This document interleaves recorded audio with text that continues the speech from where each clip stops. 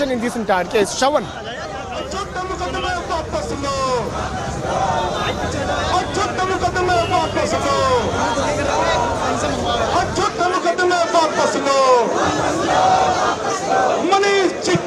We're getting you the live coverage of Deputy Chief Minister Manish Sisodia, who's going to be produced before the court in a short while from now, getting you the latest reports. We are reporting from outside the CBI headquarters. In a short while from now, in all likelihood, he would be taken out and taken to Rouse Avenue Court, which would roughly be around 15 to 20 minutes drive from the CBI headquarters to the Rouse Avenue Court. Take a look at a closer look at the kind of arrangements that have essentially been done. This in light of the protests that are taking place at various locations in the national capital. We've seen following the arrest of the Deputy Chief Minister that protests are not only taking place here in the national capital but also in places like Jammu, Madhya Pradesh and in Chandigarh. The protests that have been taking place where the Aam Aadmi Party constantly hitting out at the BJP, making this completely political. In fact, earlier in the day, Chief Minister Arvind Kejriwal had also put out a tweet saying that the CBI officers have been under tremendous pressure. In fact, some of the officers had expressed the displeasure of arresting Manish Sisodia because they believe that there isn't enough evidence against them, but they had to finally listen to the political masters. But important to point out here, the Central Bureau of Investigation in the past too has rejected the claims that have been made by the Aam Aadmi Party. In fact, there was also an attempt made by the Aam Aadmi Party to link the death by suicide case of an officer attached to the Central Bureau of Investigation by saying that he's been attached to the liquor case and has been under tremendous pressure, and that is the reason why he's decided to end his life. But that was yet another case that was rejected by the Central Bureau of Investigation. Over the last couple of months, multiple allegations have been leveled. Now this has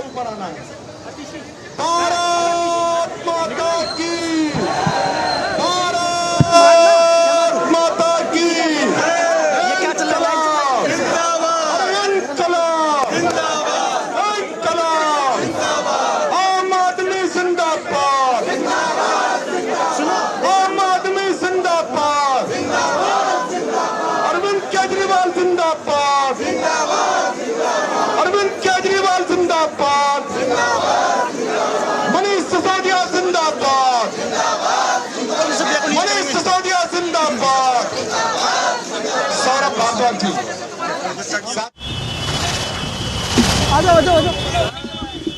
Manish Sisodia is now being taken out from the CBI headquarters. These are the live pictures of Manish Sisodia, who is now being taken out from the CBI headquarters. You can see as to how the roads have been completely blocked. He is now being taken out from the CBI headquarters. You can see he is now sitting here. He is now sitting here in this very vehicle. Manish Sisodia has now been taken out. You can clearly see that Manish Sisodia is now being taken to Rouse Avenue Court. We'll try to follow him. We'll try to get a voice from Manish Sisodia, who has now been taken out from the Rouse Avenue Court.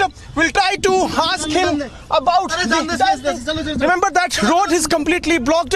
Traffic has been blocked, and these are the live pictures, live visuals of this. Deputy Chief Minister Manish Sisodia has now been taken out of the Central Bureau of Headquarters and has been taken en route to Rouse Avenue. We'll be closely tracking this. That was the convoy that was taken out. It's quite unusual to see the kind of security presence at this point in time on the streets of the national capital. The last time we've seen this kind of a deployment, but not as big as what you're seeing right now, was in the case of the former Home Minister of India, P. Chidambaram, when he too was arrested in this particular case. But important to point out here, as you see right now, that's the latest visual of Manish Sisodia being taken out.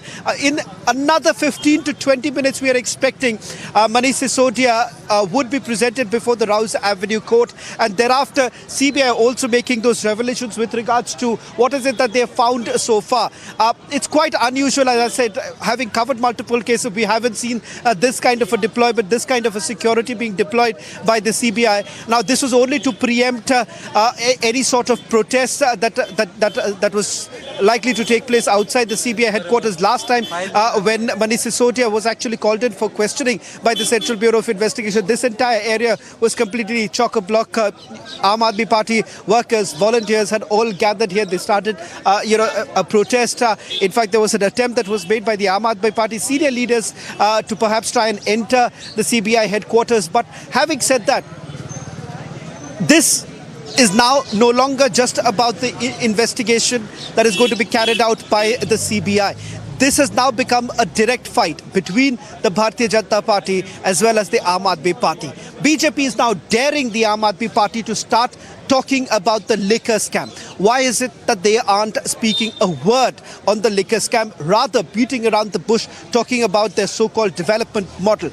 On the contrary, the Aam Aadmi Party is now hit out at the BJP, saying that it is only an envious BJP that who's nervous about the growth of the Aam Aadmi Party, not just in the national capital, but also in several other states. And that is the reason why, one after the other, Aam Aadmi Party leaders are being picked up by multiple agencies, not just the central agencies, but also there are several cases that have been registered against them. Now, political rhetoric aside, I've been saying this right from the time that we've been reporting on this story. There are some very serious concerns, and the concerns are about the involvement of a top politician. You see some of the CBI officers still moving towards the court right now. This entire area was completely cordoned off till the time he was taken out. In a short while from now, we're expecting Manish Sisodia being produced before the Rouse Avenue Court, where my colleague Shivangi is also. लेकर Rouse Avenue court जाया जा रहा है. आगे काफी भारी संख्या में पुलिस के अधिकारी मौजूद हैं. पुलिस के अधिकारी जो है वो मौजूद हैं और एक बड़ा कॉन्वॉय आप देख सकते हैं. कई सारी ऐसी गाड़ियां हैं दिल्ली पुलिस की जो इस कॉन्वॉय का हिस्सा है. बड़ा कॉन्वॉय जो है वो इस यहाँ से गुजर रहा है. और Well, in fact, I'll just try and get more details from my team to figure out. I believe my colleague Piyush has been following the convoy of the CBI taking Manish Sisodia to the Rouse Avenue Court. We'll try and see if we can get those visuals as he's taken to the Rouse Avenue Court. In fact, the Delhi police has also made multiple arrangements to ensure that the Aam Aadmi Party workers do not get out this CBI headquarters, because remember, soon after the arrest that was made, there was a call that was given by the Aam Aadmi Party to hit the streets and tell the public that this is a fake case that has been registered against their leader, who they say once again has been working for the development of the national capital, and the model, his education model, has been hailed worldwide, is what the Aam Aadmi Party claims. But important to stick to the facts of this entire case. The facts are he happens to be accused number one in the FIR that has been registered by the Central Bureau of Investigation. Second, there have been people whose statements have been recorded, including a top bureaucrat who was working with the Delhi government at that point in time when the excise policy was implemented. He has now given a statement to the Central Bureau of Investigation under Section 164, that is before a magistrate, where he does implicate the Deputy Chief Minister, Manish Sisodia, with regards to the fact that there were instructions that were given as to how exactly the excise policy would look like, effectively benefiting a select few, effectively leading to cartelization. And the Vigilance Department essentially said that this was leading to massive losses, incurring massive losses to the exchequer. That is the reason why, remember, the LG had referred this entire matter to the Central Bureau of Investigation to file an FIR, and that's when back in August this case was registered. 15 people were named, including the Deputy Chief Minister, Manish Sisodia. Now the more details emerging with regards to the investigation that has taken place so far, in which they're looking at the revenue model. There's talking about the profit margin that was bumped up for the wholesalers from 5%, which existed in the previous excise policy, to about 12% in the new excise policy. Even more sensational is the fact that the draft policy was found from a computer that does not belong to the excise department. Certain files were actually deleted from the computers belonging to Manish Sisodia's office. That was once again retrieved, and there have also been digital evidence to the effect that the draft policy was actually shared with the liquor companies who eventually benefited from this entire policy. Let me also quickly go back.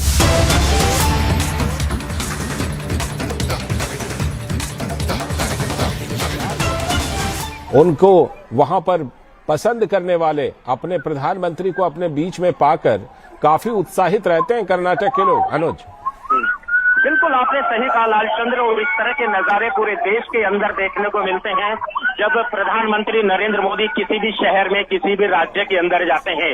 और आज तो कर्नाटक के धरती के लिए, कर्नाटक के लिए और पूरे देश के लिए आज ऐसा दिन है जिसमें कई हजार करोड़ रुपए की परियोजनाएं आज जो है किसानों को और कर्नाटक की जनता को मिलने वाली है। इससे पहले कर्नाटक के अंदर जो पहले प्रधानमंत्री के दौरे हुए हैं उसमें भी कई हजार करोड़ रुपए की योजनाएं जो हैं वो यहाँ की जनता को मिली है। और आज तो सबसे बड़ा दिन उस अन्नदाता के लिए है जो पूरे देश को अन्न खिलाता है, उनके लिए खाने का अनाज का उत्पादन करता है।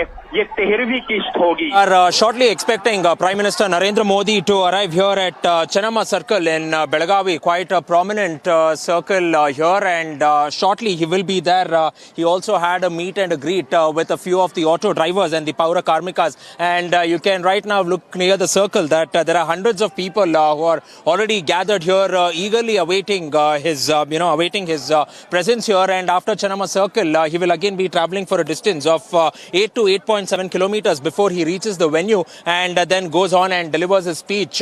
Even as my video journalist Sadanand is panning across, you can see that hundreds of them have gathered here at Chennamma Circle, quite a prominent circle here in the Belagavi North constituency. So all said and done, now looking at how things are going on, shortly from now we will be expecting Prime Minister Narendra Modi to arrive as well. And apart from that, a slew of developmental projects will also be inaugurated by the Honorable Prime Minister here, worth thousands of crores of rupees as well. One of the most prominent projects is the rupees 16,000 crores, which will be given under the PM Kisan Samman Yojana under 3 tranches, mainly 2,000 rupees each. And the beneficiaries of, the beneficiaries alone over here will be over 5 to 5.5 lakh farmers over here. Apart from that, also rupees 190 crores has already been given by the central government for doubling of railway lines in Belagavi, after which 1,098 crore rupees has also been sanctioned under the Jal Jeevan Mission, and 1,132 crores for drinking project alone, mainly for the Belagavi region as well, which will go on and provide a boost for the farmers too. Apart from which, we are also looking at the Belagavi Dharwad direct railway line, which will also be inaugurated by Prime Minister Narendra Modi now. So all said and done, now the roadshow has already begun, where Prime Minister Narendra Modi shortly arrived at the Sambra airport in Belagavi, and the Prime Minister's roadshow began at the KSRP grounds, and shortly he will be here at the Chennamma Circle. Now speaking only about this particular circle over here, you can see that the security is even being beefed up now. We are also seeing the SPG on our screens here, who are taking a look of what this security situation is like, and we can also see that people from across all stratas of society, across all the age group too, have gone on to gather here in a large number. And Belagavi is definitely going to be considered one of the key districts here ahead of the upcoming elections, because we expect that in Belagavi that there are 18 assembly constituencies, of which 13 of these assembly constituencies are under the BJP now. And the Prime Minister Narendra Modi coming here will only go on and provide the much needed boost for the BJP, because we will have to remember that MP Suresh Angdi also passed away recently, and Minister Umesh Katti was also no more, and also Anand Mamani too, who was a legislator for the BJP from Belagavi, is also no more. So therefore, to go on gain confidence, provide a huge boost for the BJP's prospects in Belagavi, he is going here and coming ahead with the Mission 15 as well. Let's go across quickly and also try to speak in to a few of the people who have gathered here in large numbers awaiting Prime Minister Narendra Modi's presence as well. So, speaking to a few of them, Maji, आप कितने देर से wait कर रहा है और आपका excitement कैसा है अभी? एक तास मोदी जी बघायसाठी 1 घंटे से वेट कर रहे हैं, बहुत एक्साइटेड है to see Modi.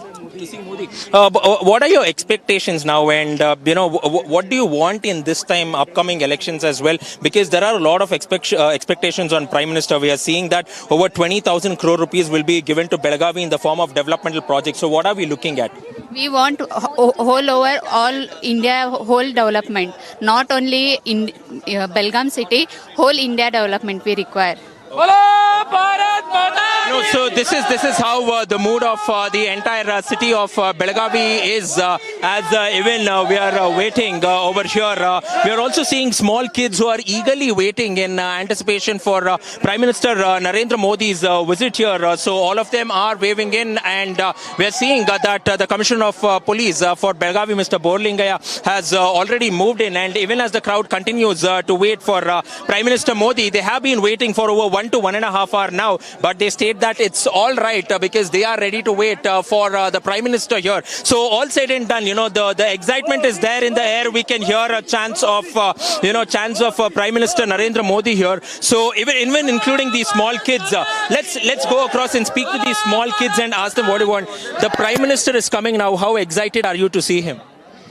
I like to see to Modi. Okay, you want to see the Modi. Yes. What do you want to say to the Prime Minister? Welcome to Modi ji. Welcome to Modi. Right. These kids also going on and stating welcome to Prime Minister Narendra Modi as well. And, many more kids who are coming in. Now, we are directly cutting across to the visuals of Prime Minister Narendra Modi, who is coming in here at the Chenama Circle. And this is exactly what the people had been waiting for. We are expecting shortly that he will be here, even as the SPG takes a round of the Chenama Circle as well. His convoy passing by.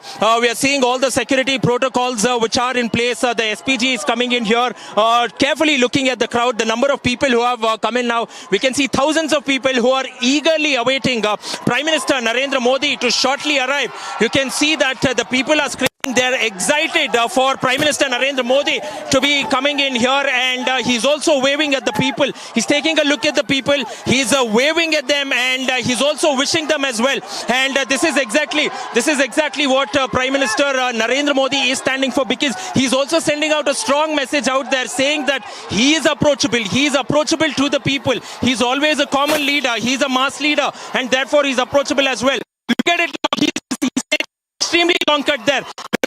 Look at him taking an extremely long cut there. Also waving at the people. Also, speaking to them there. So that is the Prime Minister Narendra Modi. He's in fact coming right nearby to the people. He's going on, waving at them as the SPG comes in between, sending a Modi and at the Chenama Circle in Belagavi, and hundreds of them are gathering in large numbers, waving at Prime Minister Narendra Modi. You can clearly look at it. He's looking at the statue of Kittur Rani Chenama there, and that is Prime Minister Narendra Modi waving out there at the crowd. Even as we are speaking, even as is getting to at the crowd as well. Even as the convoy is passing through, we expect that the roadshow will go on for the next 25 to 30 minutes. There are flowers which are being showered on Prime Minister Narendra Modi's convoy as well by the people. So all said and done, it is definitely quite exciting. And we will also, quickly go across and speak to the people, because they just now got a glimpse of the Prime Minister. Did you see the Prime Minister? Finally excited to see him. Yeah.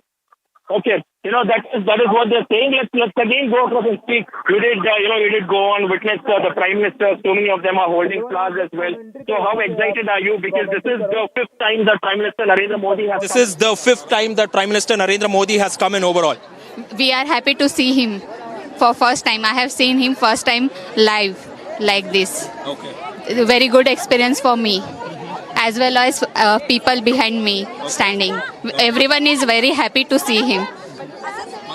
Belgaum मध्ये मोदी आले आनंद झाला भरपूर. Hello sir. So these we are getting in some more response from the people as well. Modi is issue माना है. He is great man. All our issue को मानवतावादी है. Again, the voices, the sounds coming in, voices coming in, stating that he is the Vishwa Manava over here, because we also did go on and hear chants that Prime Minister Narendra Modi is a Vishwa Manava. The same sentiment is now being 28 assembly constituencies. Belagavi has 18 assembly constituencies, and the BJP party knows as to how crucial this particular district is for the BJP party to come to power in Karnataka. But again, you will be getting live visuals of Prime Minister Narendra Modi, whose convoy has just passed from the Chanama Circle. So all said and done, more and more people who have gathered here to go on and speak, go on and get a glimpse of Prime Minister Narendra Modi, and everybody flashing either victory symbols or waving there, and chants of Namo, chants of Prime Minister Modi there. You can see that age is definitely not a barrier. We are seeing senior citizens, we are seeing people from middle-age group, we are seeing youngsters. We are seeing people from middle-age group, we are seeing youngsters who have come out in large numbers, and this clearly goes on and shows the sort of love, the sort of affection that people have towards Prime Minister Narendra Modi here. So all said and done now, looking at how things are here, some more youngsters that we are getting on camera as well, where my video journalist Sadanand is going through the entire stretch, through the entire venue, showing as to what is the sort of expectation, what is that they have gone on to see currently here. So all said and done, shortly now we will be expecting that the Prime Minister will be making his way towards the Mainata city, which is the stage where the entire stage has been set up, where over 1 to 1.5 lakh people are already present from across 18 constituencies, assembly constituencies in Belagavi, and finally he will shortly be addressing them, and will also go on to launch developmental projects worth 20,000 crore rupees, which will definitely go on and provide the much needed boost for Belagavi in terms of infrastructure. And so you can get a sense of what to expect, viewers, from Prajwal on the ground as the Prime Minister reaches Belagavi at his destination. You can see a constant shower of petals. Let's go back to Prajwal.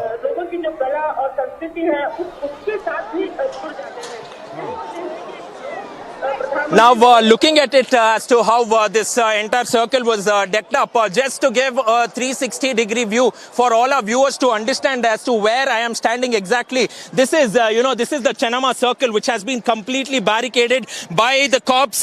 You did also look at Prime Minister Narendra Modi, who gave a look at the statue. Initially, it was stated that he had to go on and garland the statue, but later, according to the protocols, he did not go in place, and therefore he did not go on to garland the statue, and he just prayed. He just looked at the statue of Rani Channamma, just prayed there, just paused for a moment after seeing all this, and again resumed to go on, greet and meet the people, and also speak to them. And even though we are looking at that Prime Minister Narendra Modi's convoy has passed away, we are also looking at a large number of people here. One of the posters over here is that of Hiraba, who is Prime Minister Narendra Modi's mother here. Supporters of Prime Minister Narendra Modi had also gone on to meet Hiraba in 2014 in Bagalkot when she had come here. So these are images which are here, Ankit, and we are also hearing chants of Narendra Modi here. Let's go across and speak to them.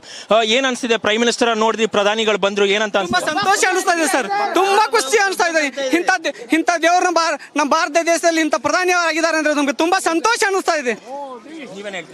ನಮ್ಗೆ ಸಂತೋಷ ಆಗಿದೆ. ಅವರು ಬಂದಿದ್ದು ಬಹಳ, ಬೆಳಗಾವಿ ಜಿಲ್ಲೆಗೆ ಬಂದಿದ್ದು ಬಹಳ ಒಳ್ಳೆಯಾಗಿದೆ. ನಾವು ಕಟ್ಟ बीजेपी ಅವರು अब कब हीराबा से मीट किया, क्योंकि आपका फोटो के साथ हीराबा का फोटो भी है, कब मीट किया उसको और क्या था? मैं 2014 में पैदल चलता गया था सर. 14 मोदी जी और प्रधानी हुआ था ना, उसकी शुभेच्छा देने के लिए कर्नाटक से बागलकोट जिला जमखंडी तालुक चिरगुप्पी ग्राम से सब 3 जने पैदल चलते गए थे उसको विश देने के लिए.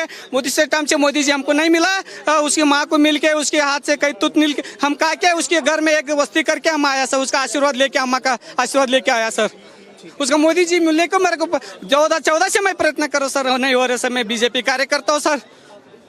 Right, this is the voice of the people here. This particular person had gone on to meet the Honorable Prime Minister of India in 2014, and you can look at it. People are also gone on dressed in traditional attire here to go on welcome Prime Minister Modi here, and she is all decked up, and she was waiting, and we'll go across, speak to her, get in a word from her, ask her as to how she felt when she went on and saw Prime Minister Narendra Modi, because he took a long turn over here. माजी, आपने prime minister Narendra Modi को दिखा दिया, आपने prime minister Modi को देखा है और बहुत क्लोज आया था क्या? बहुत खुशियाँ. क्या बोलना चाहते हैं? कन्नड़ा कन्नड़ा हमारा लोग का वो हमारा बाप है वो बहुत खुशी आता है बहुत प्यारा है ಕನ್ನಡ ಬರಲಿ ರೀ ಅವರು ಭಾಳ ನಮ್ಗೆ ತುಂಬ ಖುಷಿ ರೀ ಸರಿ ಅದಕ್ಕೆ ನಾವು ಡ್ರೆಸ್ ಹಾಕೊಂಡು ಬಂದು ದಿವಸ ಸಾಡಿ ಉಡ್ತೀವಿ ರೀ ಡ್ರೆಸ್ ಅಂದ್ರೆ ಫೆಟ್ಯಾ ಕಾಚಳಿ ರೀ ಸರ್ ಫೆಟ್ಯಾ ಕಾಚಳಿ ಪಾಂಬಡಿ ರೀ ಇವು ಚೋಟ್ಲ ಅಂತ ಹೇಳ್ತೀವಿ ರೀ ಅದಕ್ಕೆ ಎಲ್ಲ ಫೋಟೋ ತೆಗಿಸ್ತೀವಿ ಅಂತ ಹೇಳಿ ಹಾಕೊಂಡು ಬಂದಿದ್ರಿ ಸರ್ ನಾವು You know what, Ankit, this woman is essentially explaining here is the fact that she's come out in her traditional attire here and she's going on to represent the culture, because now and again Prime Minister Narendra Modi had also gone on to speak about the culture, about the land as well. So she wanted to depict that, and therefore she came in this particular attire is what she is saying. And even as we are looking at the Chennama circle, it's all decked up now. Many people who are standing here for kilometers now who have been waiting here, because from the starting point till here we saw that Prime Minister Narendra Modi came in 2.8 kilometers to be very precise, and after which now he's traveling for another 8 kilometers here. Youngsters are also pretty excited. Let's go across and speak to them. How did you feel? You also saw Prime Minister Narendra Modi here. He's already come in. So what was the feeling like, and what was the experience like? Experience is super blasting, because I'm waiting for last 10 to 15 years. I have to watch him live, and today is the time. Okay. I watch him. Okay.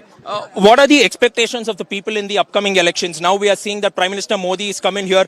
Now he will be launching developmental projects for 20,000 crore rupees alone for Belagavi itself. So what are your expectations in the upcoming elections? Upcoming election says only the Bhagwa color, only BJP. Only BJP. Yeah, that's it. Okay. Okay. Clearly going on, people voicing out sentiments, saying that it will be the Bajpa this time around, and only the saffron color which will be blooming as well. And more and more number of people right here on our screens, Ankit, that we are looking at stretches for kilometers together, where people did get a glimpse of Prime Minister Narendra Modi, even as we were speaking, when he took a long tour of this entire circle here as well. But all said and done, the excitement is still there, because now we get to understand that Prime Minister Narendra Modi will shortly be reaching the venue in the next 5 to 10 minutes, where he will go on to address a gathering of over 1 to 1.5 lakh people, which is quite massive in itself. So after Shivamogga, this is Belagavi, and this is the second visit of the Honorable Prime Minister of India in Karnataka in the last 25 days now, and we are also expecting that there is yet another visit, and that will be to Dharwad on the 11th of March, where he will go on to inaugurate the Bengaluru-Mysuru National Highway, and after which he will also be inaugurating the IIT campus in Dharwad as well. So it's a huge boost again for the people of Karnataka, and ahead of the elections this will definitely go on and improve the prospects of the BJP, which is exactly what the Bharatiya Janata Party is expecting in Karnataka ahead of the assembly elections.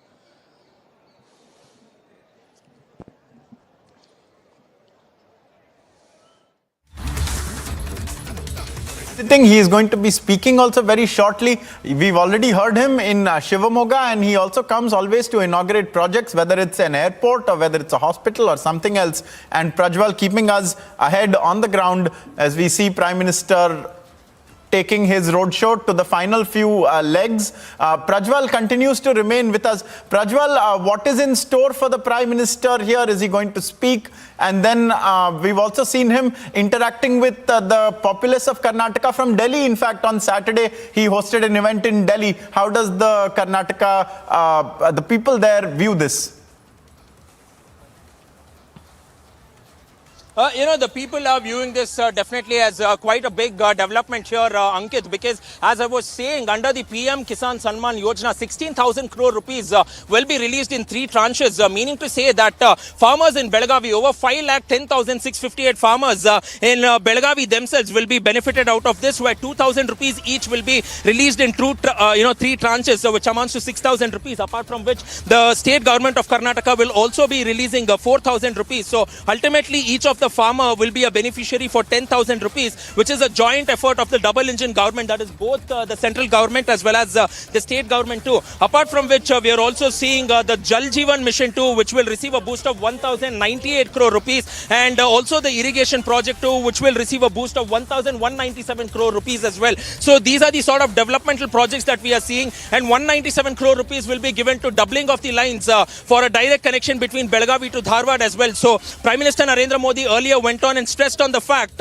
stating that connectivity is very important because it will go on and improve the economic ecosystem, thereby going on to increase the opportunities for the people, may it be in terms of employment or revenue as well. So these are the sort of developmental projects that we are looking at. Let's go across, speak to a few youngsters as to what they have in mind as well. You came here, you watched Prime Minister Narendra Modi. Elections are around the corner. We know that the Belagavi is a bastion.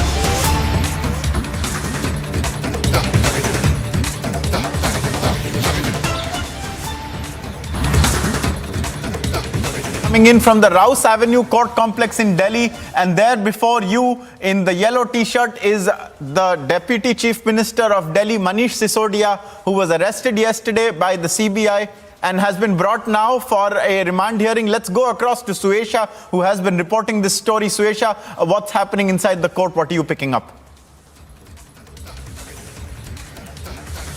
Well, Ankit, all of our colleagues in various parts of the national capital at all the vantage points to get you the latest. But yes, what is happening right now? Manish Sisodia has been produced in the Rouse Avenue court, something that is very keenly being watched by the entire Aam Aadmi party to what will happen now and what will the court decide. Of course, source-based information that we picked up that Manish Sisodia's lawyers will try and seek bail for him, and this is also on the pretext of how his wife and one relative who are unwell. So on those grounds they will try and argue on his behalf in the court, seeking bail for him.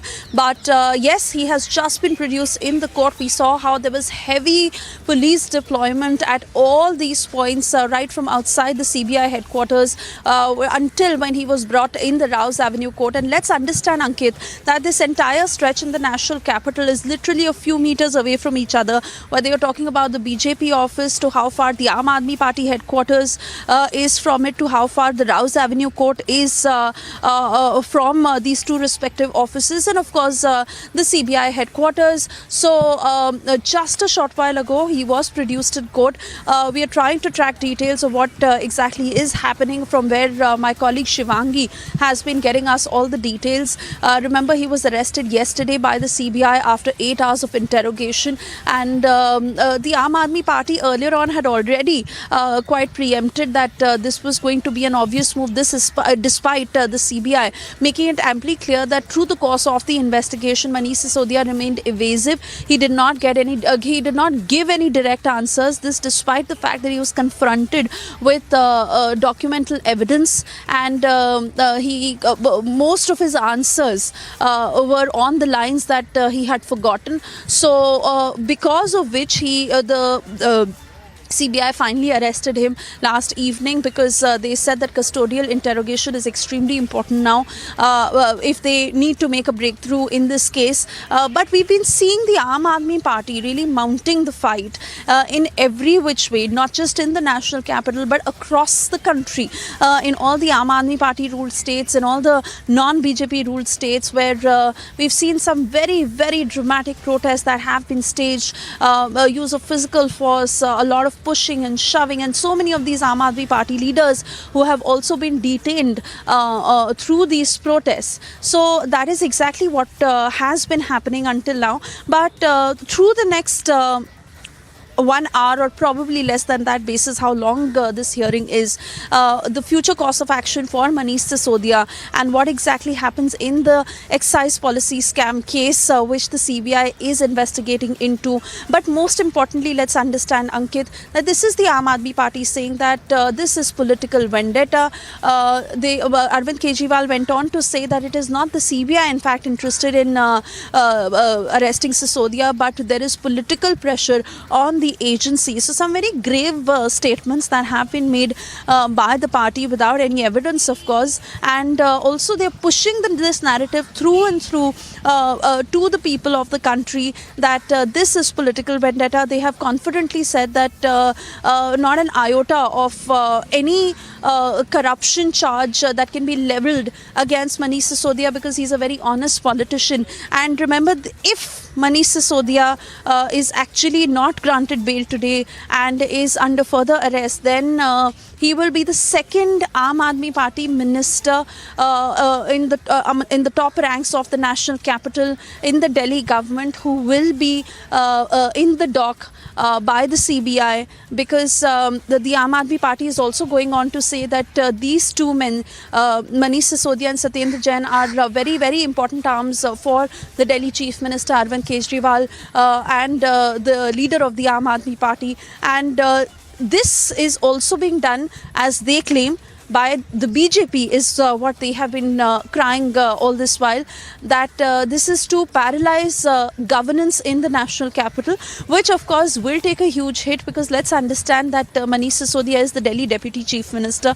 So all eyes on what happens in the court, whether he's granted bail, how the CBI can take this case forward, whether there will be further custodial interrogation, and most importantly the evidence that has been seized so far, because Shravan also got us that source space information, Ankit, of digital proof that the CBI had accessed, and most importantly the very attempt to delete some important files. Let's also bring in Shivangi, because she's at the Rouse Avenue court right now.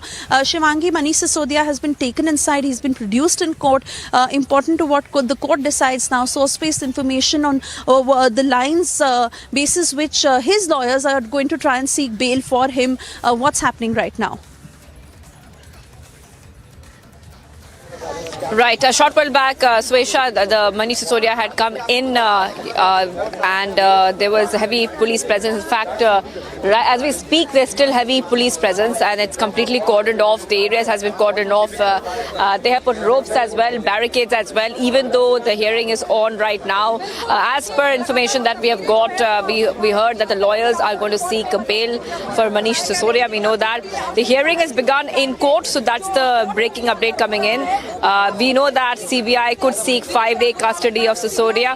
And remember that earlier we also had information that CBI could seek up to 14-day custody, but right now we're learning that CBI is seeking 5-day custody of Sisodia. Those are visuals coming in, exclusive visuals coming in on of Sisodia in court. These are exclusive visuals on Republic TV. And a short while back, of course, while we were counting down to Sisodia coming in, we had spoken to the senior police officials who said that they're taking care of the law and order situation in this area. It's very interesting to note that even though a lot of protests are happening in multiple cities and New Delhi as well, this area, there's no protest anywhere around the Manish, would you like to say something, Manish? You have been arrested and there's a massive protest which is also going on. Manish, you would like to say something? Manish,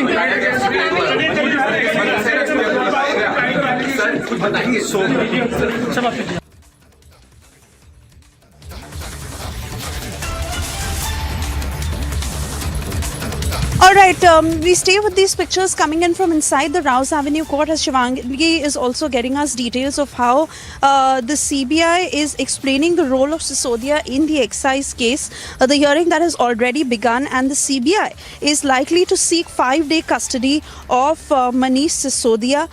This is extremely important because we know how the Aam Aadmi Party has been upping the ante all this time since yesterday, ever since Manish Sisodia was called for questioning, and that big roadshow that was also led by Sisodia, because the Aam Aadmi Party continues to push that it is political vendetta on the part of the ruling party, and they are nothing but targets of the same. So really these are the details that we are picking up from inside the court where the CBI is explaining the role of Manish Sisodia in the excise policy scam. They are saying that Manish Sisodia had initiated this policy and verbally ordered the officials. CBI is also explaining the role of Sisodia in the excise policy scam. As we understand, that is, lawyers may also seek bail on the grounds of his wife's health. This is source-based information that Republic is picking up. And Manish Sisodia is present inside the court. Special CBI Judge M.K. Nagpal had not presided earlier, but the lawyers of Sisodia, that is Advocate Mohit Mathur and Siddharth Agarwal, who are present inside the court. Also Public Prosecutor Pankaj Gupta, who would be arguing on behalf of the CBI, as the aim of the CBI at this point is to seek 5-day police custody for Manish Sisodia, who, remember, they have been saying has been evasive all this while. Now, this despite the fact that Manish Sisodia had at his end claimed that he will cooperate with the agency, which is far from what happened, is what the CBI had also said, because they said that his answers were not satisfactory, basis which they needed custodial interrogation, and that is why they had yesterday arrested him after 8 hours of interrogation. Now, the CBI on its part is doing exactly this inside the court at the Rouse Avenue court in the national capital, where Manish Sisodia, remember, has been physically produced, because until this morning there were bright chances that he may not be produced physically, and that may be via video conferencing, given the attention on this case and also the heavy deployment of the cops. But yes, he has been produced physically. He is inside the Rouse Avenue court. Meanwhile, on the outside, the Aam Aadmi Party has left no stone unturned to really keep the pressure going, to reiterate on the political vendetta narrative that they have been pushing, because they are claiming at their end that it is not them. In fact, they are being targeted through the excise policy scam, which, remember, the BJP always has put forth very pointed questions to the Aam Aadmi Party, but they've never answered those. They've always said that they had no role to play. Now, digital evidence that had been seized and source-based information also came in of how certain files were deleted, and how there was an attempt to absolutely get rid of the evidence, which of course was something that was retrieved with digital forensics. So this is the latest, as we are tracking the details of what is happening inside the Rouse Avenue court, where the CBI is saying that it is Manish Sisodia. They are explaining his role in the excise policy scam. The public prosecutor is making submissions for the CBI, where the CBI primarily is claiming that this whole case is for profit. Yes, that's the important point here that the CBI is making on its for Manish Sisodia, where they are saying that this whole case is for profit. Manish Sisodia had changed his mobile phone when the police was okay. And also saying that there was every possible attempt to get rid of the evidence, which, remember, these were deleted files that Republic had also told you about. CBI is primarily seeking Sisodia's custodial interrogation, because they have been maintaining that he has been evasive, he has not cooperated, and for this very reason, they have said that they need to question him, because he has not given any direct answers. The Aam Aadmi Party trying its level best that their minister is does not have to stay in custody further, which is why we saw protests across the country. Bengaluru, Chandigarh, Bhopal, Patna, Jammu, and of course in the national capital, where we saw some very, very dramatic scenes in the Aam Aadmi Party headquarters, which, remember, as per the original plan, was supposed to be outside the BJP headquarters. They had planned to stage protests and a massive showdown, but that was really not possible, given the heavy security deployment and every point that has been heavily barricaded. Let's also understand how those Aam Aadmi Party leaders who are outside right now, many of them, Sanjay Singh, Gopal Rai, who have also been detained, as they say that they will observe today, and they are observing today as a black day. Heavy police security that you see at all these points in the national capital, including the CBI headquarters. This is primarily to maintain law and order, and which is why top officials of the police force were personally inspecting and monitoring the security apparatus. Also, as we are getting you details of what is happening inside the court right now, remember the submissions that are being made by the public prosecutor Raj Mohan Chandra for the CBI, where they are primarily saying that we are asking for custodial interrogation so that we can probe Manish Sisodia further. The counsel for Sisodia also saying that he is a minister and he would have important data. So this is what is happening inside the Rouse Avenue court, where remember the hearing is underway and submissions are being made by the public prosecutor on behalf of the CBI as they continue to push for 5-day custody of Manish Sisodia, as they are saying that he has been evasive, he has not cooperated with the investigation, and they want to interrogate him with further evidence. We'll try and have my colleague Shivangi also join us shortly, as the counsel for Sisodia, like I mentioned, said that he is a minister and he has important data. Now remember, this is a point that the Aam Aadmi Party has also been pushing, because they are saying that governance in Delhi will go for a huge toss. They are time and again touching upon the development factor of the Aam Aadmi Party and saying that it is the ruling party that has not just been creating obstacles in that, but also they want to paralyze the system of governance, because Manish Sisodia, Satyendra Jain are very, very important men for Arvind Kejriwal, and even when it comes to governance in Delhi. And they are saying that this exactly is what they are trying to do. But remember, as we are tracking developments of what is happening inside the court, CBI counsel saying that a conspiracy was hatched in a very secret manner. This is important. The CBI counsel is saying that a conspiracy was hatched in a very secret manner. The judge has also said as to why police custody is required. That is what the judge is asking. The CBI counsel is saying that interrogation is required for effective investigation. So primarily, as we understand, that the public prosecutor is making submissions time and again reiterating for the CBI that custodial interrogation is very important.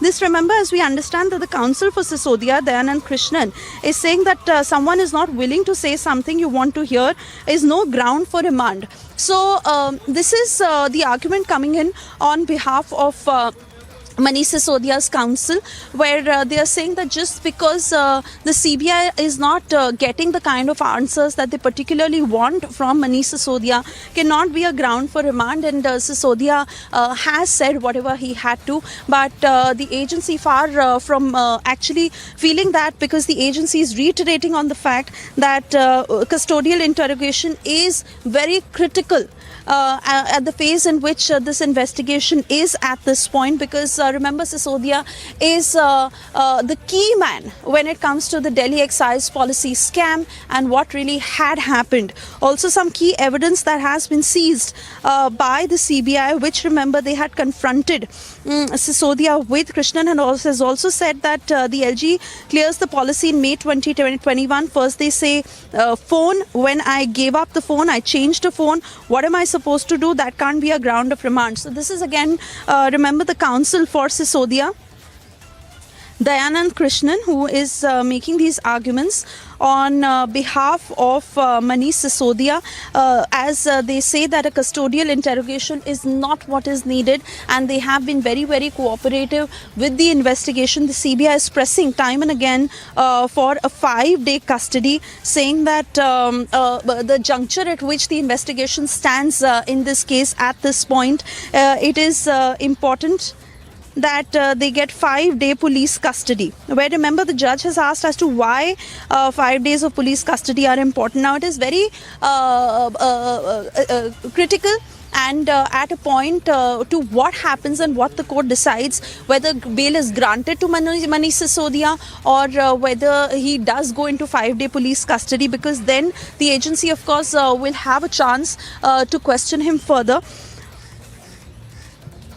My colleague Shivangi, who is outside the Rouse Avenue court, as we are tracking all the details of what is happening inside the court. those pictures also on your screens of when Manish Sisodia was brought at close to 3 p.m. when he was moved out of the CBI headquarters and brought to the Rouse Avenue court in the national capital. This, of course, as we see how the Aam Aadmi Party, in that very, very dramatic protest at the Aam Aadmi Party headquarters, had been pushing for the fact that this is nothing but political vendetta is what they are claiming. And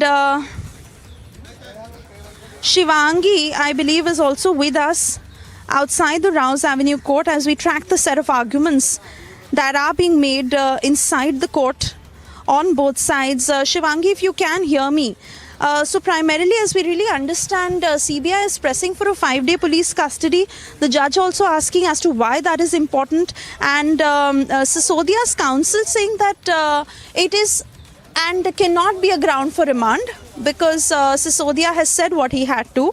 And rather blaming it on the CBI that they want answers that suit them, and which is why they want and they are seeking bail for Sisodia. Give us a sense of what further is being said, Shivangi. Right. So the proceedings are on in court right now, and where clearly CBI wants a 5-day custody of Manish Sisodia. We knew that CBI would be asking for the custody and making arguments in court. Right now, they've said Manish Sisodia initiated this policy and verbally ordered the officials. So they're trying to talk about exactly the sequence of events that we have been speaking on Republic TV about how this policy came to be, how some officers were in touch with Manish Sisodia and how they were instructed by Manish Sisodia. So a couple of arguments coming out. The CBI is explaining the role of Sisodia in the excise case. The CBI seeking custodial interrogation as well. We also know that senior advocate Dayan Krishnan is appearing for Sisodia, and he's saying that the LG clearly said the policy in May. The LG had cleared the policy in May 2021. And remember that the nod had come from the LG initially. So a couple of details are coming out right now, Suesha. Right now we are also learning is that Krishnan is making couple of points in the court right now. And he's also saying that as long as Section 41 CRPC and Article 21(3) is a statute book, this can never be a ground. Someone not answering to your satisfaction, he can even say, I won't answer. So remember that there was a lot of questioning which had happened of Manish Sisodia, over 8 hours of questioning before his arrest yesterday, where Manish Sisodia had not answered some important questions, and after he refused to answer some crucial questions, that's when the arrest has happened. So I think this is where Krishnan, that's what exactly what he's referring to in court right now. So these are the top updates we're getting for you right now. The counsel for Sisodia is saying that a couple of things that talking about data as well. Well, that data was one of the crucial points which had come up. Some data which was missing and was transferred into Sisodia's computer. So these are the points being referred to as we keep getting our viewers top updates. Right. Shivangi, bear with us. I believe we have more updates coming in. Suesha is also with us. Suesha, clearly the CBI moving for custodial interrogation. It says that it needs him in custody and that this entire matter was hatched as a very closely guarded secret. That's what the CBI is saying. The lawyers for Sisodia, however, claim that just because someone is not saying what you want them to say doesn't mean you ask for custodial interrogation. What are the arguments right now, Suesha, that you can tell us about? Oh, yes, absolutely. So, Ankit, in continuation to what you've just said, this is exactly what is happening in the court, where the CBI is primarily claiming that despite giving ample time to reply, he was not cooperating in the probe. Sisodia had made a new file and he got it passed. Vijay Nair was also very active in all this in terms of seeking bribe from a liquor manufacturer and twisted the policy in their interest. The South Group had met with Vijay Nair on the 16th of March 2021. So the counsel for CBI putting out details of what the investigation has been so far and what they found out through it. However, Dayanand Krishnan, who is arguing on behalf of Manish Sisodia, he's saying that as long as Section 41 CRPC and Article 21(3) is in statute book, this can never be a ground. Someone not answering to your satisfaction, he can even say, I won't answer. So primarily arguing on the very point that the CBI is putting forth. Krishnan also saying that as far as cooperation is concerned, it is their own case that I cooperated, and of course saying that on behalf of Manish Sisodia, saying that they had raided Manish Sisodia's home. Whatever mobile phones he had, they had taken them. Krishnan has also read relevant paragraphs from a judgment.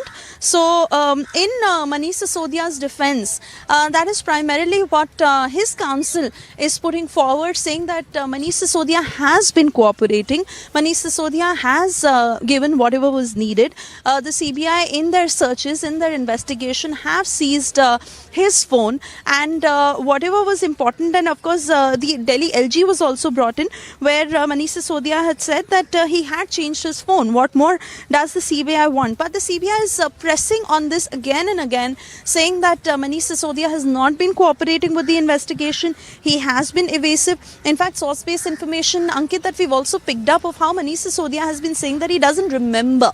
So a lot of pointed questions that were asked by the agency. No answers that came in as per the agency. But this is exactly what Dayanand Krishnan on behalf of Manish Sisodia is saying, that the CBI is wanting particular answers that suit them, or that basically go in line with what they want to eventually conclude. And just because they're not getting that, so they are asking that Manish Sisodia go into 5-day police custody. That exactly is what the CBI is pressing upon at this point. We have seen the big political face-off, Ankit, in the national capital, where earlier on also the BJP held several news conferences highlighting what had happened in the Delhi excise policy scam, and also asking very pointed questions to the Aam Aadmi Party on whether there were any privileges, any favors that were granted, because it was the Aam Aadmi Party instead that was getting a profit out of it, and a set of questions that they had put forward. But remember, the Aam Aadmi Party has just been answering in one line all this while, calling this political vendetta, saying that they are absolutely clean and nothing that can be found against Manish Sisodia, because he is not a corrupt man. Sisodia's counsel also saying that just on the basis of the CBI saying that Manish Sisodia is not cooperating cannot be a ground for arrest.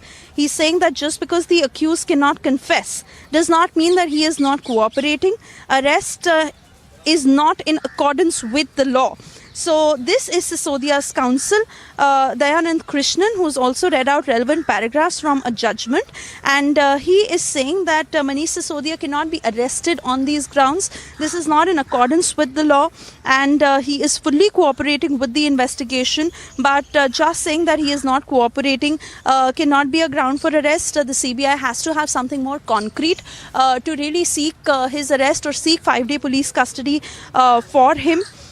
And they are also going on to add that Manish Sisodia must be granted bail today. So the arguments are underway, and of course we understand, Ankit, what is happening outside, where the Aam Aadmi Party has been ensuring that they really put out a political perception for the country and push the narrative that it is not the Aam Aadmi Party that is corrupt, or it is not the Aam Aadmi Party that really indulged in this scam, but it is nothing but political vendetta, and this is political revenge and nothing more.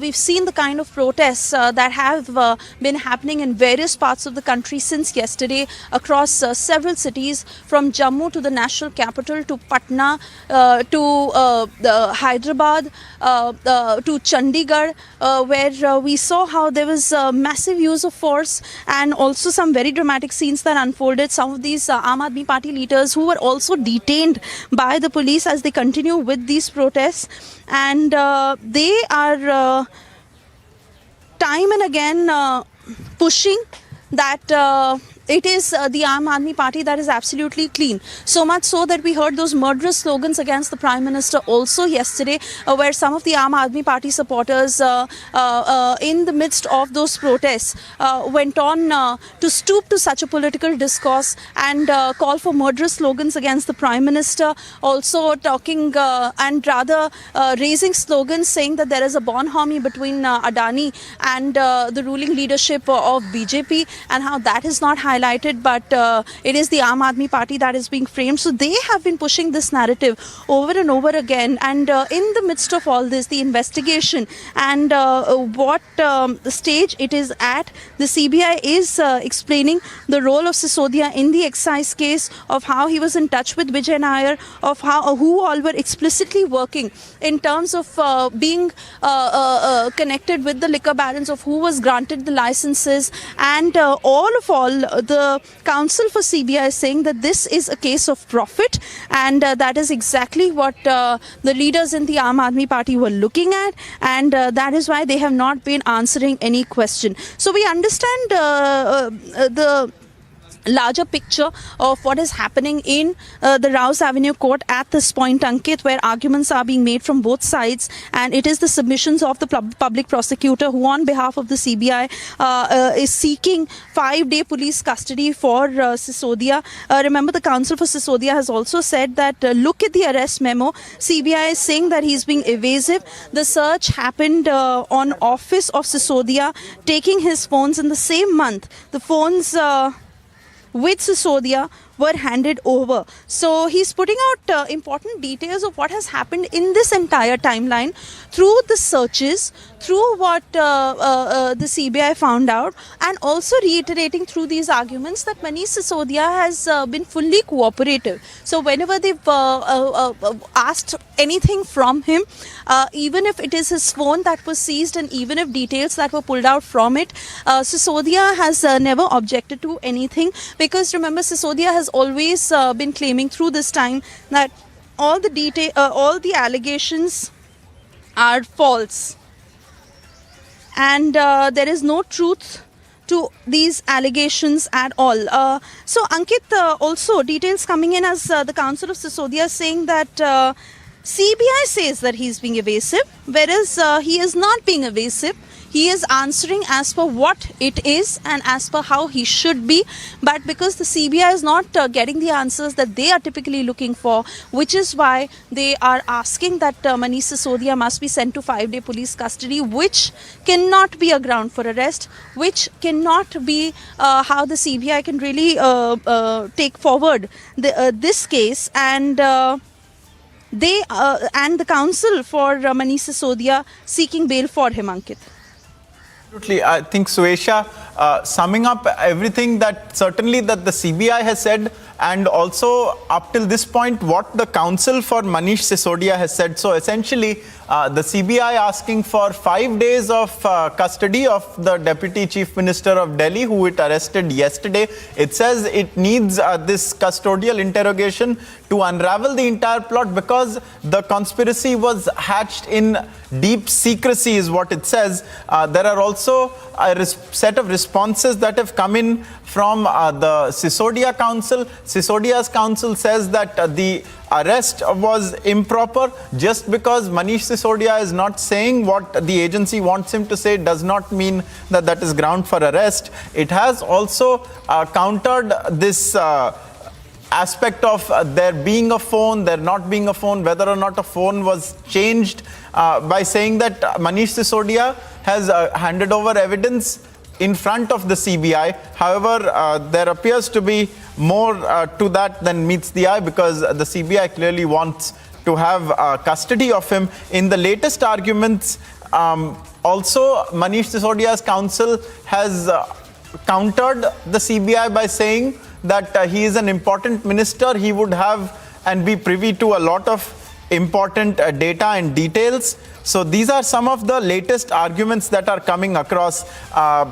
The counsel for Sisodia also says, look at the CBI's arrest memo and remand application. They say that he is not answering. I ask myself, is he required to answer? So that is an argument that the counsel for Manish Sisodia, Advocate Krishnan, has made. He's also citing how searches had taken place in Manish Sisodia's office in front of his eyes, asking for various phones to be handed over. In the same month, I said, the phones with me, I am handing over. So they are taking us through a number of different months worth of searches being conducted by the CBI, Suesha. The counsel for Sisodia insists that the CBI arrest of Sisodia yesterday was not in accordance with the law. Just because the accused cannot confess doesn't mean he is not cooperating. Just that my client is not cooperating cannot be ground for arrest. These are some of the arguments that they are making at this moment. The CBI had started off this hearing by Ankit, in fact, I'd like to point out one more argument that has been made by Advocate Dayanand Krishnan, who's representing Sisodia. He's gone on to say that on the last notice, Manish Sisodia was finalizing the budget. Once done, he appeared. How is he evasive? So this is again a line of argument that the counsel for Sisodia is taking, where they are saying that obviously he's the Delhi Deputy Chief Minister and he has been very busy with some important responsibilities, especially around the budget. And whenever before and after, he has always been cooperating with the CBI, always been present for any sort of questioning that the CBI had sought. So how is he possibly evasive? Krishnan has gone on to say that on 7 September 2022, the notice for the phones came to Manish Sisodia, and on 19 September 2022, he gave them also. Also going on to say that the CBI themselves accept that on all notices of appearance, Manish Sisodia had appeared. For all notices, compliance of Section 41 of the CRPC is mandatory. So these are details that we are picking up from inside the court, and the arguments that are being made. As remember, it is the CBI that is again pressing for a 5-day police custody. But the advocate representing Manish Sisodia very, very insistent on the fact that Manish Sisodia has always been cooperating. Manish Sisodia has never been evasive. He has always been present for any questioning that the CBI has wanted, and at the time that CBI wanted. Then, of course, how he was busy with the budget needed to be factored in. But other than that, he has never been quote-unquote evasive as the CBI is pushing it. Now let's also understand that the CBI counsel is saying that Sisodia, in capacity of excise minister, was heading the group of ministers of cabinet. There was no discussion held on the wholesale model. So these are details that Republic has also broken at an earlier point, and this is exactly what the CBI counsel is stating inside the court, that he was heading the excise ministry. He was the excise minister and he was heading the group of ministers of cabinet, and there was no discussion that was held on the wholesale model. Again, the CBI counsel pushing that this is a case of profit, and which is why they need to investigate. The margin of wholesale had suddenly increased from 5% to 12%. The council has read these allegations, saying that there is no document to prove the variation, but the CBI counsel is saying that the conspiracy was hatched in a very secret manner. Also, it is Dayanand Krishnan, who is the senior advocate for Manish Sisodia, who is saying that change of phone cannot be a ground of arrest. So he's primarily saying that Manish Sisodia had changed his phone, and just the mere fact that he changed his phone cannot be a ground of arrest for the CBI. Krishnan is also saying that the LG had cleared the policy in May 2021. आज मोदी जी को लगता है कि वो किसी को भी jail में डाल देंगे, उनको लगता है कि वो बिना किसी सबूत के साथ किसी को अंदर डाल देंगे, कोई आवाज भी नहीं उठा सकता। आज पार्टी ऑफिस के अंदर घुस रहे हैं, पार्टी ऑफिस के अंदर घुसकर लोगों को अरेस्ट कर रहे हैं, ये कैसी तानाशाही है? आम आदमी पार्टी के कार्यकर्ता शांति से बैठे हुए थे, पुलिस वाले आके उन्हें घसीट के लेके जा रहे हैं। देखिए, हम पहले दिन से जब तक मनीष सिसोदिया जी जेल में हैं, हमारा प्रोटेस्ट जारी रहेगा। हम लड़ते रहेंगे, हम संघर्ष करते रहेंगे और ना सिर्फ हम लड़ेंगे, इस शहर का हर इंसान लड़ेगा, इस देश का हर इंसान लड़ेगा, इस तानाशाही के खिलाफ लड़ेगा। भारतीय जनता पार्टी को ये पता होना चाहिए कि जो 26 फरवरी 2023 जिस दिन उन्होंने मनीष सिसोदिया जी को गिरफ्तार किया है, वो दिन भारतीय जनता पार्टी के अंत की शुरुआत है।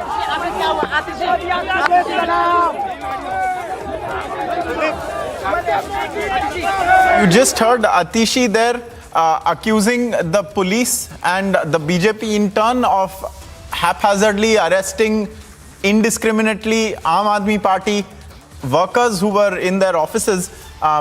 The AAP is continuing to carry out its protest not only in the national capital but also we've seen in multiple other cities, whether it be Jammu or Patna or Bengaluru or Mumbai. These are protests that are ongoing. Even as in the Rouse Avenue court in New Delhi, Manish Sisodia currently present, his remand hearing ongoing. There are a number of arguments that have been put forth. The most foremost of those at the moment is the fact that Sisodia's counsel is countering the CBI's request for 5 days custody and custodial interrogation by stating that the phone, when asked for, was given over to the CBI. The evidence was presented in front of Manish Sisodia. We also आदमी party के दफ्तर में बैठे हुए हैं, लोग पानी P रहे हैं, आराम कर रहे हैं, चोट लगी है, इलाज करा रहे हैं और दिल्ली पुलिस के सिपाही आम आदमी पार्टी के दफ्तर में घुसकर हमारे कार्यकर्ताओं को उठा उठा के जेल में भेज रहे हैं। ये तो गलत है। जब हम आपको कोई परेशान नहीं कर रहे, हम आपको कुछ कह नहीं रहे, तो किस कानून की धारा के तहत आप हमारे कार्यकर्ताओं को गिरफ्तार कर सकते हैं? हम सड़क पे तो नहीं खड़े, हम अपने ऑफिस के अंदर खड़े हैं। ये गलत है, ये नहीं चलेगा। बिना बात कोई बात नहीं हो रही है, कोई लेना देना नहीं है, सिर्फ एक तानाशाही है। केंद्र सरकार की तानाशाही के तहत जो इस तरीके से गिरफ्तारी की जा रही है। अभी कोर्ट ने ऑर्डर रिजर्व किया है, हम इंतजार कर रहे हैं ऑर्डर का। चलेगा। क्या खालिस्तानी सरकार है? पंजाब में क्या खालिस्तानी सरकार है? भगवान Mr. One, will you answer the question of Republic TV? Police वालों को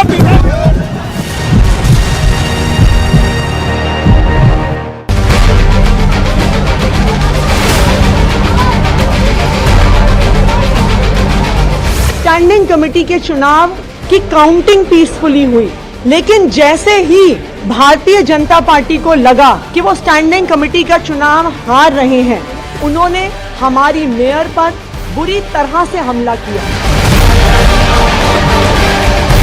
चौथा कैंडिडेट आम आदमी पार्टी का चुनाव हार चुका है, लेकिन आम आदमी पार्टी अरविंद केजरीवाल के कहने के ऊपर यहां गुंडागर्दी कर रही है।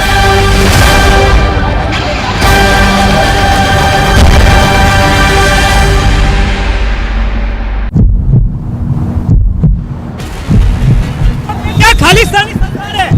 पंजाब में क्या खालिस्तानी सरकार है? भगवान Mr. One, will you answer the question of Republic TV? Police वालों को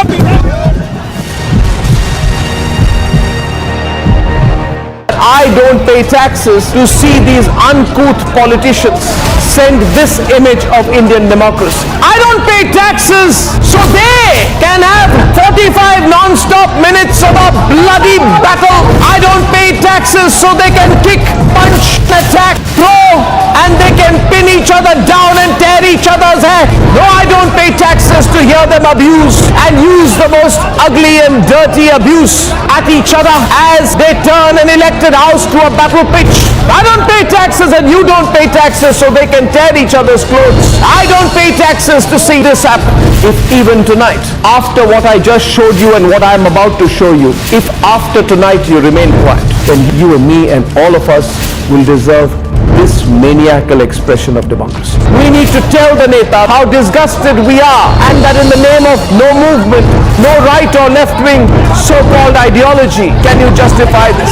Republic will only and only be on the side of the people, and we will be against the Netas when that happens. So the Netas are on notice, and the Netas have a choice: sack, apologize, or face the legitimate anger of the people of India.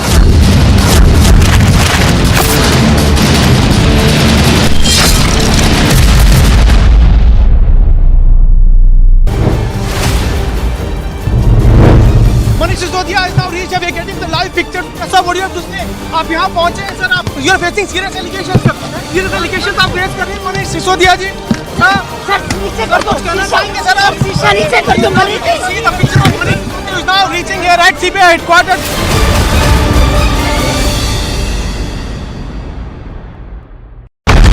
He told you he's a threat to internal security. Why to brandish weapon? Why it's the need of weapon when you are claiming that it's a peaceful procession which you will be carrying out? No peace can be established without weapons. Why don't government send the state and everybody army, they just dismiss all the armies, all the weapons, dispose everything, and then ask us why do we have weapons?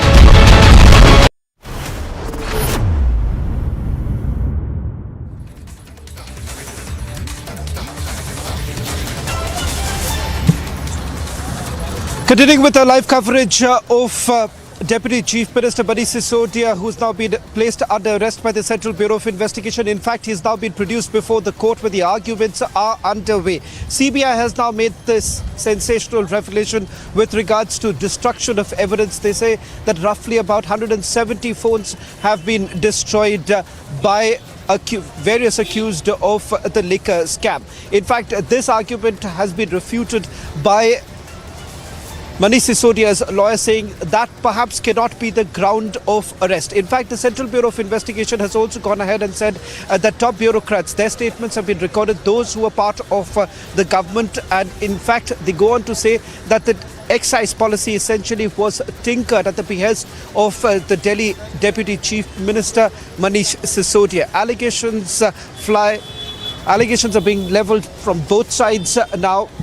This is also resulted in a massive political face-off between both the parties, the BJP as well as the Aam Aadmi Party, with the latter hitting the streets saying that their leader now being arrested in a fake case. More details now emerging. We'll try and go across to our reporters on the ground. In fact, Shivangi is going to join us from the Rouse Avenue Court as the hearing is already underway. We'll also bring in our guest Swapnil Kothari, who's going to be joining us on this broadcast, putting this into perspective as to what does this essentially mean. But before I go across to Swapnil, the latest details that we are now getting in with regards to the arguments that are basically underway. In fact, this is what the CBI counsel has argued in the court, that Manish Sisodia, in the capacity of the excise minister, was heading the group of ministers of cabinet. No discussion was held on the wholesale model. In fact, the CBI counsel says that the margin of the wholesale margin was suddenly increased from 5% to 12%. The council has read the allegation. There's no document to prove the variation is what once again the council, Manish Sisodia's lawyers, are arguing. And in fact, CBI also goes on to say that the conspiracy was hatched in a very secretive manner. The Lieutenant Governor had basically cleared the policy back in May 2021, and thereafter this case was referred to the Central Bureau of Investigation. An FIR was already registered and multiple arrests were made. Two public servants were arrested by the Central Bureau of Investigation after the case was registered. And it turns out that one of the bureaucrats whose statement has been recorded under Section 164 has actually spilled the beans. In fact, all that is now being told by the Central Bureau of Investigation in the court is something that we have already reported late last evening, giving you full details as to what were the major grounds for arrest, starting with, of course, that entire margin of profit that we're talking about. What does that essentially mean when we're talking about wholesale margin? That is, if you take a look at the excise policy that was in place before this contentious excise policy was brought in, the profit of margin for the wholesalers was just roughly about 5%. That was thereafter changed by this government, And the excise policy, in this new excise policy, the profit of margin was about 12%, which essentially meant that the profit that these wholesalers would be making was far higher than what they would have had the previous excise policy been in place, leading to windfall profits for these very companies. And in doing so, what has happened is that the Central Bureau of Investigation suspects that kickbacks were actually paid. They say that there was a larger conspiracy in play. The conspiracy essentially being that those who were benefiting from this particular excise policy, they were being consulted even before the excise policy was actually implemented or was actually made public. So their inputs were actually taken by the Delhi Deputy Chief Minister Manish Sisodia as well as his alleged close associates. They were the ones who were in talks with these liquor companies, the big liquor companies, whose details we're going to put out in a short while from now. We'll try and also see if our guests are already patched in, so we'll try and get in a word from them as to what does this mean, because the Aam Aadmi Party says where exactly is the money. Their only question that they are posing at this point in time, that if there is evidence in the case, then there should be some money. If kickbacks were taken, there would have been some money. Where is the money? You have not showed any of it. No seizure has been made. In fact, they rely upon the seizure report of the Central Bureau of Investigation, and they say that there is no question of any sort of what we give it to understand. There is no money that they've been able to identify so far. Swapnil, if you're hearing me, the question that the Aam Aadmi Party constantly has been referring to are two aspects. One, they're saying that if there were kickbacks given, there would have been some money. Seizure has been made. They did not find anything from the lockers, the bank accounts, or for that matter, the residence and official premises of the Deputy Chief Minister. But is that really enough? Because what has happened here is that both the agencies are saying that the money has already been utilized. The proceeds of crime have already been utilized for political campaigning. They've given the reference of how the money was used during the campaigning in Goa. They say that there was a survey that was carried out, and in that particular survey, they were basically using this very money that they got from the liquor companies. It is a very important factor that there has to be some money trade, absent which it becomes a little difficult for CBI to justify its arrest memo, and more so the actual arrest thereafter, and more so the custody requirement. Now, if they can prove with sufficient, should I say, whatever little evidence that they have at hand, that yes, the money was used for political campaigning purposes, etc., then I think they will be successful in getting at least 2 to 3 days custody or 4 days custody. Because I believe if a custodial interrogation may reveal more information, which Mr. Sisodia may not be giving at this time, because he is still not in that custody of the CBI. He may have, he may have been evasive, which most people are during when it comes to especially the PMLA and the Prevention of Corruption Act. So at that point in time, he may not have answered adequately or sufficiently to the satisfaction of the investigating agency. It's now the onus is on the investigating agency to demand custody, if they are demanding custody, to show that they have got sufficient material to justify the arrest, and secondly, insufficient material so as to justify the custody. So that is where I believe that CBI will have a tough tussle with the counsel of Mr. Sisodia. But I still believe that the courts will grant them some custody, because I believe that the arrest may not have been completely in the air and completely arbitrary as what has been claimed or alleged by the Aam Aadmi Party or by Mr. Sisodia's counsel. Because that's the job of the defense counsel to say that this is a completely arbitrary arrest, certain procedures were not followed, there is no money trail. These are the standard defenses that which any lawyer would give, which even I would give. So the point is that how much I am able to convince the court at the end of the day for my client is where it rests. But I believe I have very little chance against an investigating agency, and this too a national one. Especially when I have got questionable transactions, when I have got questionable background, and when this has already been made news across the media channels since quite a few months, should I say? So it's a tough task, but I believe custody will be there, and there must be some justification for the arrest. I haven't read the arrest memo, so I don't know. But I believe there must be some justification. Otherwise, the CBI will be a laughing stock. Before the courts, should the courts come down heavily on them, saying that there is no justifiable arrest. But I don't think that will be the case here.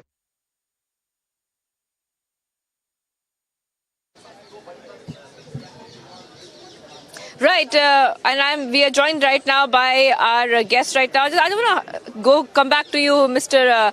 Kothari, and ask you a little bit more about what was said in court. Because in court, Dayan Krishnan has said that if Manish Sisodia did not want to answer questions, he could have done that. Now, does that have any legal ground on that? Because remember, the CBI had clearly said that he was evasive. He was not answering the questions, pointed questions, and even after the evidence was presented before him. So is there a legal ground on what the counsel for Manish Sisodia is saying? Well, the legal ground is for the CBI to justify the custody. They'll have to spell out at least 3 to 4 questions to the satisfaction of the court to say that, look, we asked these very pointed questions and there's no answer. And then, they'll be contested by Mr. Sisodia's counsel saying that, look, we did answer this question, but this is the best answer that we can give. And then it's up to the court to weigh that, whether that answer is satisfactory, whether that answer is pointing towards the crime, or whether that answer is being extremely evasive. And more importantly, the backdrop is important. The backdrop as to what this excise policy was tinkered with, as Shravan pointed out, and why was it tinkered, and was it actually at the behest of the Deputy CM, and was the Deputy CM alone in this, or were there some, bigger hands in this and more hands in the cookie jar? So all of this cannot be looked at, from a single prism. It has to be looked at from a entirely, from a bigger perspective as to whether or not there is sufficient evidence to show that there are proceeds of crime. There is some evidence to show that those proceeds of crime have been used for political campaigning. And most importantly, why was an excise policy tinkered with? Were there huge kickbacks? And what was the reason behind tinkering with this? Was it merely kickbacks, or was there a further game to that? So this is all the CBI's job, and they will have to show that before the court, at least to get the custody, because they'll have to go step by step. At least to get 3 to 4 days custody. I don't see, if they get some 7 days custody or 14 days custody, I'll be a little surprised. But I don't see that going more than 4 to 5 days, given, the reasoning that is being given by the CBI. Because it's always the CBI's case that the answers are not satisfactory. That's the reason why we've got to arrest the person. Because only when you arrest, then can you get a custodial interrogation. So that is basically the stance of the CBI, and investigating agencies always find favor of the courts initially. But then thereafter, it's for them to continue justification, for the continuation of the custody, the CBI will have to work harder. But at least as far as this stage is concerned today, I think they should get some custody at least for a few days.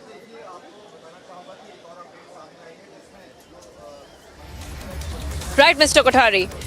Mr. Kothari, also, can you let us know exactly about what can we expect next? Because I'm standing right now, as we speak, I'm standing in a Rouse Avenue court, and Manish Sisodia is inside with his counsel. The hearing is on. We know that they might try for bail. His counsel might try for bail. How do you read things as of now? The hearing is still underway as we speak.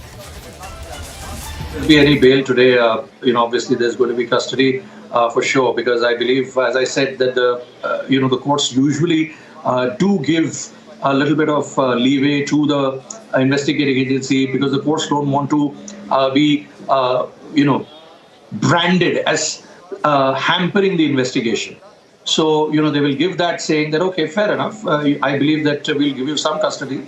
And you please tell us within 3 days whether you've been able to extract something out of him or not. And it depends whether it's going to be JC or whether it's going to be PC. So if they're I believe the PC would be, is what the CBI would have asked for, is police custody, but I don't know how far they can justify that. So at best, they might just get judicial custody.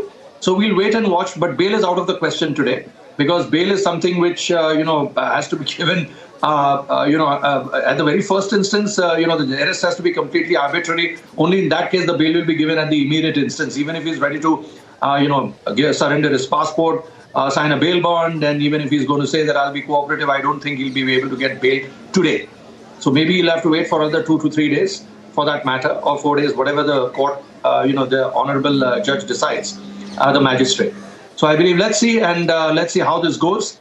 But bail is out of the question, to answer your question straightforward. All right. Also being joined right now by Shravan Sen, a senior editor, is joining us live. Shravan, right now I'm at Rouse Avenue Court, and the hearing is still on. We are, of course, waiting for more updates from here. I'm coming to you now.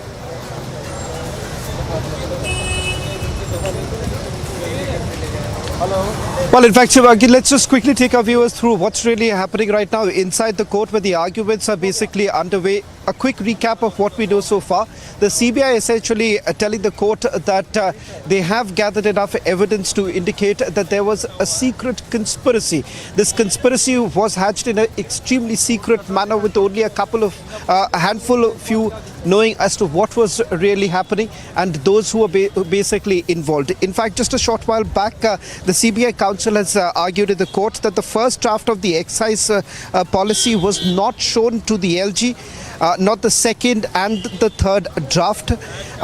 They're basically now rebutting the claims that have been made by Sisodia's counsel. Sisodia's counsel says that just because the phones were basically destroyed, that perhaps cannot be the ground of arrest at this stage. More importantly, they are arguing the fact that the excise policy was actually leaked, and the fact that Deputy Chief Minister Manish Sisodia was well aware of the fact that the draft policy was actually read by those who finally got the licenses to carry out the business in the national capital. And that is the reason why Section 477A and Section 7 of the Prevention of Corruption Act has been invoked by the Central Bureau of Investigation following the arrest of Deputy Chief Minister Manish Sisodia. They are heavily relying on multiple statements that have been recorded so far. In fact, they're also talking about the role that has been played by communication strategist of the Aam Aadmi Party, Vijay Nair, who was one of the first person to be arrested by the Central Bureau of Investigation. In fact, they say that it is Vijay Nair who basically acted as a conduit. If you take a look at the arguments that have been put forth, there are basically three important aspects. But before I get into the details of it, I'm told that some breaking news now coming in. We'll try and take those details right now. I'm told that the order has been reserved in a short while from now. Let's just put that breaking news coming in from our colleagues inside the court. They're saying that the order has been received. Order has been reserved in a short while from now. The order is going to be pronounced by the court, the Rouse Avenue court, where our reporters are getting us the latest details. In fact, we'll try and also bring in our colleague Ridhamanand Bhardwaj, our legal editor, to put this into perspective of what does this essentially mean. But as I was trying to recap for all our viewers right now, as far as what is the main argument, what is the core of the argument that has been put forth by the Central Bureau of Investigation. One, they're talking about the secret conspiracy. Those who are part of that entire conspiracy, by relying heavily on the statements that have been recorded so far. Top of that statement happens to be that of a Delhi bureaucrat, a 164 statement. Then, of course, they're talking about the fact that how this particular excise policy was completely tweaked. That too at the behest of what they're calling the South Group and the Delhi lobby. Tweaked in a manner which was only benefiting the wholesalers. In fact, they say that the excise policy was tweaked in such a manner that the profit margins had gone up considerably if you compare it with the previous excise policy. Previous excise policy had a profit margin of just about 5%. That had increased to about 12%, leading to windfall profits for the wholesalers. The smaller players were completely cut off. Then they're talking about the destruction of evidence. One, that there were files that were deleted from the computer of Manish Sisodia's office. In fact, the excise policy, a draft of it was actually found externally following a forensic examination. They say that the draft excise policy was also shared on WhatsApp. They're relying on the forensic report that has basically come in, by which they've actually informed the court too that there had been destruction in terms of mobile phones that were actually used by Manish Sisodia and the other accused in this particular case. Roughly about 170 such phones have already been destroyed, is what we are picking up at this stage. That is the reason why they're saying that some of these sections that have basically been invoked at this juncture. Let me just also quickly get in a word from my colleague Shivangi, who's joining us on this broadcast from the Rouse Avenue Court. Shivangi, why don't you walk us through the details of the arguments that have been put forth by the Central Bureau of Investigation, and what is it that Manish Sisodia's counsels are arguing right now? Right. Well, as we know right now, the big breaking we have got is that as CBI is seeking 5-day custody of Sisodia, the order has been reserved. That means the arguments have ended. But many details we were breaking first on Republic TV when it comes to what the counsel has been saying. The counsel had said that there was a lot of emphasis on answering questions which was posed by the CBI. The CBI had said that the answers of Manish Sisodia were completely evasive and he was not giving sufficient replies. He also said that even though evidence was presented in front of him, he was not giving replies, and after that, after multiple hours of questioning, he was arrested. So that's something which has come in from Sisodia's counsel. So senior advocate D. Krishnan had countered the CBI counsel in court, and phone change cannot be ground for arrest. That was one of the details coming in. Then he also said something about the fact that non-admission not ground for arrest. So non-admission was also not a ground for arrest. So these are multiple details we're getting for our viewers at this point of time. The CBI counsel has said that Sisodia, in capacity of excise minister, was heading a group of ministers, and also adding that he had asked for some changes in the Delhi excise policy. He was in touch with some officers as well. So these are some of the arguments which have been coming out. Like I was telling our viewers right now, the hearing has just concluded, and we are waiting for that order to come in. What is going to happen? Will CBI get the custody of Manish Sisodia? Remember that the counsel for Manish Sisodia has been, from our top sources, we learned that they might try for a bail. So will it happen? What is going to happen next? We're still waiting for that because the order has been reserved. We also know that CBI counsel has said that the entire case is of profit. Remember that the margin of wholesale had gone up from 5% to 12%. So these are many allegations which have been leveled. Also, there was a conspiracy which was hatched in a very secret manner. This is what the CBI counsel had said. It was a big conspiracy. Remember that criminal conspiracy and intent to defraud, these two sections have been leveled against Manish Sisodia. That is in the IPC and also the Prevention of Corruption Act. So right now, Shravan, we're still waiting for the order to come in. I'm outside the court here. That's the Rouse Avenue court.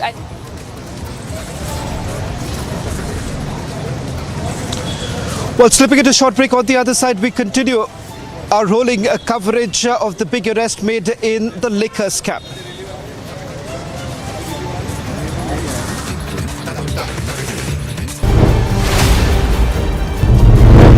Manish Sisodia is now reached. We are getting the live picture. Sir, what do you have to say? आप यहाँ पहुँचे हैं sir. आप you are facing serious allegations. Serious allegations आप raise कर रहे हैं Manish Sisodia जी. Sir नीचे कर दो. शीशा नीचे कर दो Manish. See the picture of Manish Sisodia is now reaching here at CBI headquarters.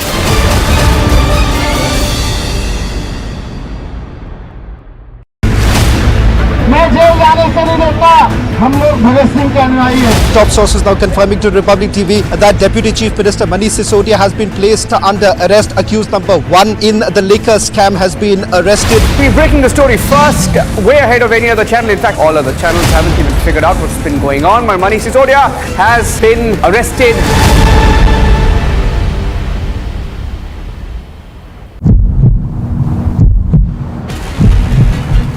Khalistani सरकार है पंजाब में. क्या खालिस्तानी सरकार है भगवान? Mr. Man, will you answer the question of Republic TV? Police वालों को पीटा.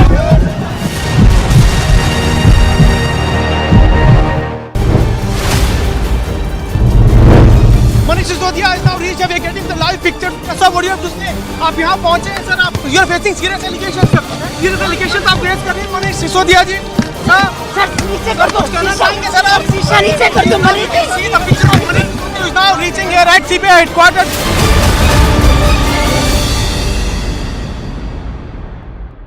I don't pay taxes to see these uncouth politicians send this image of Indian democracy. I don't pay taxes so they can have 45 non-stop minutes of a bloody battle. I don't pay taxes so they can kick, punch, attack, throw, and they can pin each other down and tear each other's hair. No, I don't pay taxes to hear them abuse and use the most ugly and dirty abuse at each other as they turn an elected house to a battle pitch. I don't pay taxes and you don't pay taxes so they can tear each other's clothes. I don't pay taxes to see this happen.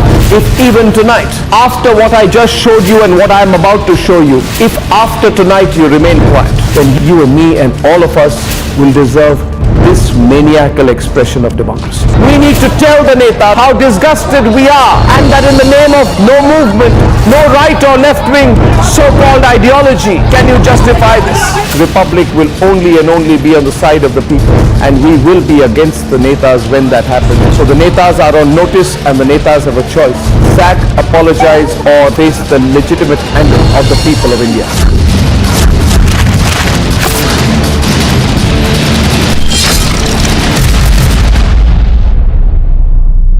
Soros, the allegedly evil Soros, has given a lot of money to a lot of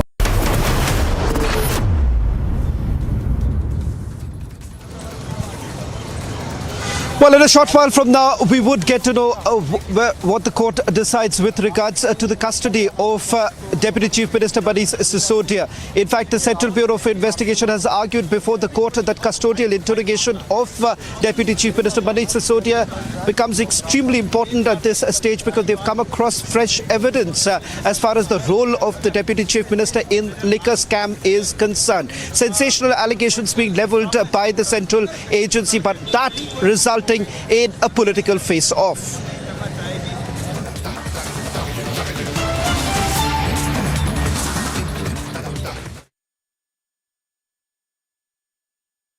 Soros, the allegedly evil Soros, has given a lot of money to a lot of people in the Indian news and especially the Indian digital news ecosystem.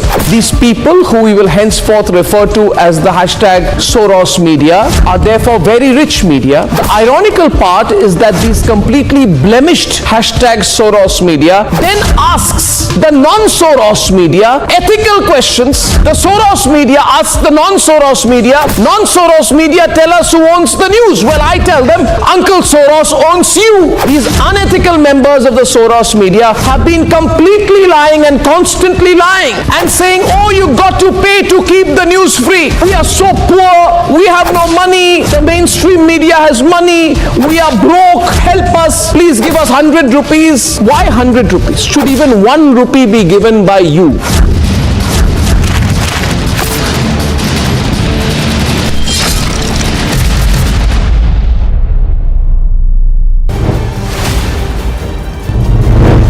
Manish Sisodia is now reached. We are getting the live picture. Sir, what do you have to say? आप यहाँ पहुँचे हैं sir. आप you are facing serious allegations. Serious allegations आप raise कर रहे हैं मनीष सिसोदिया जी. Sir नीचे कर दो. सर आप शीशा नीचे कर दो Manish. See the picture of Manish Sisodia is now reaching here at CBI headquarters.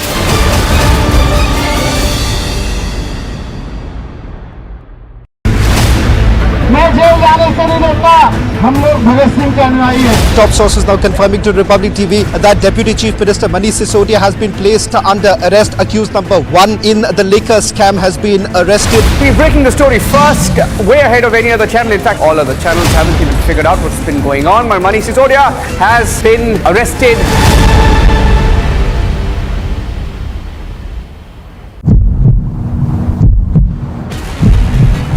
क्या खालिस्तानी सरकार है?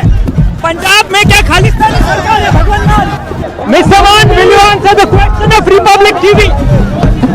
पुलिस वालों को पीटा.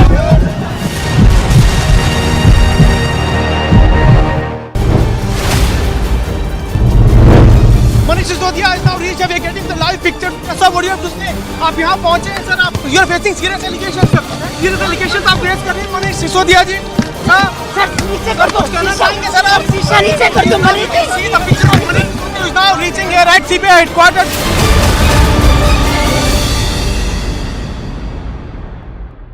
I don't pay taxes to see these uncouth politicians send this image of Indian democracy. I don't pay taxes so they can have 45 non-stop minutes of a bloody battle. I don't pay taxes so they can kick, punch, attack, throw, and they can pin each other down and tear each other's hair. No, I don't pay taxes to hear them abuse and use the most ugly and dirty abuse at each other as they turn an elected house to a battle pitch. I don't pay taxes and you don't pay taxes so they can tear each other's clothes. I don't pay taxes to see this happen. If even tonight, after what I just showed you and what I'm about to show you, if after tonight you remain quiet, then you and me and all of us will deserve this maniacal expression of democracy. We need to tell the Neta how disgusted we are, and that in the name of no movement, no right or left wing so-called ideology can you justify this. Republic will only and only be on the side of the people, and we will be against the Netas when that happens. So the Netas are on notice, and the Netas have a choice: sack, apologize, or face the legitimate anger of the people of India.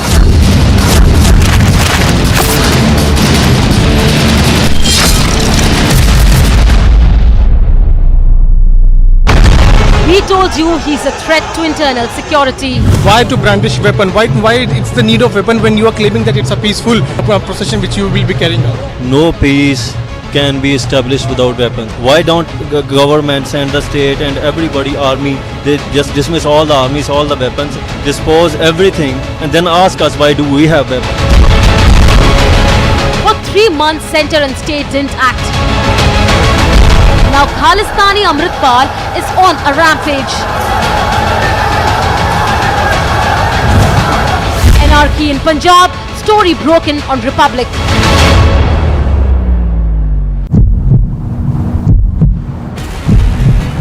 क्या खालिस्तानी सरकार है? पंजाब में क्या खालिस्तानी सरकार है? भगवान लाल, Mr. Man, will you answer the question of Republic TV? Police वालों को पीटा.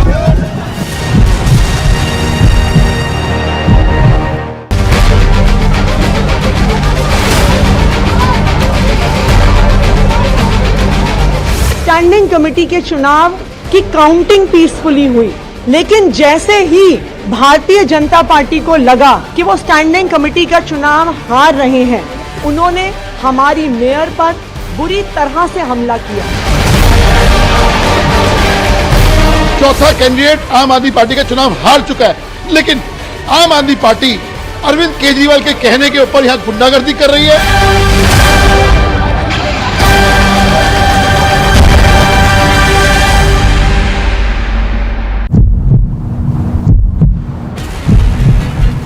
खालिस्तानी सरकार है?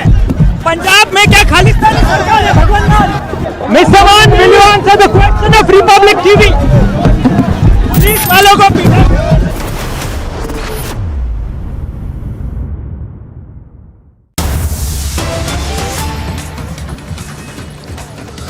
The order has now been reserved. In a short while from now, we'll get to know the fate of Deputy Chief Minister Manish Sisodia. Central Bureau of Investigation argues that custodial interrogation of the Deputy Chief Minister is imperative at this stage with fresh evidence that has been gathered over the last couple of months. We'll get you the full details of what's transpired over the last couple of months when the investigation began sometime in the month of August, and thereafter, once the FIR was registered, multiple arrests that were made by the agency. The big arrest first that was made by the agency was that of communication strategist Vijay Nair, and thereafter public servants have been arrested, and also liquor company owners who were arrested by the Central Bureau of Investigation. But what really has changed, and why exactly has the Central Bureau of Investigation made the decision of arresting Deputy Chief Minister Manish Sisodia? Just to simplify, for all our viewers who are tuning in right now, one, the allegation is that of receiving kickbacks from liquor companies for tweaking the excise policy. In fact, the agencies say roughly about 70 lakh rupees was diverted for the campaigning in the state of Goa by the Aam Aadmi Party when a survey was carried out. This money allegedly came in from the liquor companies, those very liquor companies who benefited from the excise policy, an excise policy which was tweaked to their tunes. In fact, the Central Bureau of Investigation sources indicate that this was specifically tweaked by the South Group as well as the Delhi lobby, those who were in touch with Vijay Nair. The agency says that Vijay Nair, the communication strategist of the Aam Aadmi Party, happens to be the conduit between the Delhi Deputy Chief Minister Manish Sisodia and the liquor companies who made windfall profits, leading to loss in the state exchequer.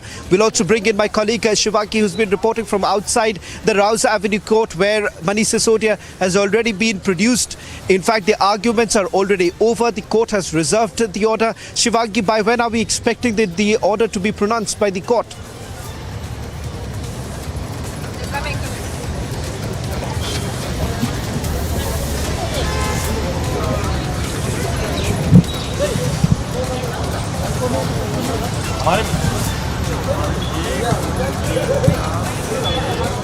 Shivangi, if you can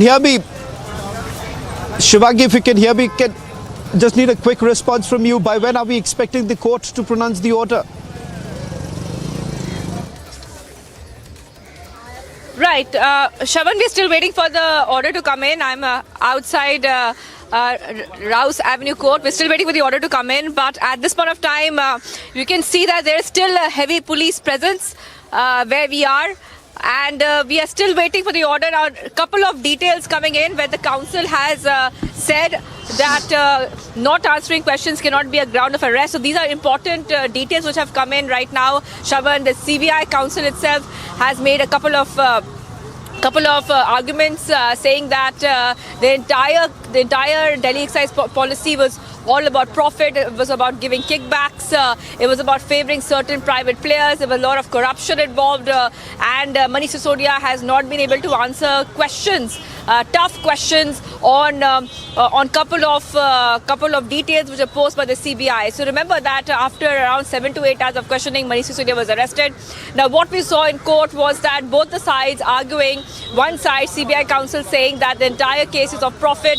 There were kickbacks received. There was corruption. So that side has come in. On the other hand, we came to know is that the council representing Manish Sisodia, they said that there's still some loose ends and not answering questions cannot be a ground for arrest. Even if some kind of data, remember that data and there was some leaking of information.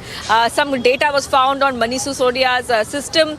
So these details had come in, and so the entire conversation, the entire arguments has been happening in court. Now the order is reserved. We're still waiting for the order to come in right now, Shravan. And it's very interesting to also note at this point of time is that that's a question mark, in fact, that will the CBI get the custody of Manish Sisodia? Remember, the counsel of Manish Sisodia wants that he should get bail. So what will happen next?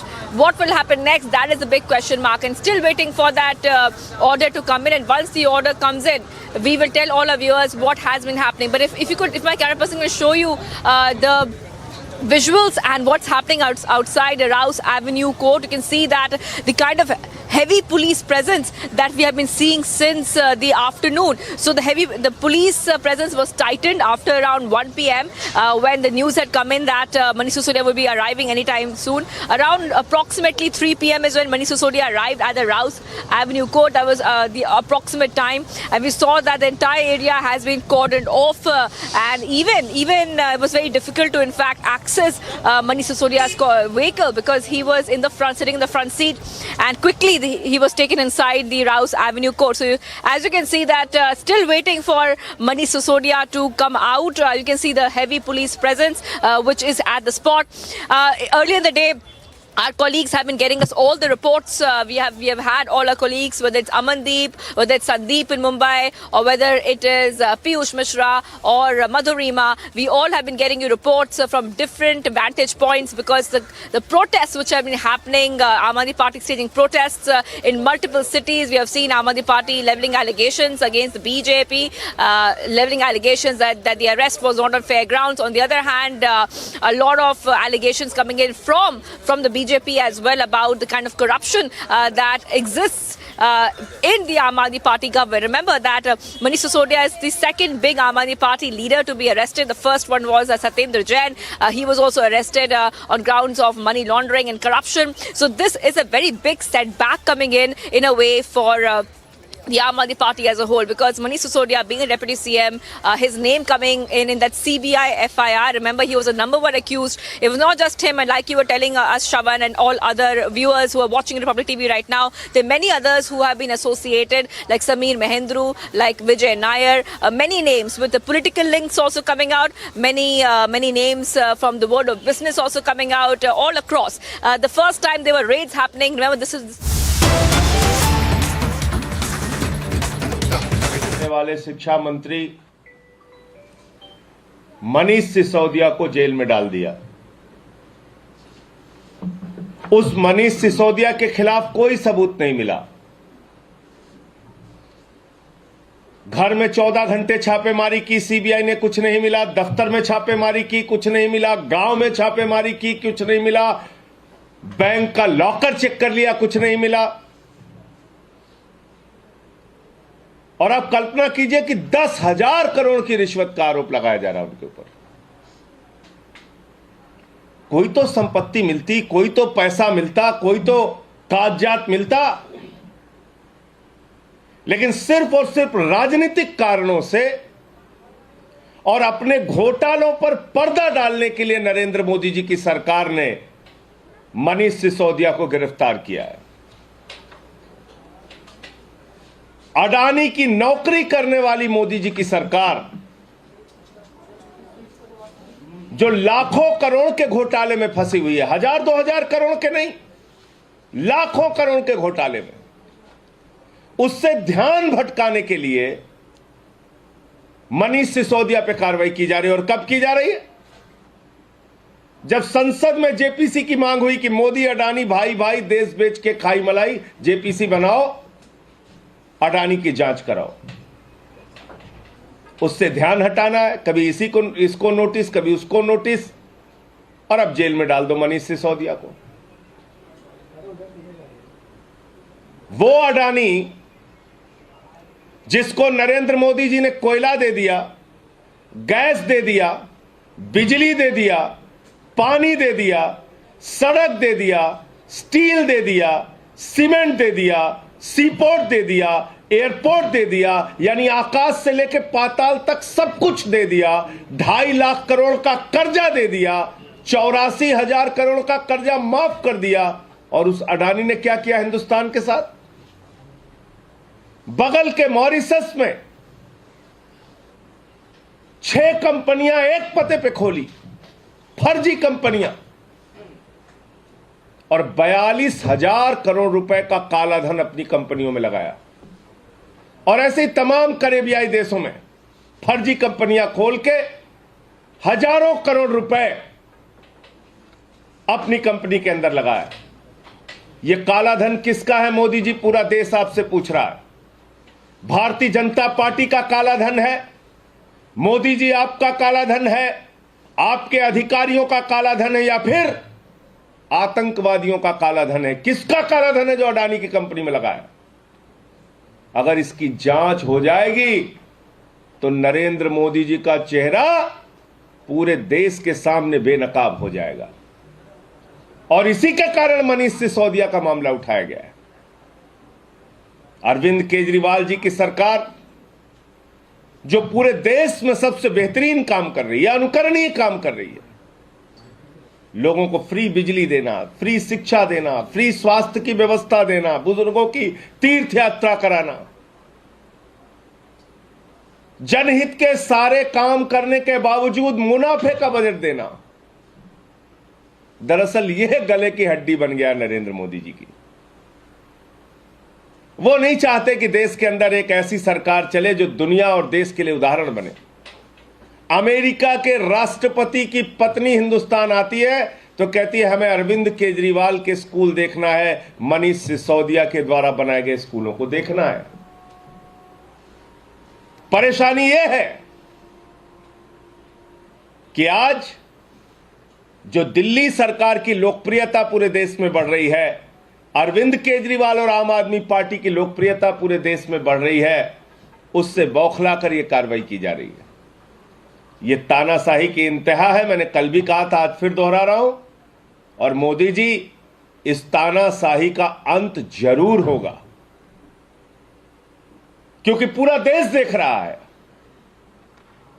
कि एक तरफ लाखों करोड़ की लूट करने वाला आपका मित्र अडानी है, जिस पे सीबीआई खामोश, सेबी खामोश, ईडी खामोश, इनकम टैक्स डिपार्टमेंट खामोश, उसके पोर्ट से, मुंद्रा पोर्ट से हजारों करोड़ की ड्रग्स पकड़ी गई, सारी की सारी एजेंसियां खामोश।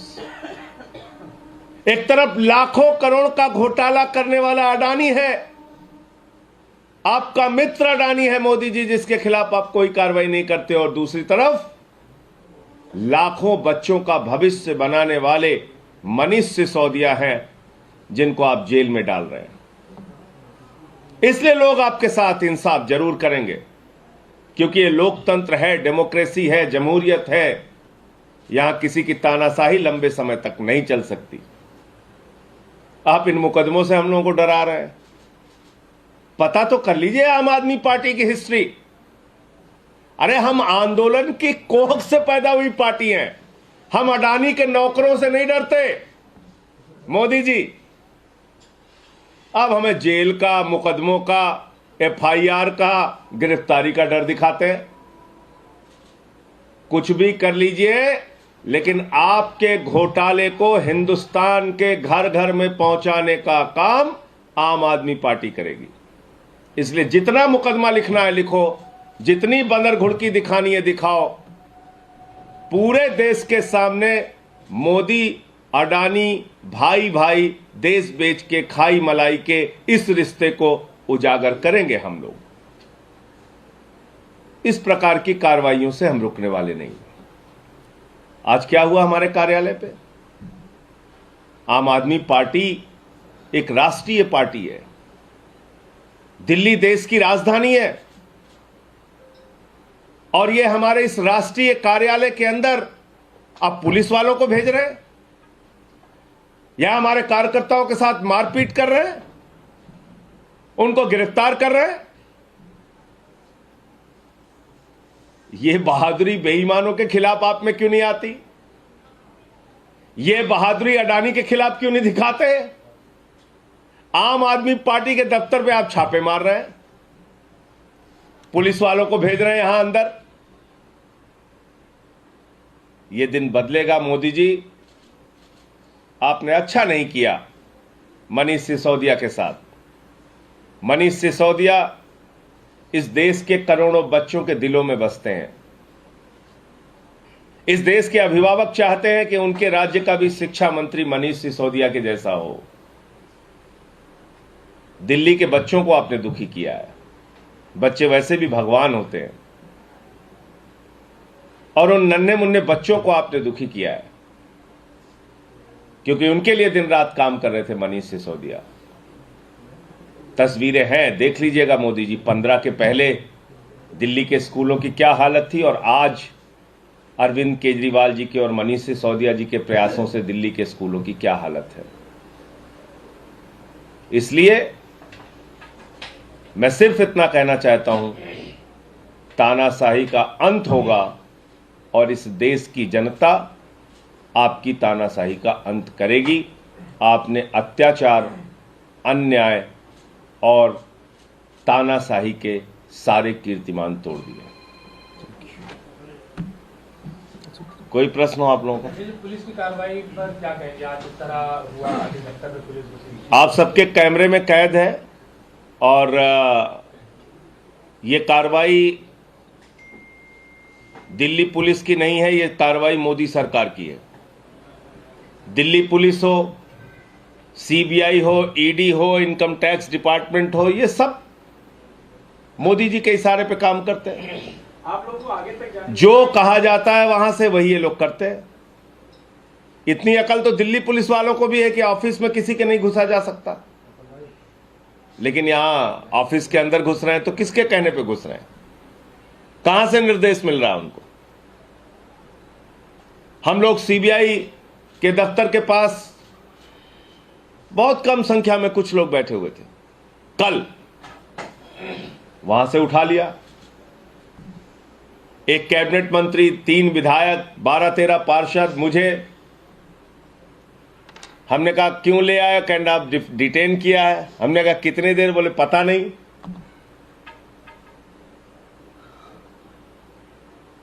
तो तानाशाही है, सवाल आप कर नहीं सकते। लगभग 24 घंटे तक हम लोगों को बिना किसी कारण के थाने में डिटेन करके रखा गया और बाद में सुबह कहा गया कि जाइए।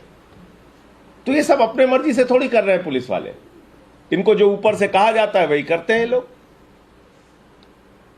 आप लोग अपना प्रोटेस्ट यहाँ पर जारी रखेंगे अभी या अभी? अब आगे फैसला आने दीजिए। सीबीआई कोर्ट का फैसला क्या आता है तो आगे की रणनीति फिर हम लोग आपको बताएंगे।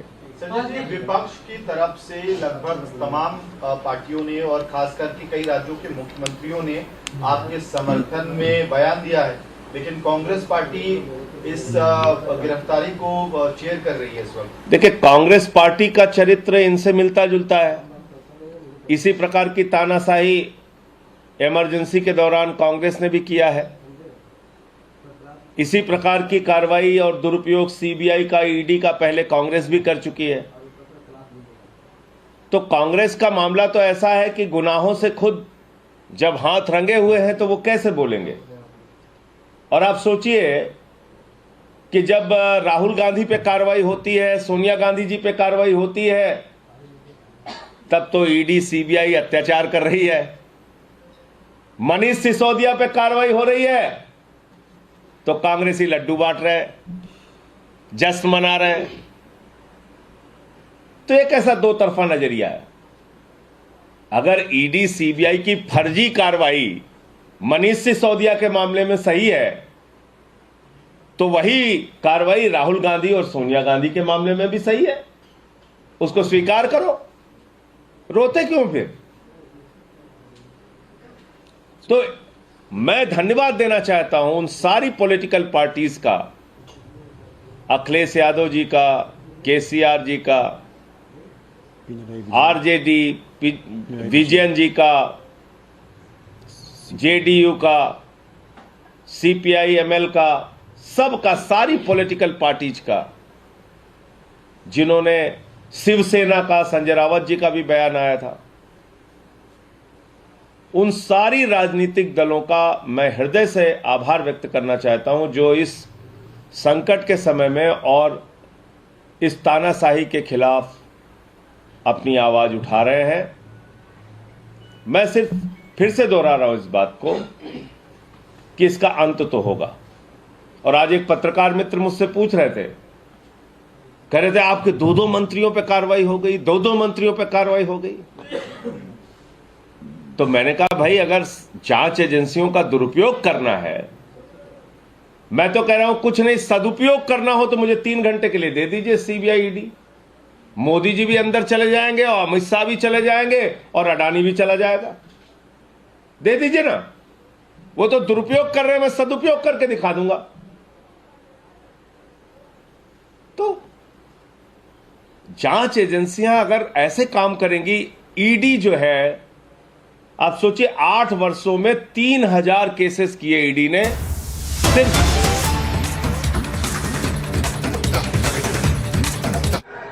ಎರಡು ಮರೆಯಲಾಗದಾಸಿ ಬೆಳಗಾವಿಯ ನನ್ನ ಬಂಧು ಭಗಿನಿಯರಿಗೆ ನಮಸ್ಕಾರಗಳು।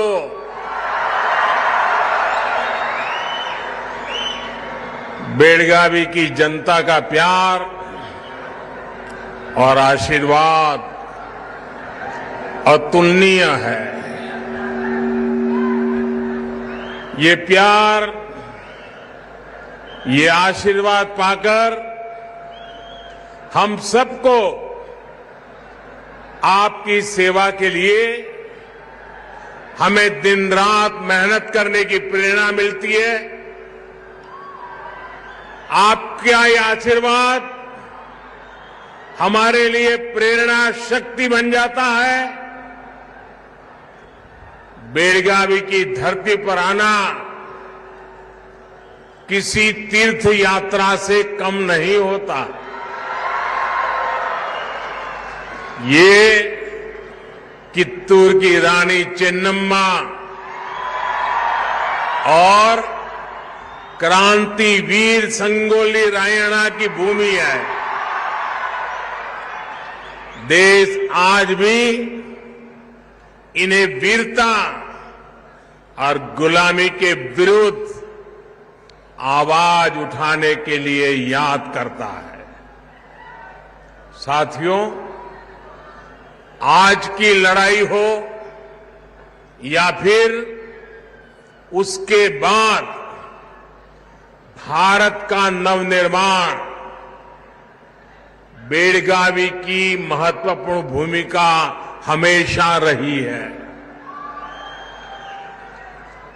आजकल हमारे देश में, कर्नाटका में स्टार्टअप्स की खूब चर्चा होती है, लेकिन एक तरह से देखें तो बेलगावी में तो 100 साल पहले ही स्टार्टअप्स की शुरुआत हो गई थी। 100 साल पहले मैं आपको याद कराने आया हूं।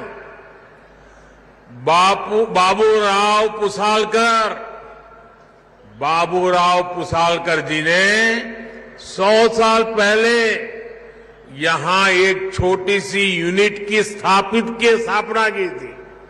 तब से बेलगावी अनेक तरह की इंडस्ट्री के लिए इतना बड़ा बेस बन गया है। बेलगावी की इसी भूमिका ने डबल इंजन सरकार इस दशक में और सशक्त करना चाहती है।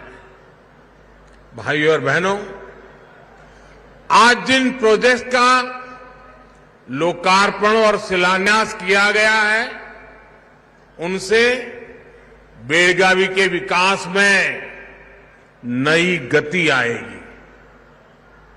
सैकड़ों करोड़ रुपए के प्रोजेक्ट्स कनेक्टिविटी से जुड़े हैं, पानी की व्यवस्था से जुड़े हुए हैं। आप सभी को इन सारी विकास की योजनाओं के लिए इस क्षेत्र की प्रगति का एक मजबूत गति देने के इस अवसर पर मैं बहुत बहुत बधाई देता हूं। आज बेलगावी से पूरे हिंदुस्तान को भी भेंट सौगात मिली है। हिंदुस्तान के हर किसानों को आज कर्नाटका से जोड़ा है, बेलगावी से जोड़ा है। आज यहां से पीएम किसान सम्मान निधि की एक और किस्त भेजी गई है। सिर्फ एक ही बटन दबाकर, एक ही क्लिक पर देश के करोड़ों किसानों के बैंक खाते में 16,000 करोड़ रुपए पहुंचे हैं। यहां जो मेरे रायतू बंधु है ना, वो अपना मोबाइल देखेंगे तो मैसेज आ गया होगा। दुनिया के लोगों को भी अजूबा होता है। और इतनी बड़ी रकम 16,000 करोड़ रुपया पल भर में, और कोई बिचौलिया नहीं, कोई कटकी कंपनी नहीं, कोई करप्शन नहीं, सीधा सीधा किसान के खाते में। अगर कांग्रेस के राज होता तो प्रधानमंत्री कहते थे कांग्रेस के कि 1 रुपया भेजते हैं 15 पैसा पहुंचता है। अगर आज उन्होंने 16,000 करोड़ का सोचा होता तो आप सोचिए 12-13 हजार करोड़ रुपया कहीं गायब हो गया होता। लेकिन ये मोदी की सरकार है।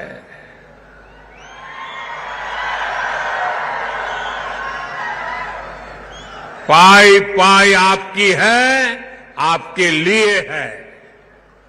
मैं कर्नाटका सहित पूरे देश के किसान भाई बहनों को बहुत बहुत बधाई देता हूं।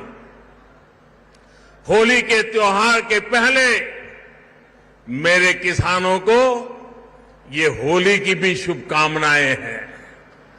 भाई और बहनों, आज का बदलता हुआ भारत हर वंचित को वरीयता देते हुए एक के बाद एक विकास के काम कर रहा है।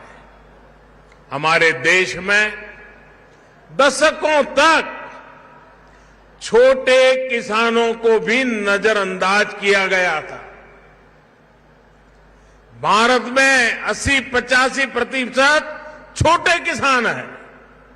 अब यही छोटे किसान भाजपा सरकार की प्राथमिकता में है। पीएम किसान सम्मान निधि के माध्यम से अब तक देश के छोटे किसानों के बैंक खातों में करीब करीब 2.5 लाख करोड़ रुपए जमा कराए जा चुके हैं।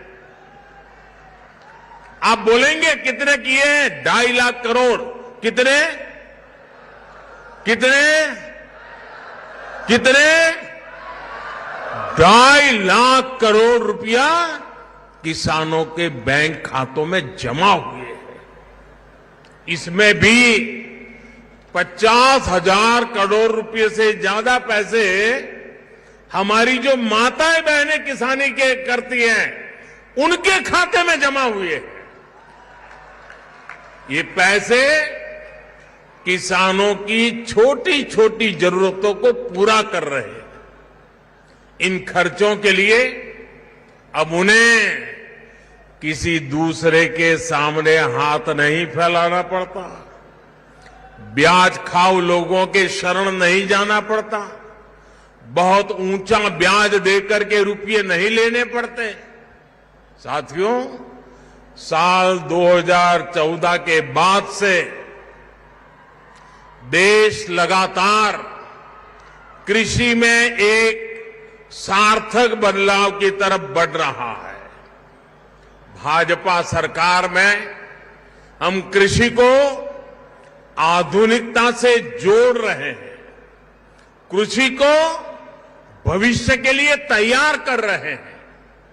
साल 2014 में जब देश ने हमें सेवा करने का अवसर दिया तो भारत का कृषि के लिए बजट, ये आंकड़ा याद रखोगे आप लोग? याद रखोगे? जरा जोर से तो बोलिए, याद रखोगे? देखिए, जब हम आए थे 2014 में सेवा के लिए, आपने मौका दिया था, तब भारत का कृषि बजट 25,000 करोड़ रुपए था। कितना कितना? इस वर्ष हमारा कृषि बजट 1,25,000 करोड़ रुपए से ज्यादा है, यानी 5 गुना ज्यादा बढ़ोतरी हुई है। ये दिखाता है कि बीजेपी सरकार किसानों को मदद करने के लिए कितनी गंभीर है, कितनी सक्रिय है। हमने टेक्नोलॉजी पर बल दिया, जिसका लाभ भी किसानों को हो रहा है। आप कल्पना कर सकते हैं, अगर जनधन बैंक खाते ना होते, मोबाइल कनेक्शन न बढ़ता, आधार न होता, तो क्या ये सब संभव होता? क्या हमारी सरकार ज्यादा से ज्यादा किसानों को किसान क्रेडिट कार्ड से भी जोड़ रही है। कोशिश यही है कि किसानों के पास बैंक से मदद पाने की सुविधा लगातार रहे, हमेशा रहे। साथियों, इस वर्ष का बजट हमारी खेती की आज की स्थिति के साथ साथ भविष्य की जरूरतों को भी एड्रेस करता है। आज की जरूरत भंडारण की है, स्टोरेज की है, कृषि में आने वाली लागत को कम करने की है, छोटे किसानों को संगठित करने की है। इसलिए बजट में सैकड़ों नई भंडारण सुविधाएं बनाने पर बल दिया गया है। इसके साथ साथ सहकारिता के स्तर पर विस्तार करके उसका पर हमने अभूतपूर्व फोकस किया है। प्राकृतिक खेती को प्रमोट करने के लिए भी अनेक कदम उठाए गए हैं। प्राकृतिक खेती से किसान की लागत में बहुत कमी आने वाली है। नेचुरल खेती में किसानों को सबसे बड़ी समस्या खाद और कीटनाशक बनाने में आती है। अब इसमें किसानों को मदद करने के लिए हजारों सहायता केंद्र बनाए जाएंगे। किसान की लागत बढ़ाने में केमिकल फर्टिलाइजर की भूमिका अधिक होती है। अब हमने किसानों के लिए पीएम प्रणाम योजना शुरू की है। इसके माध्यम से केमिकल फर्टिलाइजर का प्रयोग कम करने वाले राज्यों को केंद्र से अतिरिक्त मदद मिलेगी। भाइयों और बहनों, हम देश की कृषि को भविष्य की चुनौतियों को देखते हुए हमारी पूरी इस किसानी ग्रामीण अर्थव्यवस्था इसमें नए प्राण लाने के लिए हम कृतनिश्चयी हैं, बल दे रहे हैं। क्लाइमेट चेंज के कारण कितनी समस्या आ रही है, ये हमारा किसान आज अनुभव कर रहा है। इसलिए अब हमें अपनी पुरानी परंपराओं की ताकत को फिर से याद करना होगा। हमारा मोटा अनाज, और मैं तो देख रहा था मोटे अनाज की सुंदरता भी कितनी अच्छी है। हमारा मोटा अनाज हर मौसम, हर परिस्थिति को झेलने में सक्षम है और ये सुपरफूड है। मोटा अनाज सुपरफूड है, ये अधिक पोषक भी होता है। इसलिए इस वर्ष के बजट में हमने मोटे अनाज को श्री अन्न के रूप में नई पहचान दी है। और कर्नाटका तो श्री अन्न के मामले में दुनिया का एक बड़ा केंद्र और सशक्त केंद्र है। यहां तो श्री अन्न को पहले से ही श्री धान्य कहा जाता है। अनेक प्रकार के श्री अन्न यहां का किसान उगाता है। कर्नाटका की बीजेपी सरकार हमारे मुख्यमंत्री जी के नेतृत्व में इसके लिए किसानों को मदद भी देती है। मुझे याद है कि रैता बंधु येदियुरप्पा जी ने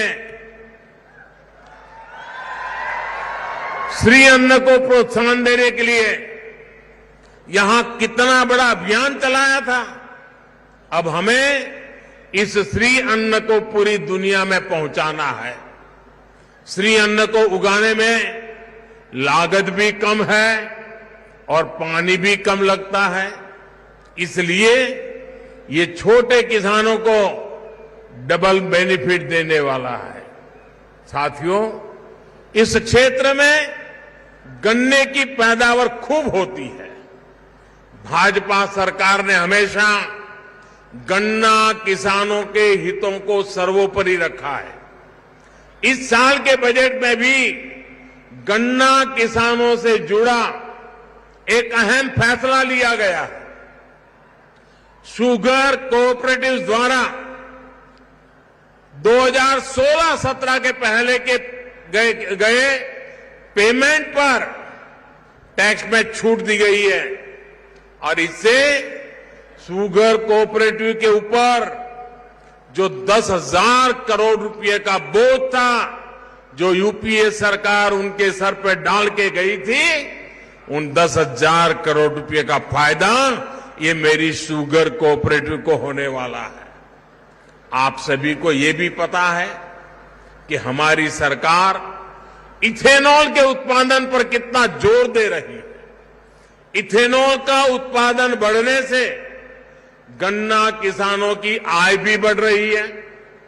बीते 9 वर्षों में पेट्रोल में इथेनॉल की ब्लेंडिंग को बढ़ाकर 1.5% से 10% किया जा चुका है। अब सरकार पेट्रोल में 20% इथेनॉल ब्लेंडिंग का लक्ष्य लेकर चल रही है।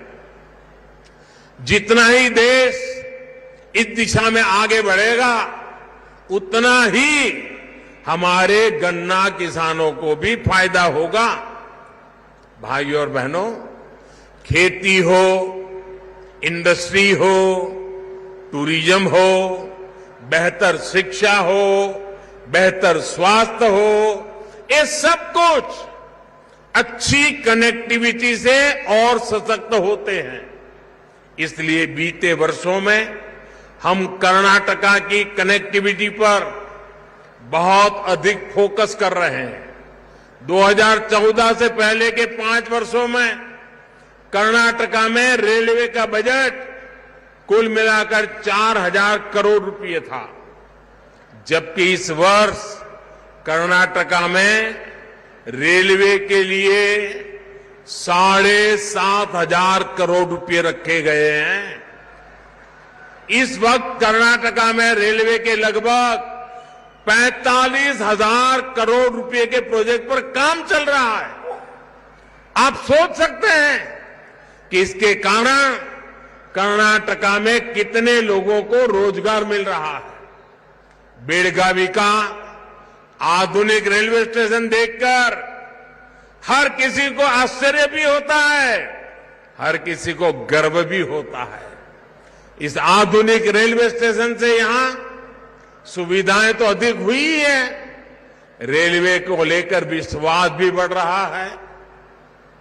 ऐसे शानदार स्टेशन पहले लोग विदेशों में ही देखते थे, अब भारत में भी ऐसे स्टेशन बन रहे हैं। कर्नाटका के अनेक स्टेशनों का, रेलवे स्टेशनों का ऐसे ही आधुनिक अवतार में सामने लाया जा रहा है। लौंदा घाटप्रभा लाइन की डबलिंग से अब सफर तेज होगा और सुरक्षित होगा। इसी प्रकार जिन नई रेल लाइनों पर आज काम शुरू हुआ है, वे भी इस क्षेत्र में रेल नेटवर्क को सशक्त करेगी। बेलगावी तो एजुकेशन, हेल्थ और टूरिज्म के लिहाज से एक बड़ा सेंटर है। ऐसे में अच्छी रेल कनेक्टिविटी से इन सेक्टर्स को भी लाभ होगा। भाइयों और बहनों, भाजपा की डबल इंजन सरकार तेज विकास की गारंटी है। डबल इंजन सरकार कैसे काम करती है, इसका उदाहरण जल जीवन मिशन है। साल 2019 तक कर्नाटका के गांवों में सिर्फ 25% परिवारों के पास घर में नल से पानी के लिए कनेक्शन था। आज कर्नाटका में नल से जल की कवरेज डबल इंजन सरकार के कारण, हमारे मुख्यमंत्री जी के सक्रिय प्रयासों के कारण आज कवरेज 60% से अधिक हो चुकी है। यहां बेलगावी के भी 2 लाख से भी कम घरों में नल से जल आता था। आज ये संख्या 4.5 लाख पर पार कर चुकी है। हमारी गांव की बहनों को पानी के लिए भटकना न पड़े, सिर्फ इसी के लिए ही इस बजट में 60,000 करोड़ रुपए दिए गए हैं। भाइयों और बहनों, बीजेपी सरकार समाज के हर उस छोटे से छोटे वर्ग को सशक्त करने में जुटी है जिसकी पहले की सरकारों ने सूध नहीं ली थी। बेलगावी तो कारीगरों, हस्तशिल्पियों का शहर रहा है। ये तो वेणुग्राम यानी बांस के गांव के रूप में मशहूर रहा है। आप याद कीजिए, पहले की सरकारों ने लंबे समय तक बांस की कटाई पर रोक लगा दी थी। हमने कानून बदला और बांस की खेती और व्यापार के रास्ते खोल दिए। इसका बहुत बड़ा लाभ बांस का काम करने वाले कलाकारों को हुआ है। बांस के अलावा यहां दूसरे क्राफ्ट का काम भी खूब होता है। इस वर्ष के बजट में पहली बार ऐसे साथियों के लिए हम पीएम विश्वकर्मा योजना लेकर आए हैं। इस योजना से ऐसे सभी साथियों को हर प्रकार की मदद दी जाएगी। साथियों, आज जब मैं बेलगावी आया हूं तो एक और विषय पर अपनी बात रखना जरूर चाहूंगा। मैं आपको याद दिलाना चाहता हूं कि कांग्रेस किस तरह कर्नाटका से नफरत करती है। कर्नाटका के नेताओं का अपमान कांग्रेस की पुरानी संस्कृति का हिस्सा है। जिस किसी से भी कांग्रेस के परिवार विशेष को दिक्कत होने लगती है, उसकी कांग्रेस में बेइज्जती शुरू कर दी जाती है। इतिहास गवाह है कि कांग्रेस परिवार के आगे एस निजलिंगप्पा और वीरेंद्र पाटिल जी जैसे नेताओं का अपमान कैसा किया गया था, हर कर्नाटक के लोग जानते हैं। अब एक बार फिर कांग्रेस का एक विशेष परिवार के आगे कर्नाटका के एक और नेता का अपमान किया गया है। साथियों, इसी धरती के संतान 50 वर्ष जिनका संसदीय कार्यकाल रहा है, ऐसे श्रीमान मल्लिकार्जुन खड़गे जी का मैं बहुत सम्मान करता हूं। उन्होंने जनता की सेवा में अपने से जो कुछ भी हुआ करने का प्रयास किया है, लेकिन उस दिन मैं देखकर बहुत दुखी हो गया जब कांग्रेस का अभी अधिवेशन चल रहा था छत्तीसगढ़ में। उस कार्यक्रम में सबसे बड़ी आयु के व्यक्ति, राजनीति में सबसे सीनियर, वहां पर खड़गे जी मौजूद थे और वो उस पार्टी के अध्यक्ष थे। धूप थी, जो भी सब खड़े थे उन सबको धूप लगना बहुत स्वाभाविक था, लेकिन धूप में वो छतरी का सौभाग्य कांग्रेस के सबसे बड़ी आयु वाले, सबसे सीनियर कांग्रेस के प्रमुख खड़गे जी के नसीब नहीं हुआ। बगल में किसी और के लिए छाता लगा गया था। ये बताता है, कहने को तो खड़गे जी कांग्रेस अध्यक्ष हैं, लेकिन कांग्रेस में जिस तरह उनके साथ बर्ताव होता है, वो देखकर पूरी दुनिया देख भी रही है और समझ भी रही है कि रिमोट कंट्रोल किसके हाथ में है।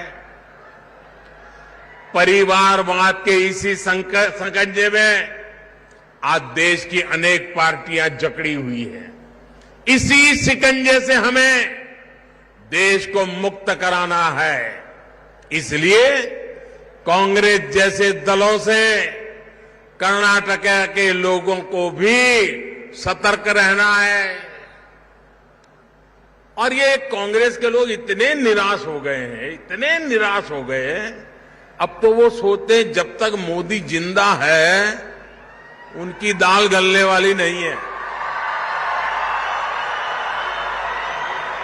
और इसलिए सारे आजकल कह रहे हैं मर जा मोदी, मर जा मोदी, नारे बोल रहे हैं मर जा मोदी। कुछ लोग कब्र खोलने में बिजी हो गए हैं। वो कह रहे हैं मोदी तेरी कब्र खुदेगी।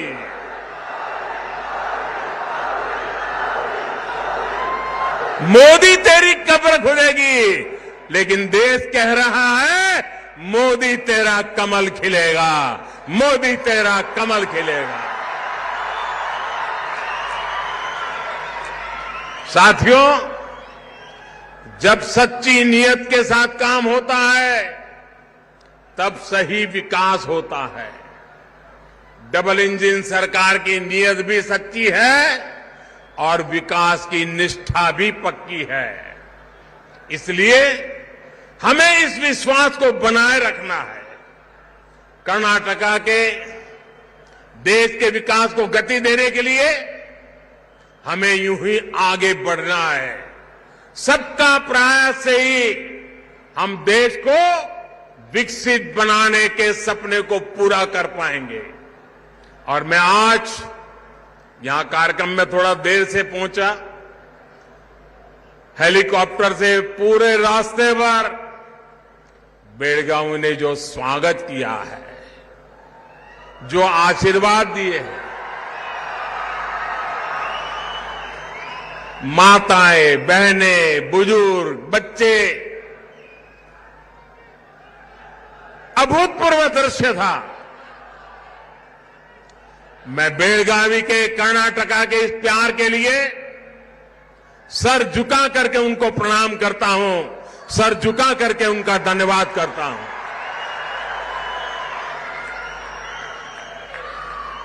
आज की मेरी कर्नाटका की यात्रा भी विशेष है, क्योंकि आज सुबह मैं शिवमोगा में था और वहां पर एयरपोर्ट कर्नाटका की जनता को सुपुर्द करने का मुझे सौभाग्य मिला, लेकिन साथ साथ हमारे वरिष्ठ नेता येदियुरप्पा जी का जन्मदिन की शुभकामनाएं देने का भी मौका मिला।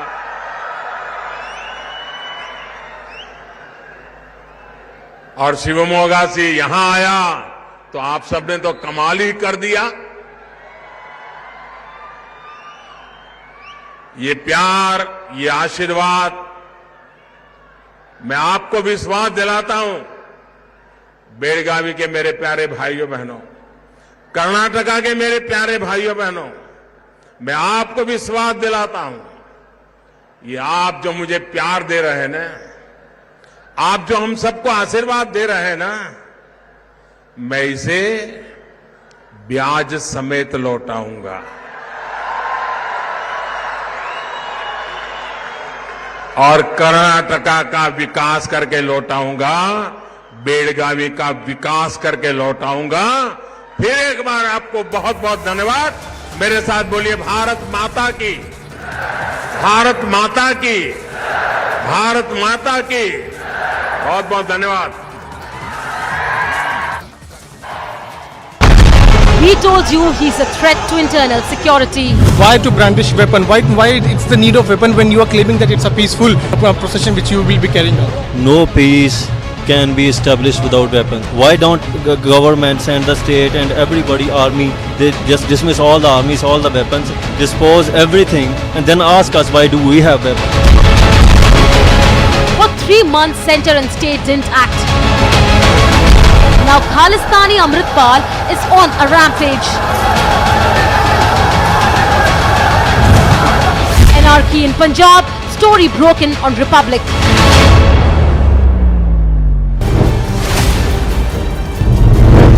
Manish Sisodia is now reached. We are getting the live picture. Sir, what do you have to say? आप यहाँ पहुँचे हैं सर, आप you are facing serious allegations sir.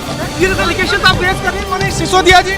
Sir नीचे कर दो, कहना चाहेंगे सर आप? शीशा नीचे कर दो Manish ji. See the picture of Manish Sisodia is now reaching here at CBI headquarters.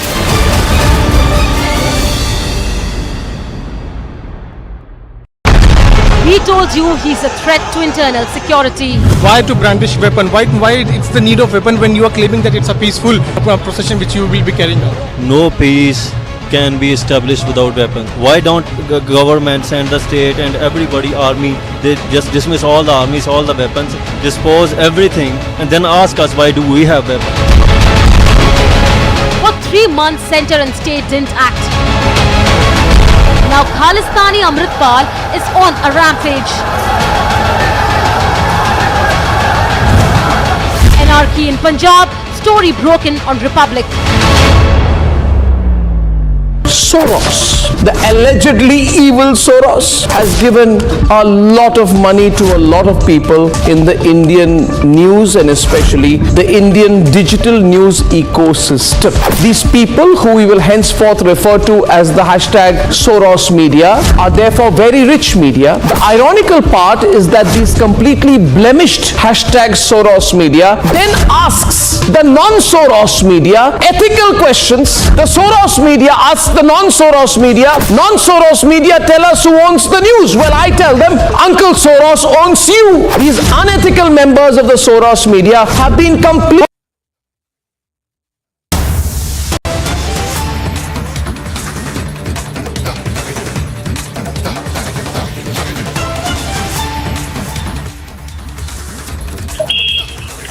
Well, in fact, breaking news now coming in. The court has now pronounced the verdict.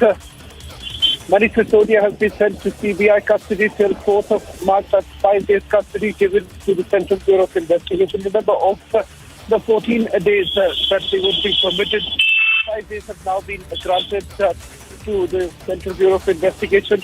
In the arguments that were put forth by the AAP, They said that the custodial interrogation of Manish Sisodia is quite crucial at this stage. The fact that they've come across evidence with regards to the alleged role of Deputy Chief Minister Manish Sisodia in drafting that excise policy in a manner that had benefited a select few, and of course with regards to kickbacks that were actually received, allegedly received by Deputy Chief Minister Manish Sisodia through his conduit Vijay Nair. What we are also picking up is that the Central Bureau of Investigation now wants to confront Manish Sisodia with certain statements that have been recorded so far, which basically includes a top Delhi government bureaucrat who's now been shifted to Andaman, who's implicated the Deputy Chief Minister. So far, the responses that have been given by the Deputy Chief Minister have essentially not satisfied the central agencies, because most of the questions that have been asked by the central agency so far, he's basically feigned ignorance, saying that he has absolutely no idea of what the agency is talking about. That is the reason why last week in the central agency support that the custodial interrogation becomes extremely crucial at this stage. In the days to come, there is a high possibility that more confrontations are likely to take place, more summons to be sent out to the other accused in this particular case. We'll have to wait and watch whether at all the CBI also takes a step of seeking permission from the court of once again questioning Vijay Nair, because remember, the agency suspects that he happens to be the conduit, the man who was actually negotiating between Manish Sisodia and the owners of the liquor company.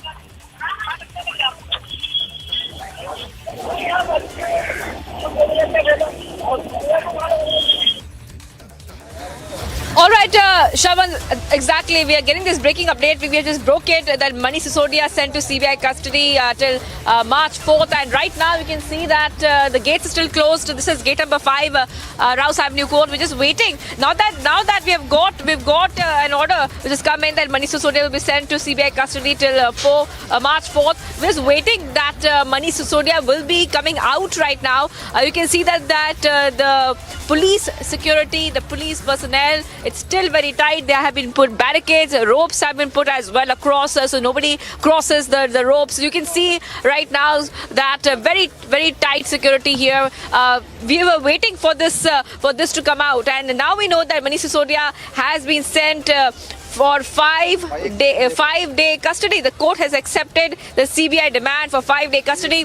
We were telling our viewers as well in the morning that the CBI was very likely to look for his custody up to 14 days, but now later on we came to know that the CBI was asking for 5-day custody. We broke that news first here, Shravan. We broke that news that CBI will be asking for a 5-day custody, and that's exactly what has happened. CBI has got a 5-day custody of Manish Sisodia, and we saw that the arguments play out in court a short while back, where the CBI counsel, and as we show our visuals, the CBI counsel had said that there was a profit, the entire Delhi excise policy was to get profit, to get favors, to give favors to certain players, receive kickbacks in return. So many grave allegations, CBI counsel putting those points forward. The second thing was, of course, Manish Sisodia's counsel, which said that the phone change cannot be ground for arrest, and if Manish Sisodia did not answer those questions that CBI posed, that also cannot be a ground for arrest. So we saw these arguments really play out in court right now, and now for the past around 45 minutes or so, an hour, so we have been waiting for the order which was reserved. Now it has come in. Manish Sisodia will once again be produced in court on March 4th. Now we learned that the time will be around 2 p.m. 2 p.m. is when he will be produced in court on March 4th. The entire day today we have been getting you all the details and still waiting for Manish Sisodia to come out.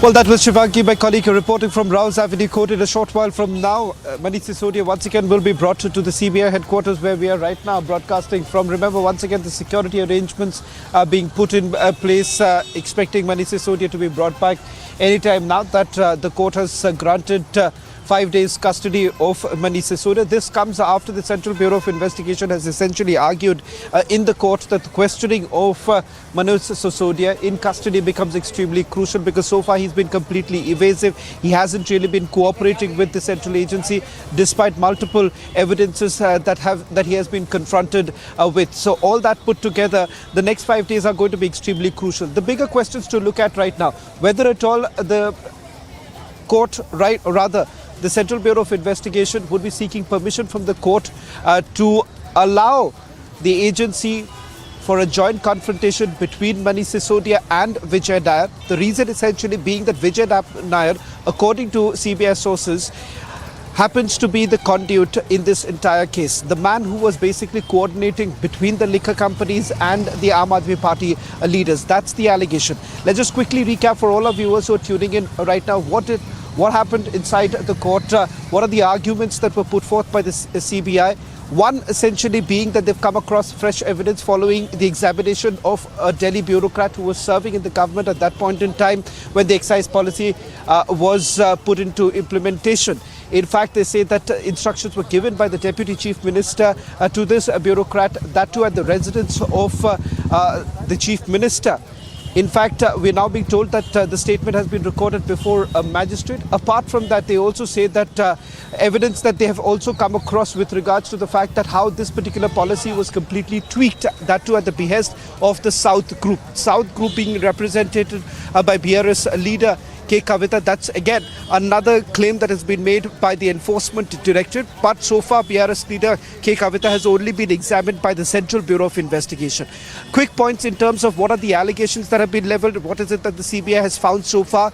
They say that the profit of margin for the wholesalers was actually increased in the new excise policy from 5% to 12%. In fact, the GOM that was constituted also concealed certain information with regards to the excise policy. This excise policy was also leaked to the liquor companies, those who finally benefited from the newly implemented excise policy. Important to point out is that in return for this, there was a quid pro quo, and the quid pro quo is in the form of kickbacks that were given to Aam Aadmi Party leaders. The Central Bureau of Investigation also suspects that the money was then used for political campaigning. The revenue that was essentially being generated was not enough in terms of even though the consumption had largely increased, the revenue for the state had depleted. Now that's what the claim that has also been made by the Vigilance Department that had first made those allegations. Aam Aadmi Party on the other hand has been contesting that if at all kickbacks were given, where is the money and why is it? Manish, you want to say something? Any comments, sir? Sir, any comments? Manish, any comments for the cadre? Any message? हाथ छोड़ो, हाथ छोड़ो, हाथ छोड़ो.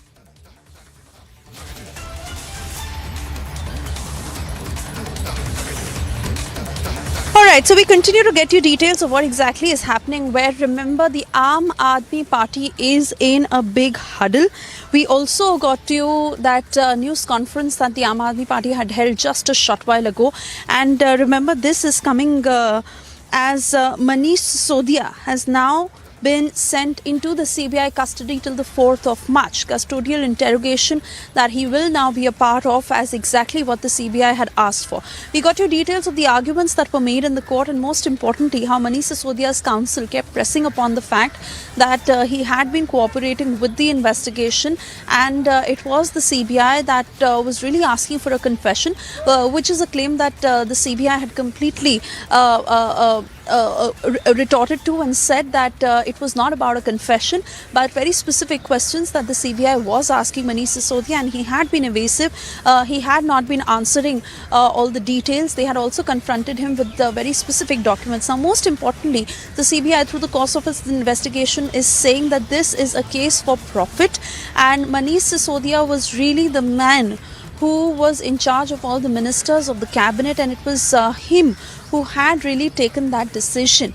And the CBI now needs to examine every detail of the kind of profit that the Aam Aadmi Party has made through the permissions, through how the case was tweaked in favor of certain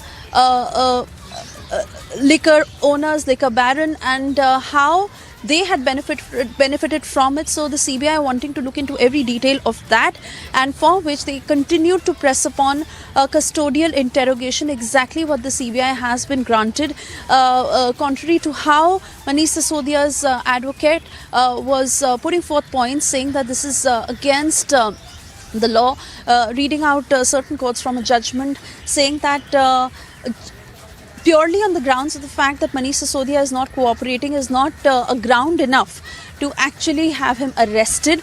But remember the larger picture, because this is the Aam Aadmi Party that has really been pushing a narrative of political vendetta, a narrative of political revenge, is what Aam Aadmi Party has been saying. Kejriwal is saying that it was not the CBI that wanted to actually arrest Manish Sisodia, but there is political pressure on him.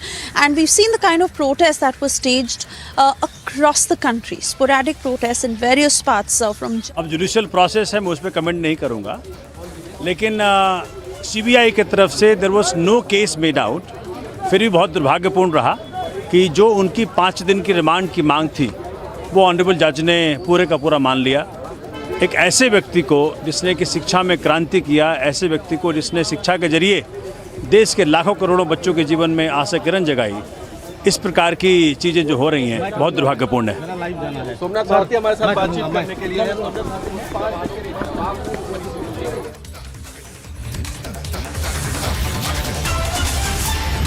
All right, so coming back as we keep dipping into live reactions over this and what exactly will be the strategy of the Aam Aadmi Party next is what is being discussed among the top leaders of the party. As we talk, we also saw those very dramatic protests that happened at the AAP headquarters, which actually was really slated to happen outside the BJP headquarters. But heavy police deployment that was done, especially in this part of the national capital. Roads were blocked, every point was barricaded, such that no unruly incident takes place, especially outside the BJP office.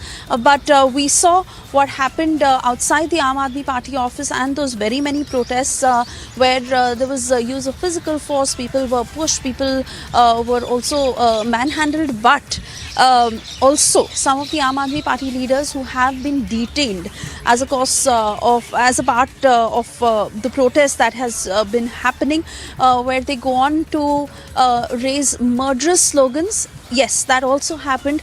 The lowest of political discourse that we've seen through this face-off. Murderous slogans that were raised against the Prime Minister by Aam Aadmi Party supporters when they were a part of this protest. And even today, when we were listening to those slogans, very carefully designed, very carefully put out, which the Aam Aadmi Party was vociferously raising. So all in all, now as Manish Sisodia, the Delhi Deputy Chief Minister, has been sent into CBI custody till the 4th of March, 2 p.m. Aam Aadmi Party holding a news conference right now. Let's cut across to it. Remand पर दिया जाए, court ने किया और court के सामने ये दलील रखी कि मनीष सिसोदिया जी को रिमांड पर दिया जाए. कोर्ट ने बार बार पूछा कि जब पहली बार आपने मनीष सिसोदिया जी को बुलाया वो आ गए, आपने कल बुलाया वो भी आपके पास आए, पूछताछ आपने की. 5 दिन आपको किस लिए चाहिए? सीबीआई के पास कोई जवाब नहीं है, बस चाहिए.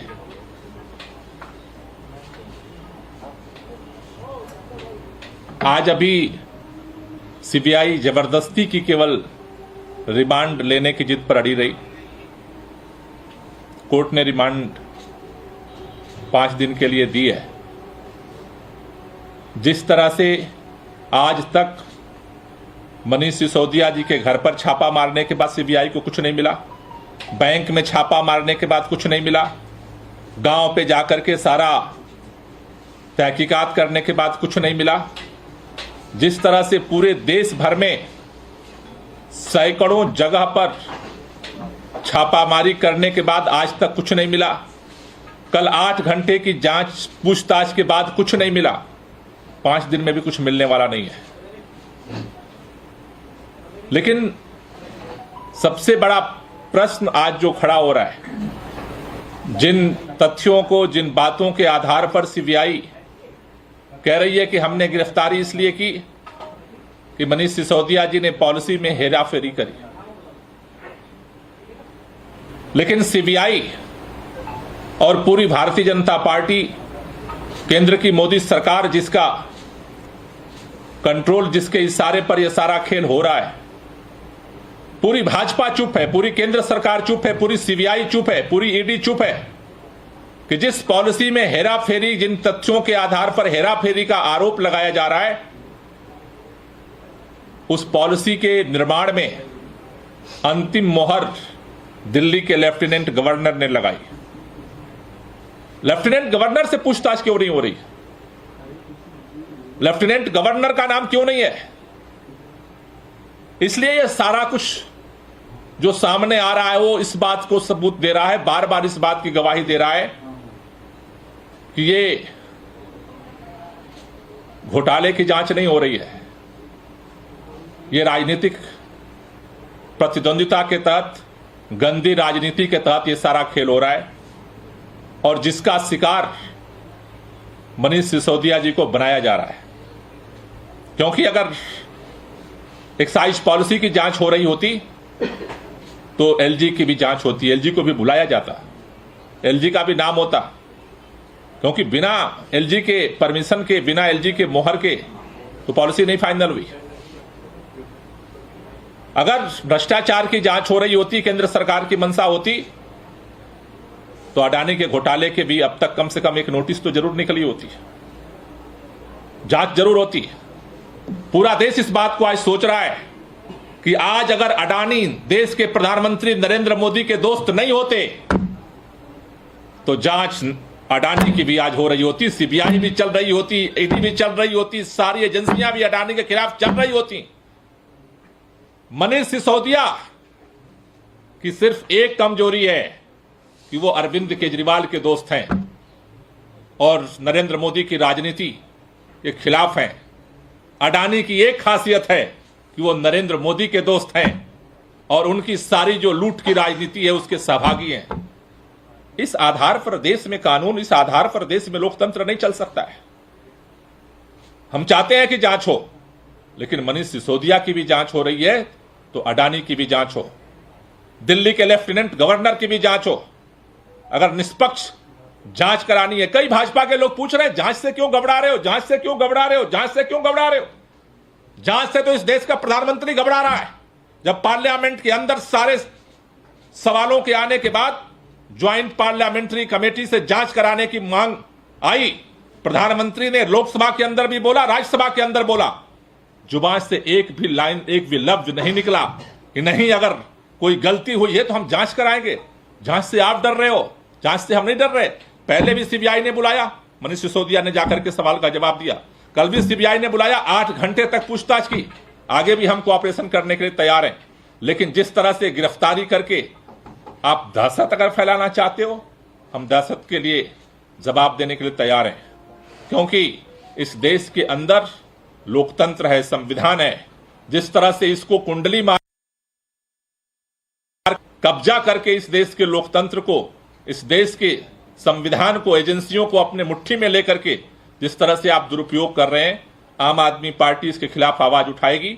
आज पूरे देश के अंदर आम आदमी पार्टी ने प्रदर्शन किया, हमने आवाज उठाई है, आगे भी ये आंदोलन जारी रहेगा। जल्द ही हम आम आदमी पार्टी आगे की आंदोलन की रणनीति आपके सामने जो है वो घोषित करेगी और इस आवाज को हम उठाते रहेंगे। आज जो आप लोग प्रोटेस्ट कर रहे थे उस अभी के बंद कर रहे हैं, खत्म कर रहे हैं? अभी जो प्रोटेस्ट हम लोग कर रहे थे अभी हम खत्म कर रहे हैं। आगे के आंदोलन की रूपरेखा जल्दी आपको हम घोषित करेंगे। Thank you.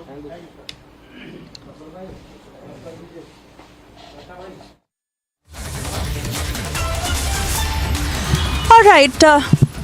So that is the Aam Aadmi Party news conference that has just concluded, where the Aam Aadmi Party has said that for now they are ending the protest. They are still in the process of strategizing to what their next move will be, and they will be announcing that soon. But for now, we understand that as much as the Aam Aadmi Party is in a huddle, coming to terms with Manish Sisodia being given custodial interrogation till the 4th of March 2 p.m. On that note, it's time for us to slip into a very short commercial break, but we continue to stay on the top of the story. Do stay tuned.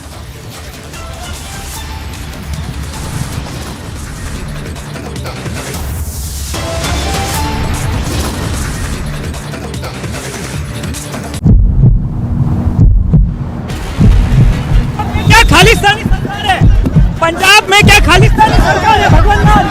Mr. Man, will you answer the question of Republic TV? Police वालों को पीटा।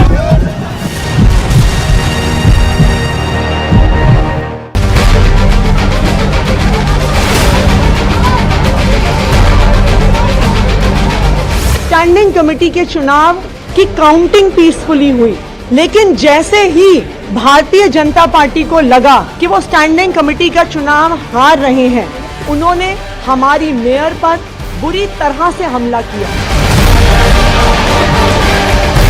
चौथा candidate आम आदमी party का चुनाव हार चुका है, लेकिन आम आदमी पार्टी अरविंद केजरीवाल के कहने के ऊपर यहाँ गुंडागर्दी कर रही है।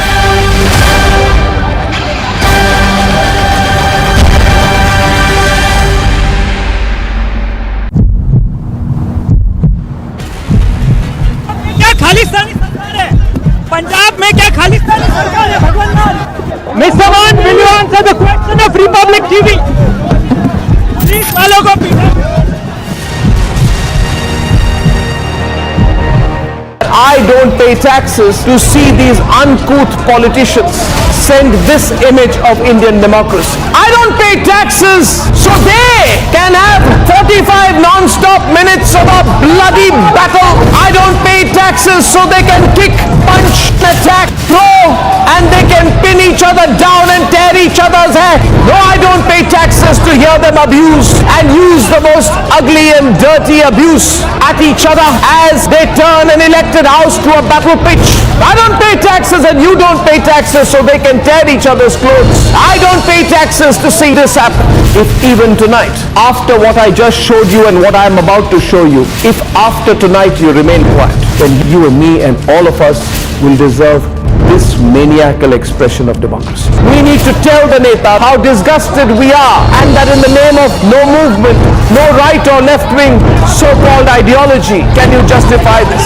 Republic will only and only be on the side of the people, and we will be against the Netas when that happens. So the Netas are on notice and the Netas have a choice: sack, apologize, or face the legitimate anger of the people of India.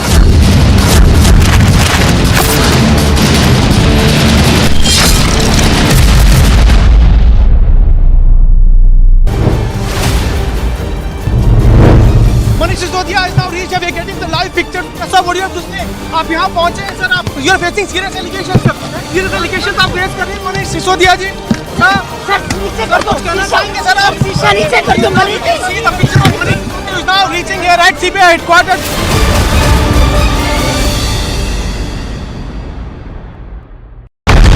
He told you he's a threat to internal security. Why to brandish weapon? Why it's the need of weapon when you are claiming that it's a peaceful procession which you will be carrying out? No peace can be established without weapons. Why don't government send the state and everybody, army, they just dismiss all the armies, all the weapons, dispose everything, and then ask us why do we have weapons? For 3 months, center and state didn't act. Now Khalistani Amritpal is on a rampage.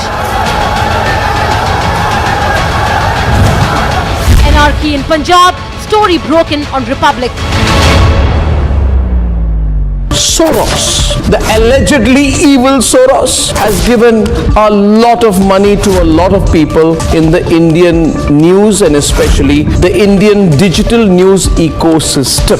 These people, who we will henceforth refer to as the hashtag Soros media, are therefore very rich media. The ironical part is that these completely blemished hashtag Soros media then asks the non-Soros media ethical questions. The Soros media asks the non non-Soros media. Non-Soros media tell us who owns the news. Well, I tell them, Uncle Soros owns you. These unethical members of the Soros media have been completely lying and constantly lying and saying, oh, you got to pay to keep the news free. We are so poor.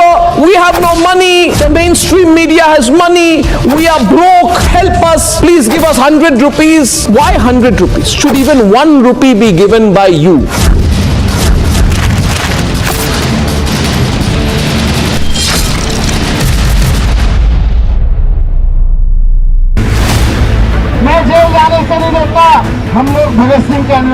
Top sources now confirming to Republic TV that Deputy Chief Minister Manish Sisodia has been placed under arrest. Accused number 1 in the liquor scam has been arrested. We're breaking the story first, way ahead of any other channel. In fact, all other channels haven't even figured out what's been going on. But Manish Sisodia has been arrested.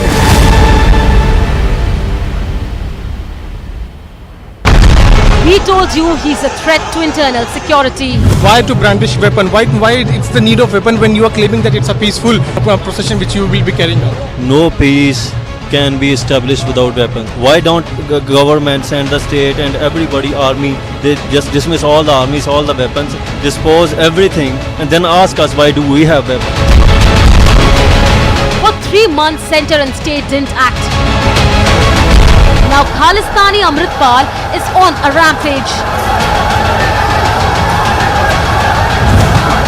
Anarchy in Punjab, story broken on Republic.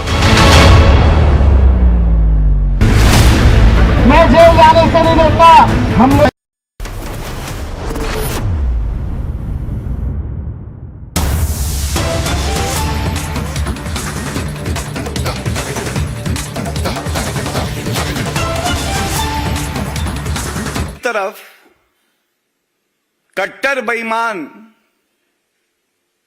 और अराजक अपराध party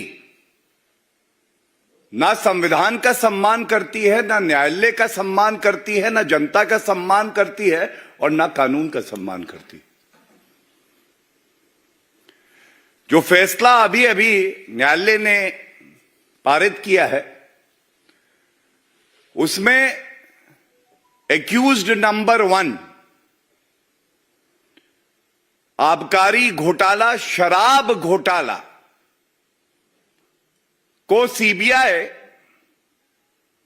custody में 4 मार्च तक के लिए दिया गया है। यह आदेश मौखिक तौर पे तो कोर्ट में सुनाया गया है, जैसा चैनल्स बता रहे हैं। पूरा आदेश आएगा तो इसका अध्ययन भी किया जाएगा और विधिक तौर पे जो मेरी समझ है, मैं समझता हूं ये बड़ा ही अहम फैसला है। सबसे पहले तो जो ओछी घटिया अराजकतापूर्ण राजनीति कल से कट्टर बेईमान लोग अरविंद केजरीवाल के इशारे पर जो कर रहे हैं उसको उजागर करना बहुत जरूरी है। देखिए, सबसे पहले तो हर कोई ये बात जानता है, उप मुख्यमंत्री कई विभाग के मंत्री हैं। ये जो घोटाला इन्होंने किया है, ये घोटाला आबकारी नीति को लेके है, शराब नीति को लेकर है, शराब नीति। और किस तरह की नौटंकी की जा रही है कल से, ऐसा लगता है कि अरविंद केजरीवाल ने कसम संविधान के ऊपर हाथ रख के ये ली कि संविधान को तार तार करूंगा। सबसे पहले तो मैं ये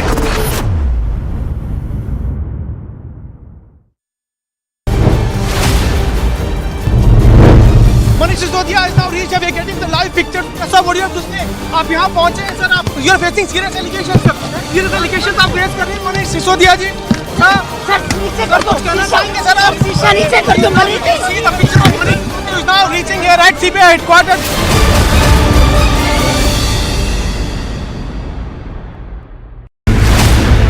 मैं जेल जाने से नहीं डरता, हम लोग भगत सिंह के अनुयायी हैं। Top sources now confirming to Republic TV that Deputy Chief Minister Manish Sisodia has been placed under arrest. Accused number 1 in the liquor scam has been arrested. We're breaking the story first, way ahead of any other channel. In fact, all other channels haven't even figured out what's been going on. My Manish Sisodia has been arrested.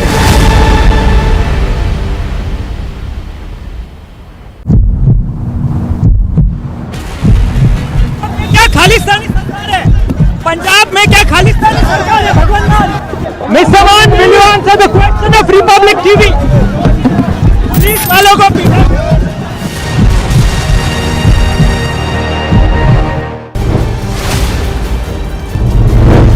Manish Sisodia is now reached. We are getting the live picture. Sir, what do you have to say? आप यहाँ पहुँचे हैं sir. आप you are facing serious allegations sir. Serious allegations आप raise कर रहे हैं Manish Sisodia जी. Sir नीचे कर दो, कहना चाहेंगे सर आप? शीशा नीचे कर दो Manish ji. See the picture of Manish Sisodia is now reaching here at CBI headquarters.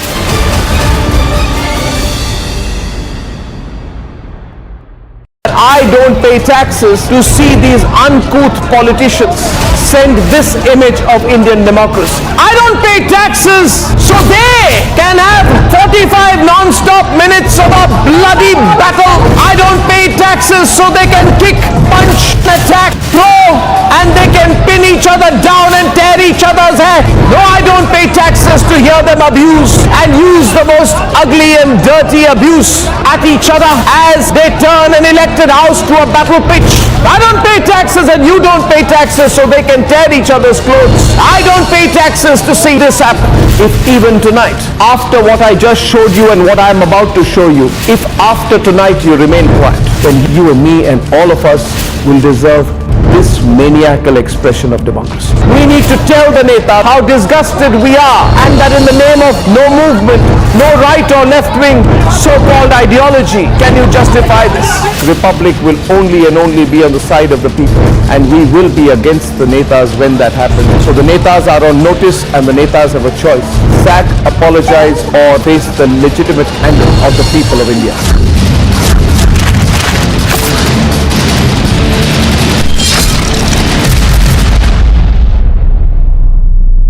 Soros, the allegedly evil Soros, has given a lot of money to a lot of people in the Indian news and especially the Indian digital news ecosystem. These people, who we will henceforth refer to as the hashtag Soros media, are therefore very rich media. The ironical part is that these completely blemished hashtag Soros media then asks the non-Soros media ethical questions. The Soros media asks the non-Soros media, tell us who owns the news. Well, I tell them, Uncle Soros owns you. These unethical members of the Soros media have been completely lying and constantly lying and saying, oh, you got to pay to keep the news free. We are so poor, we have no money, the mainstream media has money, we are broke, help us, please give us 100 rupees. Why 100 rupees? Should even 1 rupee be given by you?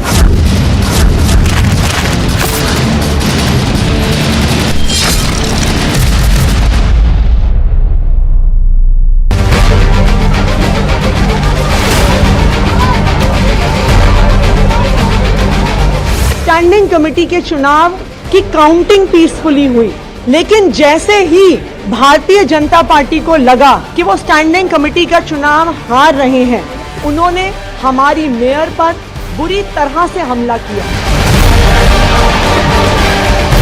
चौथा candidate आम आदमी party का चुनाव हार चुका है, लेकिन आम आदमी पार्टी अरविंद केजरीवाल के कहने के ऊपर यहाँ गुंडागर्दी कर रही है।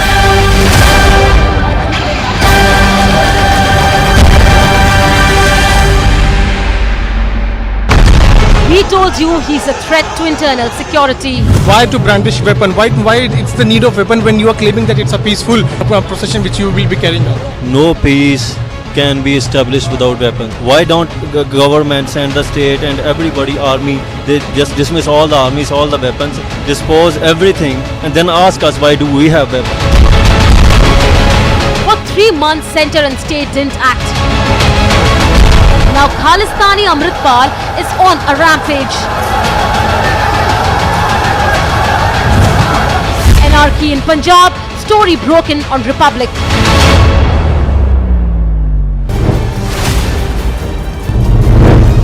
Manish Sisodia is now reached. We are getting the live picture. Sir, what do you have to say? आप यहाँ पहुँचे हैं सर. आप you are facing serious allegations. Serious allegations आप face कर रहे हैं Manish Sisodia जी. सर नीचे कर दो. सर आप शीशा नीचे कर दो Manish ji. See the picture of Manish Sisodia is now reaching here at CBI headquarters.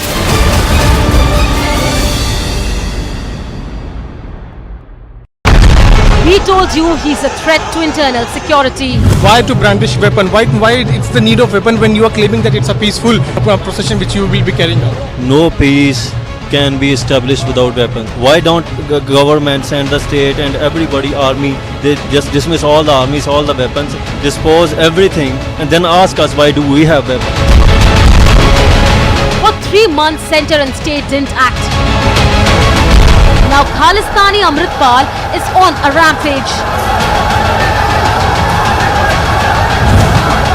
Anarchy in Punjab, story broken on Republic.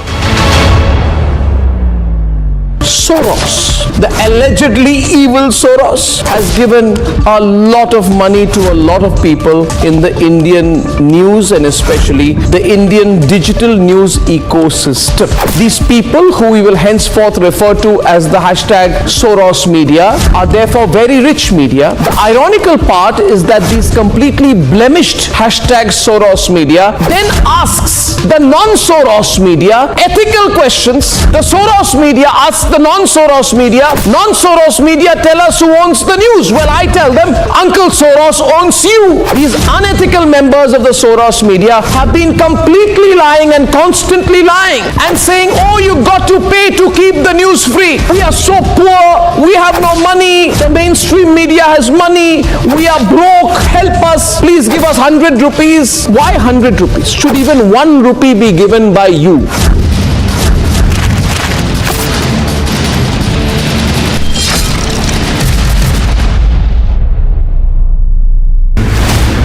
मैं जेल जाने से नहीं डरता. हम लोग भगत सिंह के अनुयायी हैं. Top sources now confirming to Republic.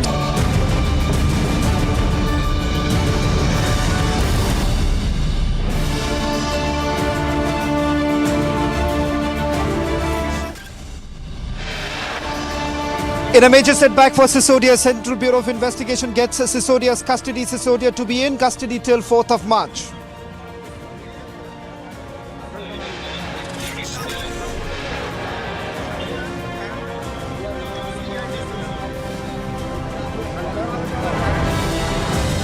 Aam Aadmi Party questions verdict, says no evidence has been found. Nothing will be found in the next 5 days.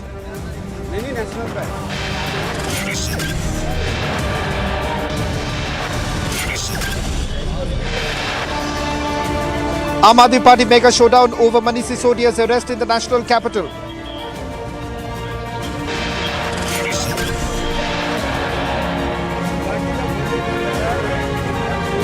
Prime Minister in pole-bound Karnataka inaugurates Shivamoga Airport, pitches for the double-engine government.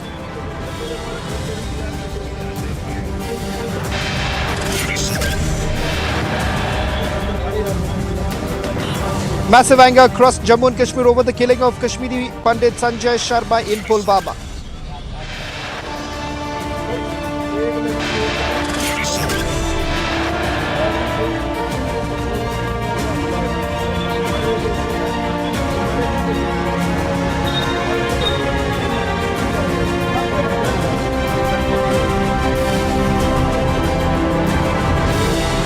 Terror haven Pakistan witnesses anger over terrorist. Al-Badr terrorist shot dead.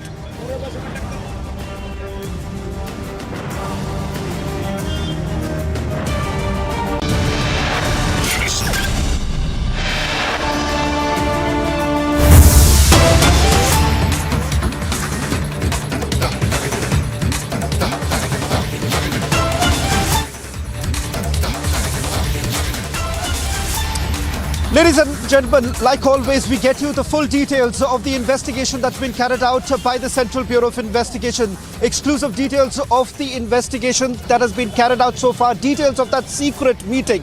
The Central Bureau of Investigation told the court that this particular conspiracy was hatched in a very secretive manner. So how did it all transpire? Tonight we get you full details of those meetings that took place between conduit Vijay Nair and the South Group.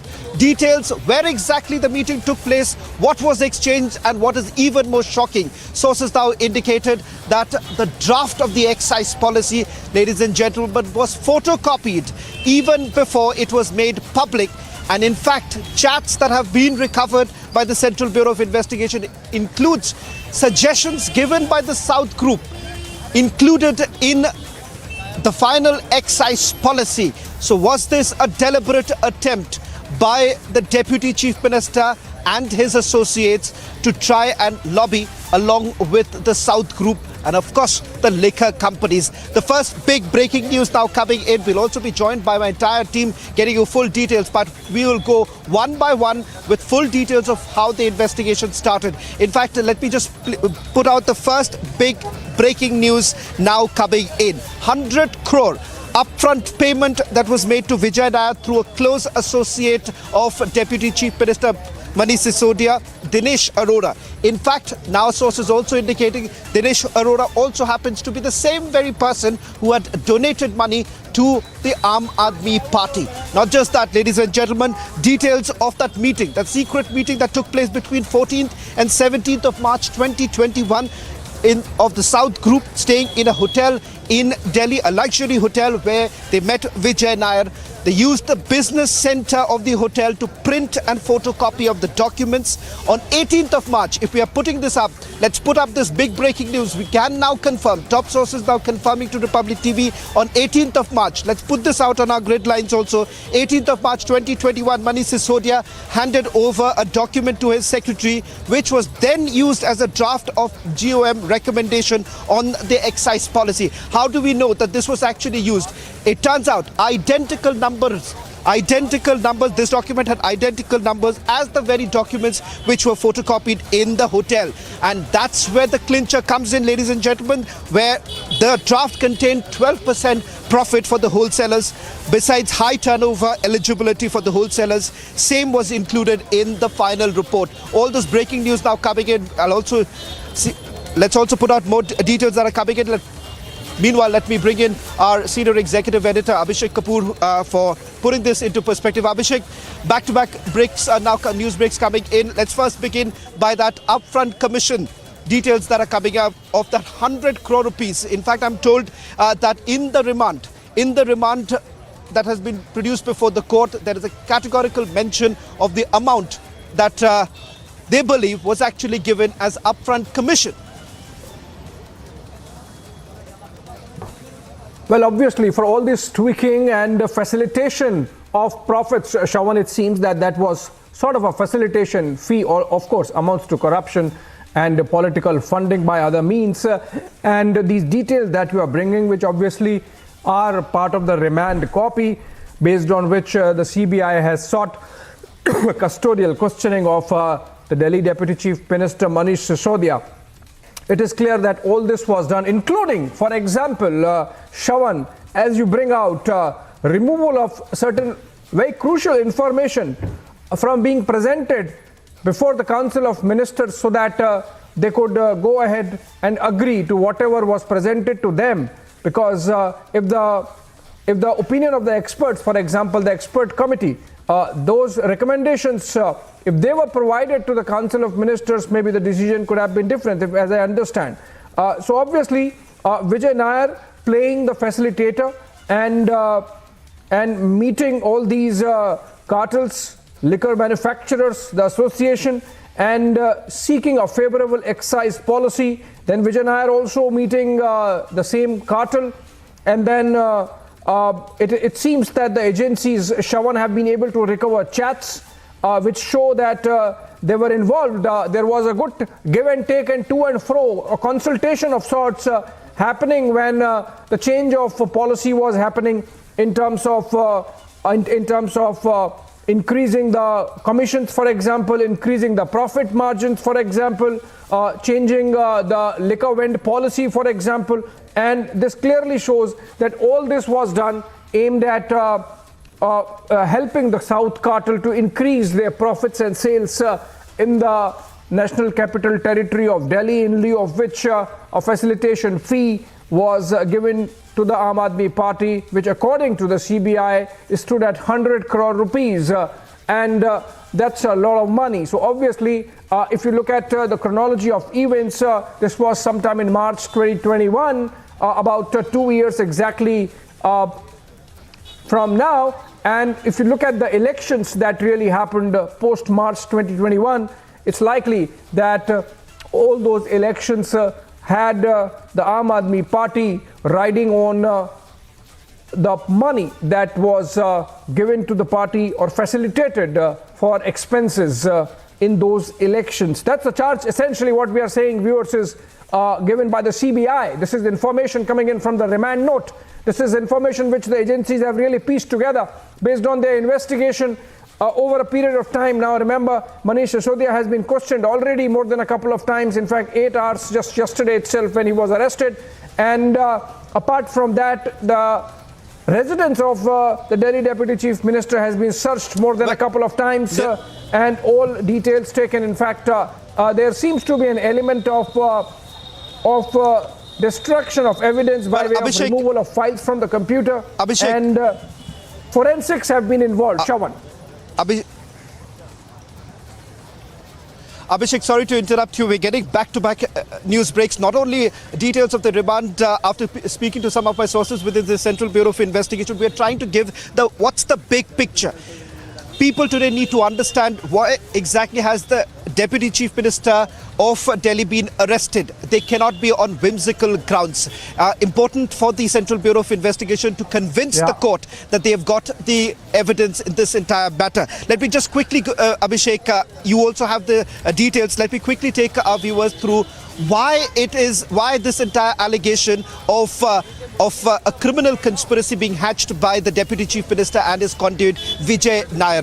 Ladies and gentlemen, even before the excise policy was actually put into place, put into implementation, there were multiple meetings that were taking place. We are now going to break the details of those very meetings that took place, the secret meetings that CBI was referring to in the court. Now, Republic TV getting you full details of when the meetings took place, what really happened in those very meetings. We're talking about a meeting that took place between 14th and 17th of March 2021 when South Group stayed in a hotel in Delhi. That's when communication strategist of the Aam Aadmi Party, Vijay Nair, met with the South Group.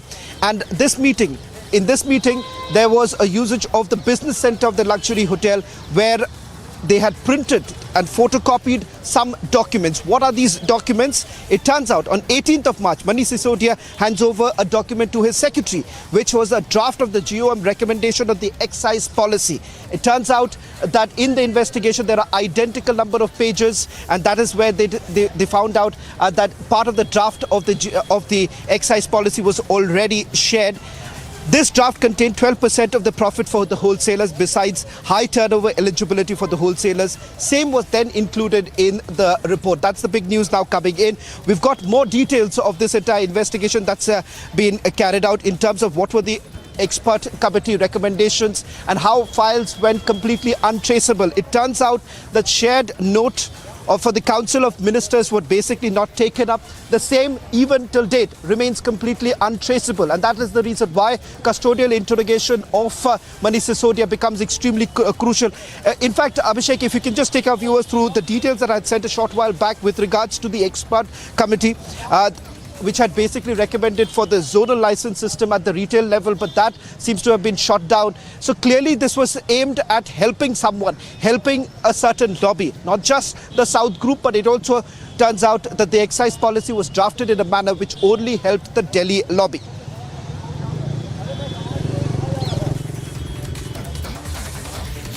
Well, clearly there is an element of quid pro quo, Shawan, in all the information that you are bringing out. And this quid pro quo, but for any other words, amounts to corruption, I believe, and that is the reason why the agencies are so confident that they need custodial interrogation of the Delhi Deputy Chief Minister. I am essentially going with the information that, Shawan, you have fished out from the remand note and the investigation that has been going on. The entire team, in fact, is live with us, Shawan. Piyush Mishra reporting live since morning. Alicia, of course, in the Mumbai newsroom, and Anuj there in the field If I could begin with Piyush first. Piyush, over to you. You have been there on the ground. You have been engaging. Anuj, in fact, has been engaging with the Aam Aadmi Party leaders. But Piyush, to you first. You are at the Rouse Avenue Court. What's happening there, and what details can you share with the viewers? The latest details about this Manish Sisodia story. Well, Abhishek, what we are now hearing right now is that Manish Sisodia is being taken out of Rouse Avenue Court and he will be brought here at CBI headquarters, from where right now I am reporting. Remember that we tried to ask few questions from Manish Sisodia while he was en route to Rouse Avenue Court, but he did not answer even a single question. But this very building, this headquarters of CBI, is going to be the place where Manish Sisodia will be staying for the next 5 days, because CBI has got his custody, and now the real problem for the Deputy Chief Minister of Delhi begins from today, as the officers of CBI are going to confront him with the evidence which they have gathered so far. Remember that it has also been mentioned during the course of proceedings which took place by the officers that Manish Sisodia has been non-cooperative. In fact, he is not answering to the questions. To that, the lawyers of Manish Sisodia said that they do not want to give any kind of confession according to the whims and fancies of CBI officers. To that, CBI replied back saying that we do not want confession from Manish Sisodia, but we want an explanation about the excise policy, which Manish Sisodia is not giving. Remember that in the last few months, since the time the FIR was filed by CBI has arrested multiple people. Many people have been arrested and many evidences have been gathered, and during this course multiple testimonies have also been recorded by CBI. So today what we are now learning that Manish Sisodia is taken back again here at CBI headquarters. CBI officers are going to confront him with the evidences. They are going to ask him about each and everything, about the formation of policy, who all people who are there, what kind of meetings took place, what is the role of Vijayanar, what is the role of Samir Mahindra, how did Samir Mahindra got in touch with the entire lobby, and what about this South lobby. So there are multiple things which Manish Sisodia is yet to answer. In fact, sources have told us that Aam Aadmi Party and in fact Manish Sisodia during the course of interrogation here at the CBI headquarters has not answered even a single question concerning the liquor policy, and that is what the BJP has also been leveling on Aam Aadmi Party, saying that they do not answer even a single technical question about the policy. They just say that no such scam has happened, no such liquor policy scam even exists. This is what the BJP's attack on Aam Aadmi Party is. But the point here is that what about the allegations which Manish Sisodia is facing? We have not seen even a single answer coming in from Aam Aadmi Party leaders. Today, Manish Sisodia will be confronted with the evidences. We'll have to wait and watch how the investigation of CBI will further proceed. But he's going to stay here at CBI headquarters for the next 5 days. Abhishek. Right. So even as the CBI prepares for custodial interrogation of the Delhi Deputy Chief Minister, the Aam Aadmi Party obviously has been looking at the entire series of developments from the prism of politics and been out there on the streets protesting. Let's go to Anuj. She's there at Mandi House, I am told, where protests have taken place all through the day. Anuj, over to you. What has been the sentiment on the ground among the Aam Aadmi Party cadres? Do they seriously believe that this is just about politics, or you got a sense among the second rung of leadership at least that because they know perhaps that something was done by way of tweaking of the excise policy, they have to really cover up for Manish Sisodia? Well, exactly, Abhishek. Since from the day one this happened and this case came in light, this is the line which has been taken by the Aam Aadmi Party. They are saying that this is all political vendetta. Remember, Aam Aadmi Party doing press conferences after press conferences where they are stating it again and again that CBI for a year did the investigation but hasn't got anything till now. But the sensational details are emerging now, as Chavan was just breaking the details for us. So now this is to see, wait and watch what exactly is going to be the line that is going to be taken by Aam Aadmi Party. Whereas let me also tell you, the moment the court has given the permission to the CBI for the 5 days custody, this was the Gopal Rai, the minister of Aam Aadmi Party, who did a press conference, and line taken was very much similar, that this is all political vendetta. CBI is working on the direction of Bharatiya Janata Party. The agencies are working on the direction of BJP. That's the line which has been taken, and they are calling it a witch hunt. They are calling it a political vendetta. On the other hand, they are continuously saying that Bharatiya Janata Party is afraid of Aam Aadmi Party and Arvind Kejriwal. In a manner, they are growing. They have become the it's a National political Party, and prison this is there. So far as the Aam Aadmi Party is concerned, Anuj, hold on to your thoughts. In fact, I'm told there is another breaking news development coming in with more information. Via Shravan. So let me go to Shravan. Shravan at the CBI headquarters. Shravan, over to you. What other development you have by way of information you might have egged out from the CBI investigation? Shravan, over to you. Well, in fact, more and more skeletons stumbling out of the cupboard right now. This time we had now been given to understand that there was a meeting that took place on first week of March in 2021 when conduit Vijay Nair met a liquor manufacturer association, and this time he directly sought for commission for a favourable excise policy. That's the breaking news now coming in. There have been chats that have also been recovered in which they've got that certain suggestions were basically made by the South Group, and those suggestions were incorporated in the final excise policy. This was after the recommendations that were made by the South Group themselves. Now, there's a GOM note that has been recovered from Sisodia's computer. This was on 15th. The GOM note dated was 15th March 2021, and the proposed margin was 5%. Let me try and explain this to our viewers because there's a lot of information now coming in. Initially, when the excise policy was in place, it was the profit of margin viewers was just about 5%. And that is exactly what the recommendation was, the legal opinion was. But it turns out that the liquor manufacturers, they essentially wanted a higher profit margin. And that is exactly that was incorporated at a later stage for about 12%, which means that they make much higher profit, windfall profits rather, at the cost of the state exchequer. It is the state that basically loses the money here. Consumption basically goes up, but the state does not make that kind of revenue. So where does the money go? The money basically goes, according to the central agencies, it has gone in the form of kickbacks. They say that Vijay Nair had made it abundantly clear from the meeting that took place in that luxury hotel, and also during that meeting that he had on the first week of March.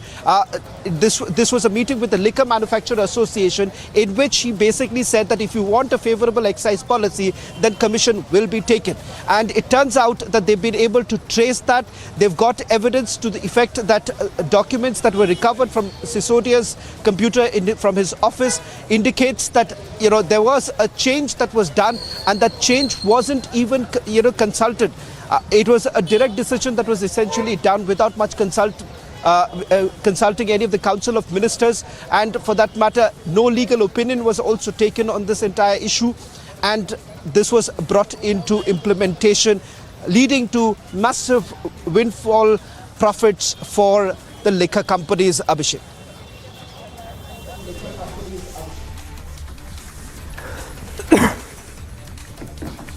All right, Shravan, I believe the court proceedings are still on, and we are hoping that very soon we would hear about the developments there.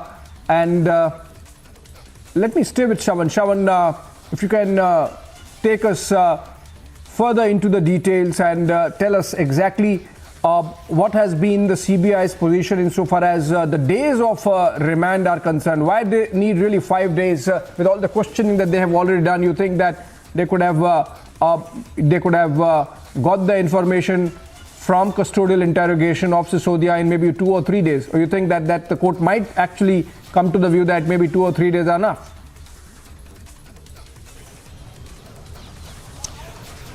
Well, the process is for about 14 days. Very rarely have we seen the court essentially gives that 14 days at a stretch.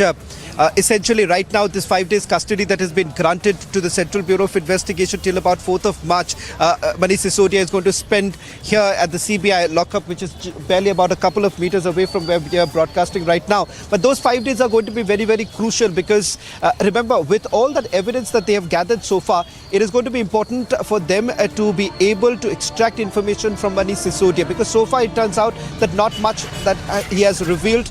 Most of the questioning that has taken place, answers have essentially been that he does not know. Slipping into a short break. On the other side, a rolling coverage on this big development continues.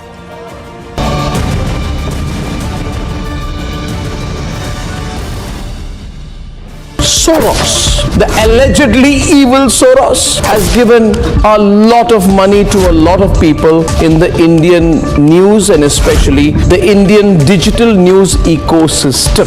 These people, who we will henceforth refer to as the hashtag Soros media, are therefore very rich media. The ironical part is that these completely blemished hashtag Soros media then asks the non-Soros media ethical questions. The Soros media asks the non-Soros media, non-Soros media tell us who owns the news. Well, I tell them, Uncle Soros owns you. These unethical members of the Soros media have been completely lying and constantly lying and saying, oh, you got to pay to keep the news free. We are so poor, we have no money, the mainstream media has money, we are broke, help us, please give us 100 rupees. Why 100 rupees? Should even 1 rupee be given by you?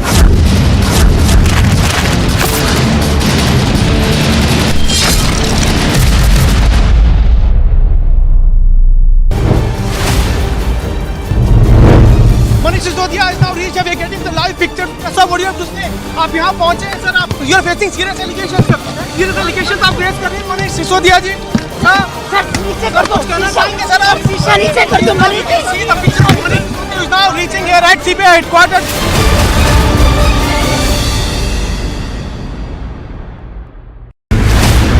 मैं jail जाने से नहीं डरता.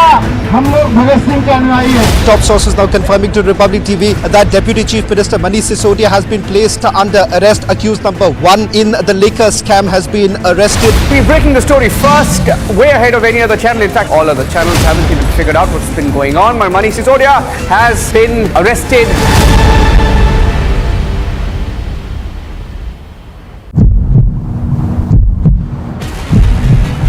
क्या खालिस्तानी सरकार है? पंजाब में क्या खालिस्तानी सरकार है? भगवान मान Mr. Man, will you answer the question of Republic TV? Police वालों को पीटा.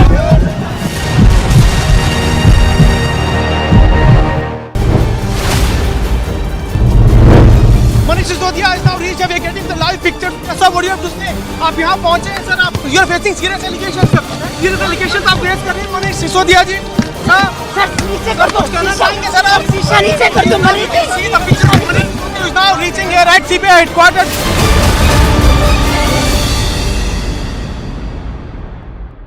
I don't pay taxes to see these uncouth politicians send this image of Indian democracy. I don't pay taxes so they can have 45 non-stop minutes of a bloody battle. I don't pay taxes so they can kick, punch, attack, throw, and they can pin each other down and tear each other's hair. No, I don't pay taxes to hear them abuse and use the most ugly and dirty abuse at each other as they turn an elected house to a battle pitch. I don't pay taxes and you don't pay taxes so they can tear each other's clothes. I don't pay taxes to see this happen.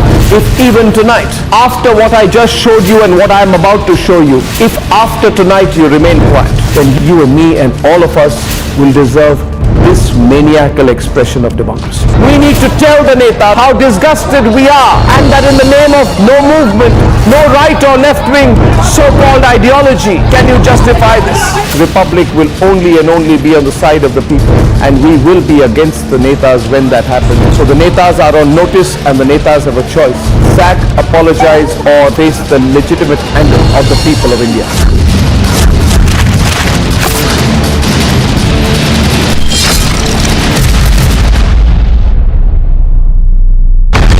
He told you he's a threat to internal security. Why to brandish weapon? Why it's the need of weapon when you are claiming that it's a peaceful procession which you will be carrying out? No peace can be established without weapons. Why don't governments and the state and everybody, army, they just dismiss all the armies, all the weapons, dispose everything and then ask us why do we have weapons?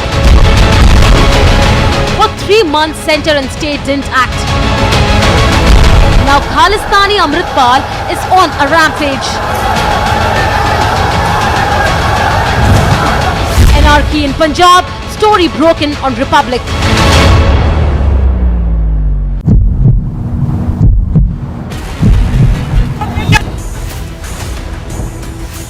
Biggest political face-off on Liquorgate.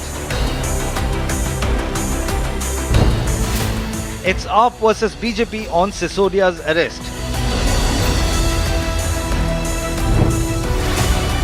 unmissable Liquorgate debate with Arnob, debating tonight at 9 p.m.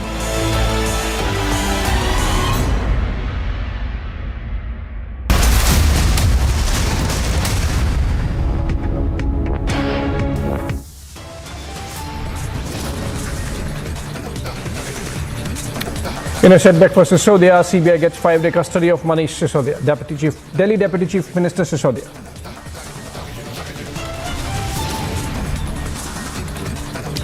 AAP hit South says no evidence found so far. Nothing will be found in the next 5 days either.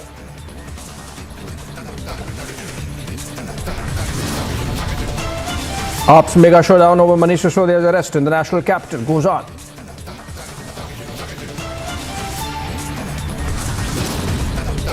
Runs out Prime Minister's take on abuse politics gives Kamal Khilega answer to the Kabar Khudegi abuse.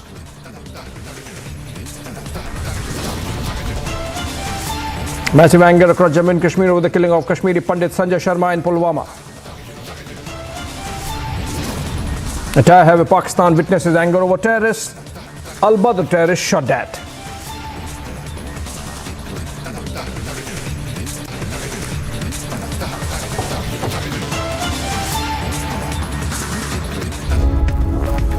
Alright, we are getting a breaking news development from Hyderabad, where father-in-law of Hyderabad MP and AIMIM chief Asaduddin Owaisi's daughter has allegedly shot himself at his residence. He has been shift-cleared, brought dead on arrival. Let's go to Aneri. She's there on the ground in Hyderabad. Aneri, over to you. If you could share some details as to what has exactly happened and why did Mazaruddin Ali Khan, identified as the father-in-law of Asaduddin Owaisi's daughter, killed himself?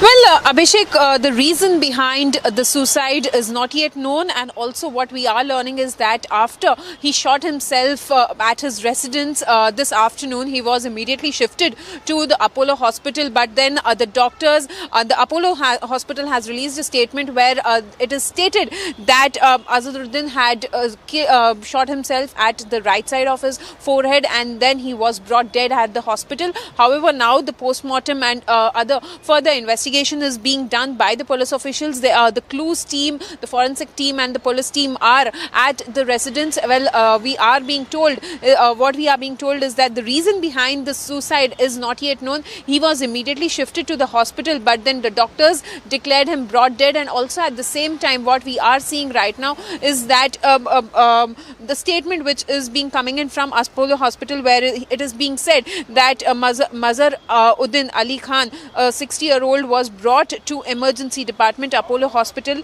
at around 2 p.m. He was brought dead, and he was wounded on the right side of his head, and further investigation is being done by the police officials. Well, not Abhishek, let me remind you, Mazaruddin Ali Khan is the father-in-law of Asaduddin Owaisi's daughter, and also at the same time further investigation is being done. Well, the reason behind this is not yet known, but yes, Mazar is himself orthopedic. He's a doctor, but the reason behind the suicide is not yet known, and further investigation will only reveal what was the exact reason behind this attempt to suicide. And also right now the post-mortem is being done at the hospital, is what we are being told.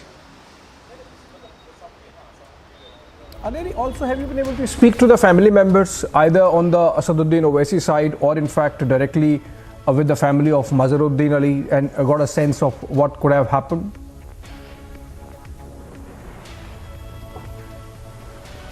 Well, Abhishek, no statement yet coming in from the family or from Asaduddin Owaisi, who is Asaduddin Owaisi's daughter's father-in-law, who had committed suicide. But then we are yet to get any sort of statement, any sort of clarification in connection with this particular case. Well, we'll have to wait for further details into this matter, as the police officials also have been conducting investigation, and also the teams, the forensic team and the police team is right now at their residence, and they are looking into further details of what exactly had happened. But yes, at around 1:30 is the time when he had shot himself on his head, right side of his head, and then immediately he was shifted to Apollo Hospital, where the doctors declared him brought dead. And further now post-mortem will be done for Mazhar Uddin Ali Khan.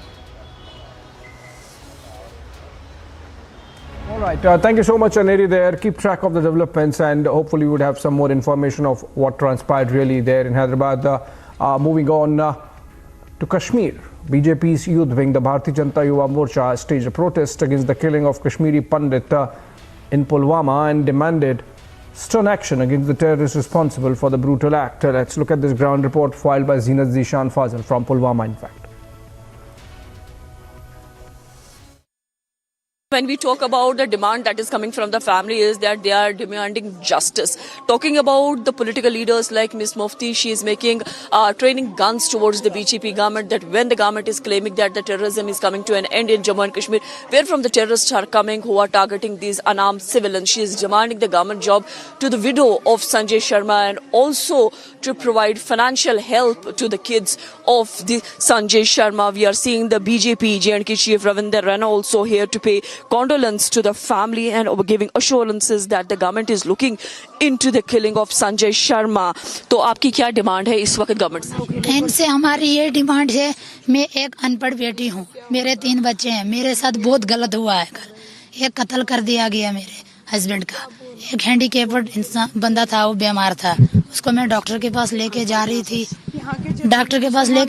मैं उसको यहाँ इसको किसी दुश्मन ने गोलियां लगा दी उसको, मेरे को पता नहीं चला कि किसने लगाई। उस टाइम मैंने चलाया भी, मेरे पास कोई सिक्योरिटी, कोई पुलिस नहीं पहुंची।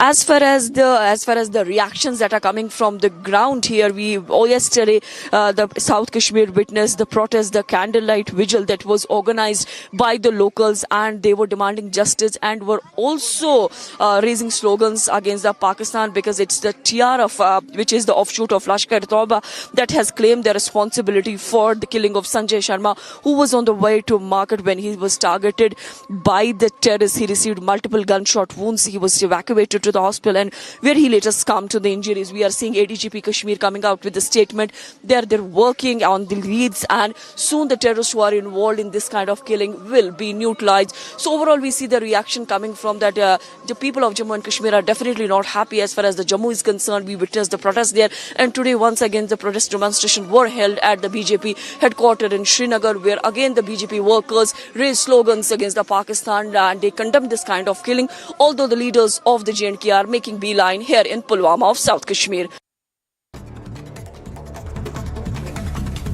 All right, let's move on to a top wrap of stories from across the country and around the world. The Supreme Court extended the interim bail granted to Congress leader Pawan Khera till March 3.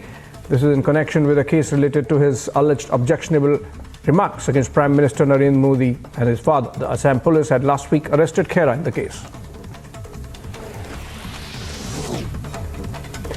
ADGP Kashmir Vijay Kumar visited Pulwama district of Jammu and Kashmir, where he held a detailed security review meeting in which officers of police and other security forces participated. Officers including Army Sector Commander, DIG Police, DIG CRPF, SSP Pulwama were present at the meeting. The ADGP was briefed about the overall security measures put in place by the participating officers. This was in the backdrop of the recent killing of Kashmiri Pandit Sanjay Sharma by terrorists in Pulwama.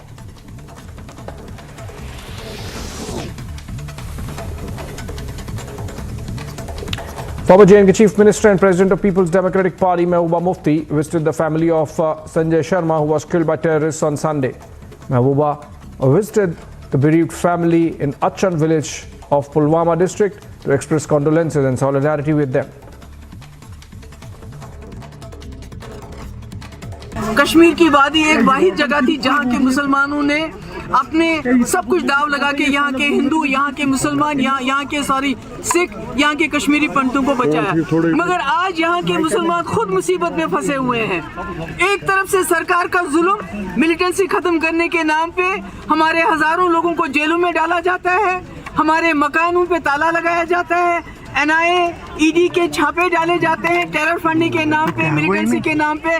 हमारे हजारों की तादाद में हमारे लोग बाहर के जेलों में हैं और उनके घर वालों की कोई रसाई नहीं है उन तक। और रोज हमारे यहाँ आज भी 4 मकान अटैच किए गए और हमें ये बताया जाता है कि हम मिलिटेंसी खत्म करें। अगर मिलिटेंसी खत्म है तो इसको किसने मारा? After inaugurating airport and addressing rally in Shivamoga, Prime Minister Narendra Modi held a mega road show in Belagavi, Karnataka. Thousands of people gathered in the town to welcome Prime Minister Narendra Modi. While addressing a public rally in Shivamoga, Prime Minister Narendra Modi lauded the pace of the development in Karnataka done by the double-engine government. Prime Minister Narendra Modi further said that BJP is working hard to take the development to villages in the state.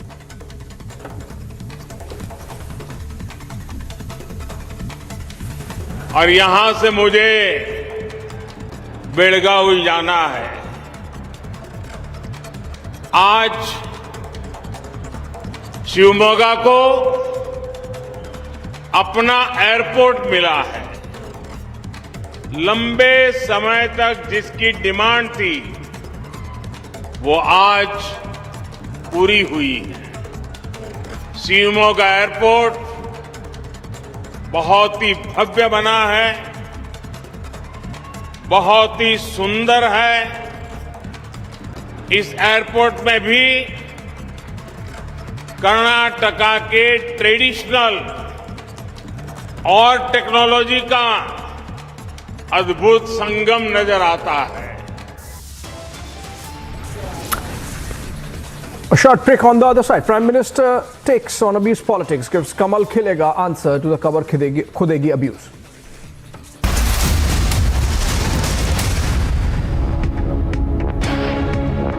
आग को फैलने से रोकना मुश्किल है पर नामुमकिन नहीं। अब फायरवॉल टेक्नोलॉजी के साथ सेंचुरी प्लाई क्लब प्राइम आग से बचाए।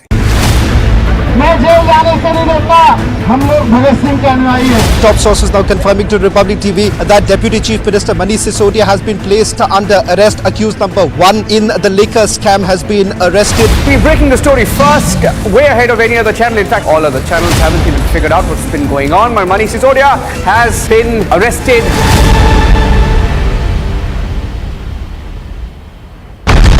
We told you he's a threat to internal security.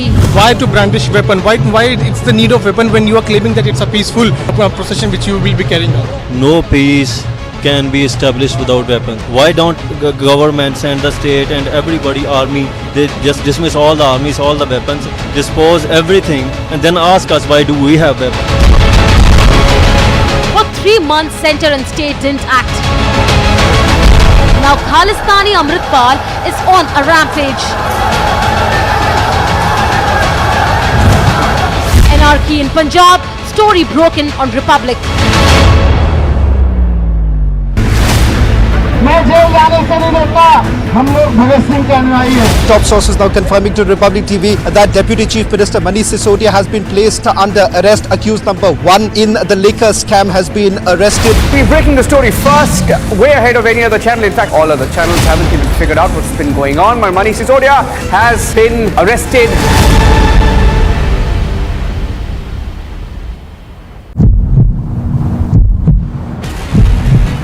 क्या खालिस्तानी सरकार है?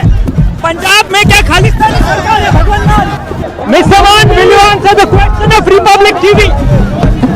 पुलिस वालों को पीछे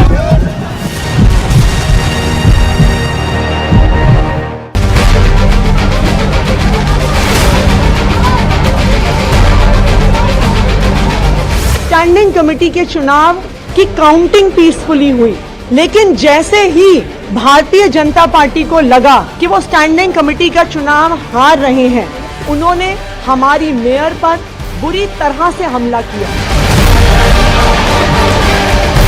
चौथा कैंडिडेट आम आदमी पार्टी का चुनाव हार चुका है, लेकिन आम आदमी पार्टी अरविंद केजरीवाल के कहने के ऊपर यहां गुंडागर्दी कर रही है।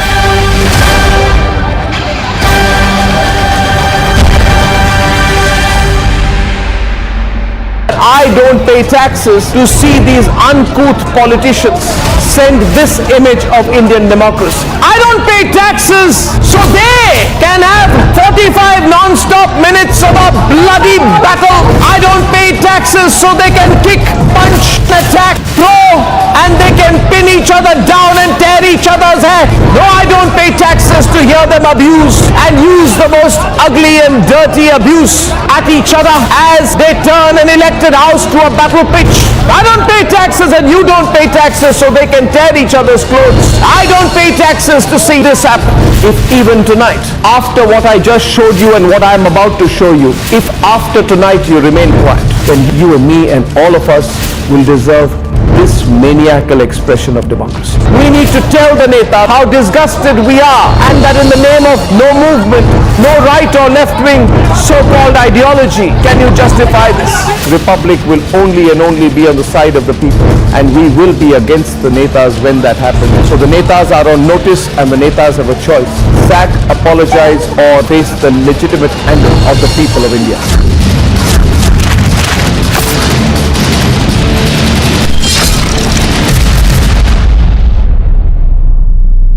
Soros, the allegedly evil Soros, has given a lot of money to a lot of people in the Indian news and especially the Indian digital news ecosystem. These people, who we will henceforth refer to as the hashtag Soros media, are therefore very rich media. The ironical part is that these completely blemished hashtag Soros media then asks the non-Soros media ethical questions. The Soros media asks the non-Soros media tell us who owns the news. Well, I tell them, Uncle Soros owns you. These unethical members of the Soros media have been completely lying and constantly lying and saying, oh, you got to pay to keep the news free. We are so poor, we have no money, the mainstream media has money, we are broke, help us, please give us 100 rupees. Why 100 rupees? Should even 1 rupee be given by you?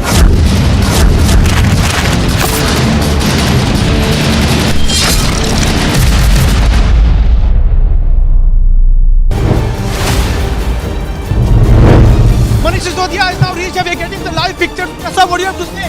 आप यहाँ पहुँचे हैं sir. आप you are facing serious allegations. Serious allegations आप raise कर रहे हैं मनीष सिसोदिया जी. Sir नीचे कर दो. कहना चाहेंगे सर आप. शीशा नीचे कर दो Manish ji. See the picture of Manish Sisodia is now reaching here at CBI headquarters.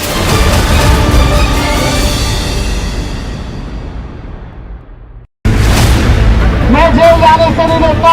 हम लोग भगत सिंह के अनुयायी हैं. Top sources now confirming to Republic TV that Deputy Chief Minister Manish Sisodia has been placed under arrest. Accused number 1 in the liquor scam has been arrested. We're breaking the story first, way ahead of any other channel. In fact, all other channels haven't even figured out what's been going on. But Manish Sisodia has been arrested.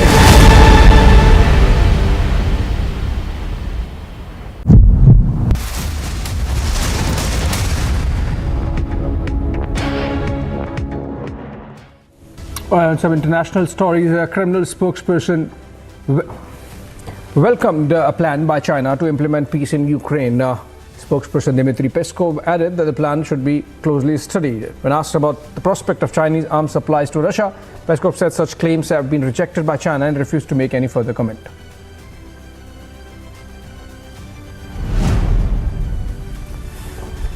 Scores of Israeli settlers rampaged through a Palestinian town in the northern West Bank, torching homes and vehicles in the worst such violence in decades. This after a Palestinian gunman killed 2 Israelis. According to officials, 1 man has been killed and 4 others badly wounded.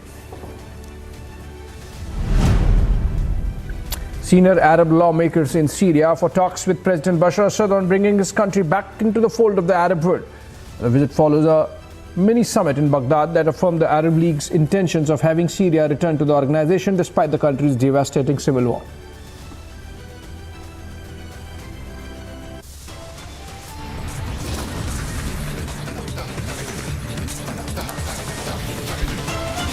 A short break. On the other side, terror haven Pakistan witnesses anger over terrorists. Al-Badr terrorists shot dead.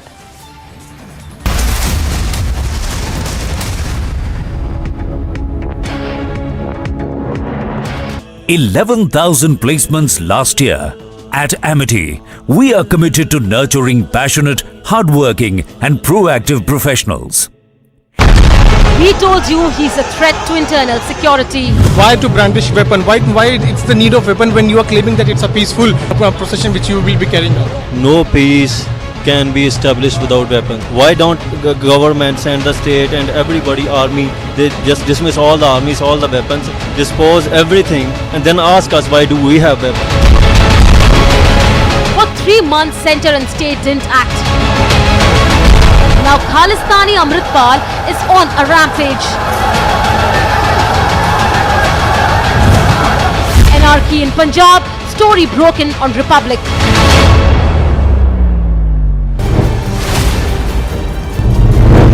Manish Sisodia is now reached. We are getting the live picture. Sir, what do you have to say? आप यहाँ पहुँचे हैं sir. आप you are facing serious allegations. Serious allegations आप face कर रहे हैं मनीष सिसोदिया जी. Sir नीचे कर दो. कहना चाहेंगे सर आप? शीशा नीचे कर दो Manish ji. See the picture of Manish Sisodia is now reaching here at CBI headquarters.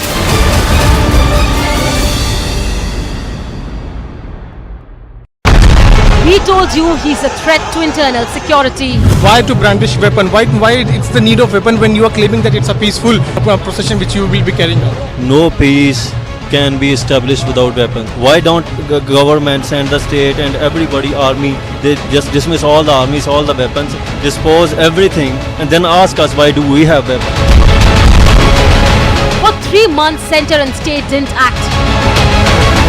Now Khalistani Amritpal is on a rampage. Anarchy in Punjab, story. Worries of Adani companies on NSE indices. Adani stocks remain in meltdown. Are there fundamental troubles for Adani? Debating tonight at 10 p.m.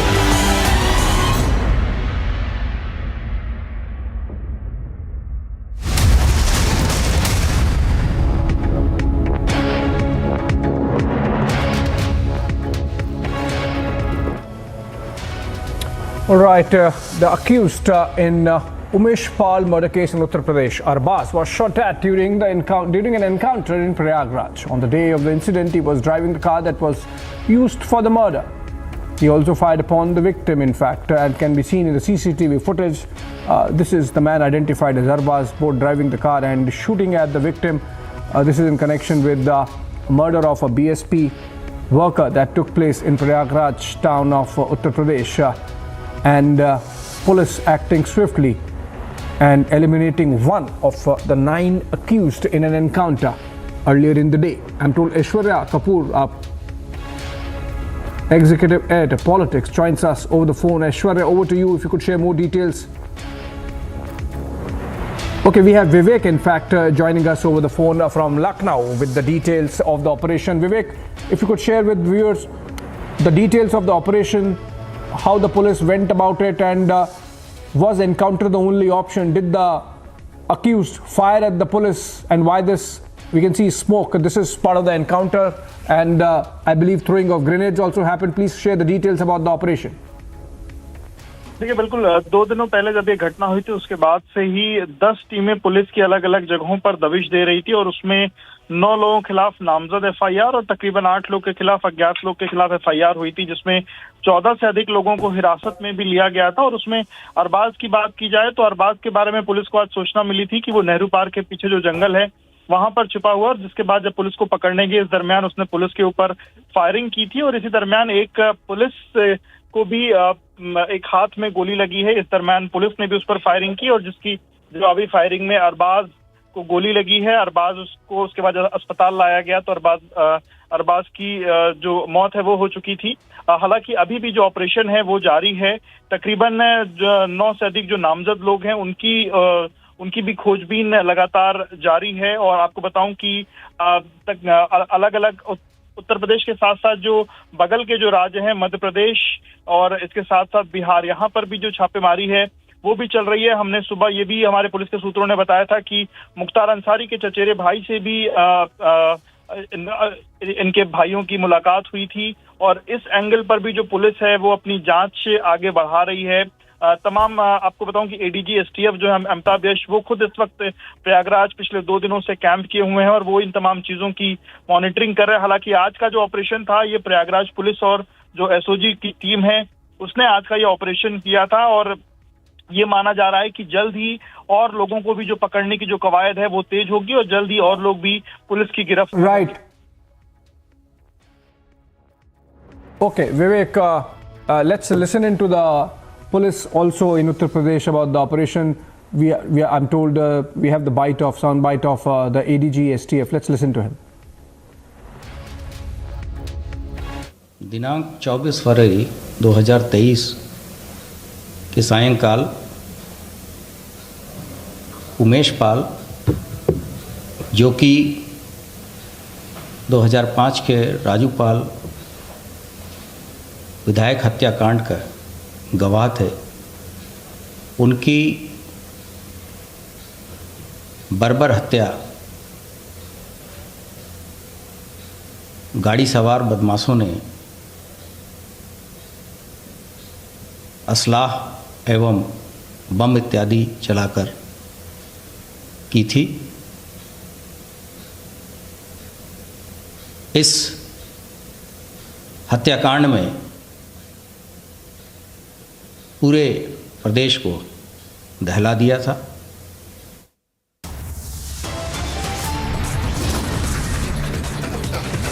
A massive anger across Jammu and Kashmir over the killing of Kashmiri Pandit Sanjay Sharma in Pulwama.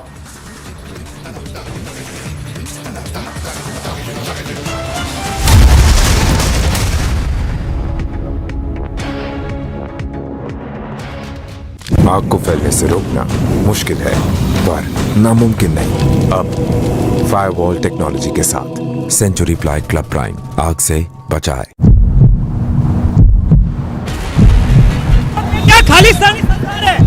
Punjab में क्या खालिस्तानी सरकार है? भगवान mister one, will you answer the question of Republic TV? Police वालों को पीटा।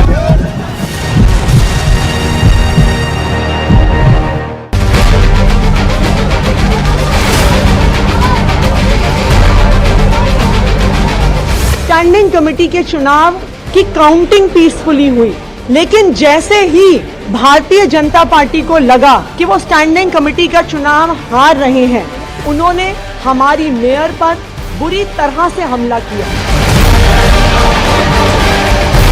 चौथा candidate आम आदमी पार्टी का चुनाव हार चुका है, लेकिन आम आदमी पार्टी अरविंद केजरीवाल के कहने के ऊपर यहाँ गुंडागर्दी कर रही है।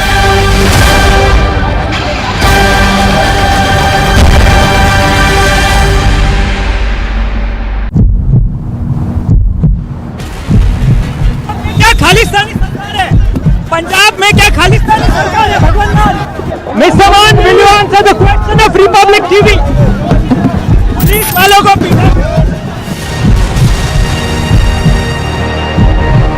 I don't pay taxes to see these uncouth politicians send this image of Indian democracy. I don't pay taxes so they can have 45 non-stop minutes of a bloody battle. I don't pay taxes so they can kick, punch, attack, throw, and they can pin each other down and tear each other's hair.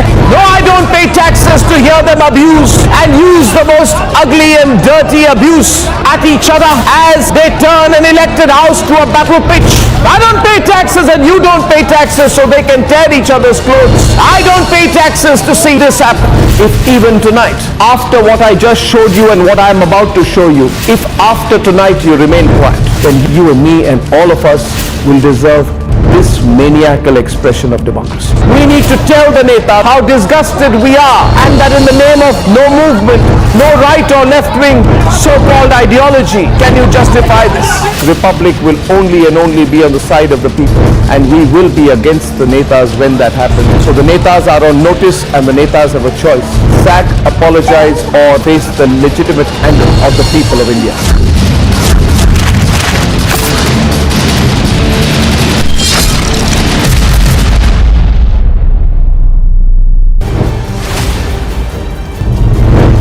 Manish Sisodia is now reached. We are getting the live picture. Sir, what do you have to say? आप यहाँ पहुँचे हैं sir, आप you are facing serious allegations. Serious allegations आप raise कर रहे हैं मनीष सिसोदिया जी. Sir नीचे कर दो शीशा नीचे कर दो Manish See the picture of Manish Sisodia is now reaching here at CBI headquarters.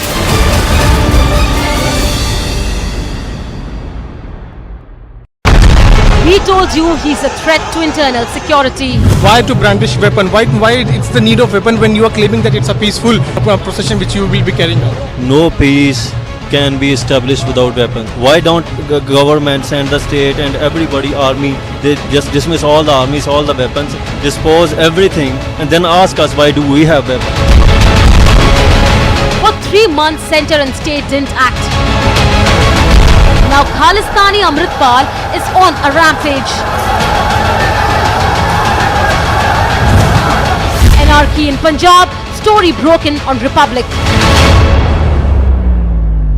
Soros, the allegedly evil Soros, has given a lot of money to a lot of people in the Indian news and especially the Indian digital news ecosystem. These people, who we will henceforth refer to as the hashtag Soros media, are therefore very rich media. The ironical part is that these completely blemished hashtag Soros media then asks the non-Soros media ethical questions. The Soros media asks the non-Soros media tell us who owns the news. Well, I tell them Uncle Soros owns you. These unethical members of the Soros media have been completely lying and constantly lying and saying, oh, you got to pay to keep the news free. We are so poor, we have no money, the mainstream media has money, we are broke, help us, please give us 100 rupees. Why 100 rupees? Should even 1 rupee be given by you?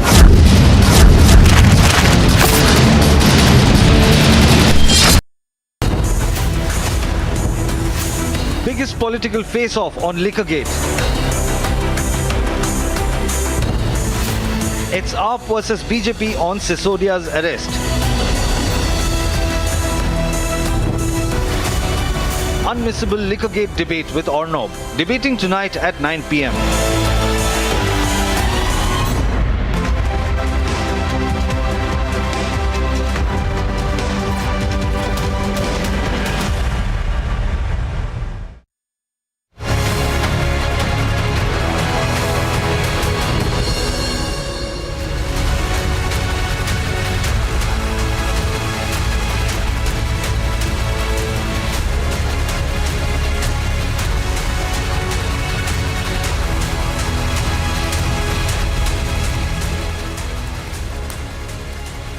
Thank you for joining us here on the biggest story tonight. Even though the Manish Sisodia story has been grabbing the headlines and we've been non-stop on the coverage of it, mainly because of the action in the national capital and the protests across the country, there is another story that's picking up steam this evening.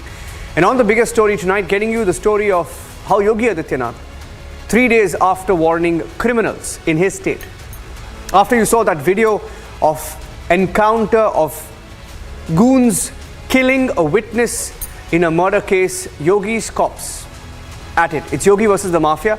We're putting our focus on that, on the biggest story tonight. Here are the headlines. Manish Sisodia, the Deputy Chief Minister of Delhi, has been sent to 5-day CBI custody.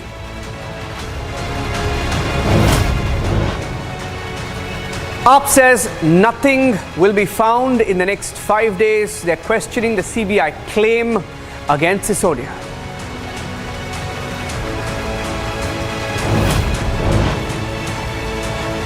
BJP tells the Aam Aadmi Party why fear the law, why kick and scream when the courts have granted him custody.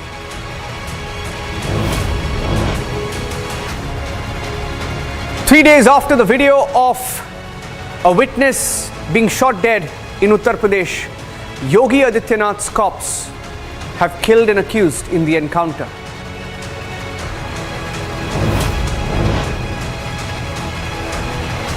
Prime Minister Modi in battleground Karnataka takes on those who said that he will be sent to the grave and those who said Modi is dead.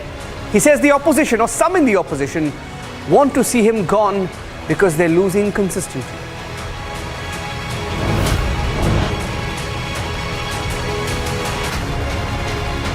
In Pakistan, believe it or not, a terrorist and the commander of a terror group has been shot dead. Terrorists who ruled Pakistan are now facing the heat.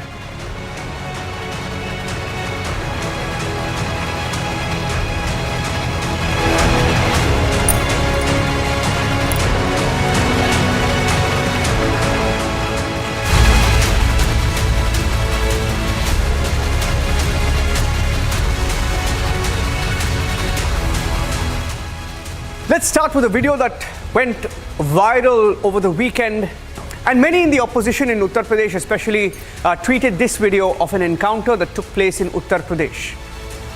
This was a shootout where a witness was targeted by a few goons in what clearly shows was a planned murder. This was the murder of Umesh Pal, seen in this video. He gets off a car, he has an armed guard as security, and still bombs were thrown, people opened fire, and the prime witness was shot dead. Look at this, people throwing grenades. All of this happened in Uttar Pradesh, and this video was captured on CCTV. The attack was captured on CCTV. Look at that once again, a planned murder. Just as a witness gets out of the car, he's shot at, the security also not spared, and then attackers from all sides, grenades thrown, bombs thrown, crude bombs hurled, and then in these videos you can see that the witness was attacked in a manner that was planned, and it was clear that they wanted to kill him. Now, Yogi Adityanath in the last few days has also been speaking on the floor of the assembly in Uttar Pradesh, and he's been warning these criminals. He's been warning them that he will get them. And there's been an encounter today. Look at that video. That's the Umesh Pal murder accused. In fact, this is the murder of the Umesh Pal case witness. This was the video. This was the video and video that captured the attack. And the accused in this particular case has been shot dead by the Uttar Pradesh police. So as we stay on these pictures, it's Yogi versus the mafia, and there is something going on. And as opposition leaders tried to question Yogi Adityanath, an emotional Yogi Adityanath. In fact, let's also pull out that soundbite of Yogi Adityanath in the assembly, saying that he will go after criminals. He will go after criminals, and a few days after he said that, the man, one of those accused of the murder of this witness that you see, this was the murder, and one of them accused in this particular case has been killed in an encounter. Here's what the police said today.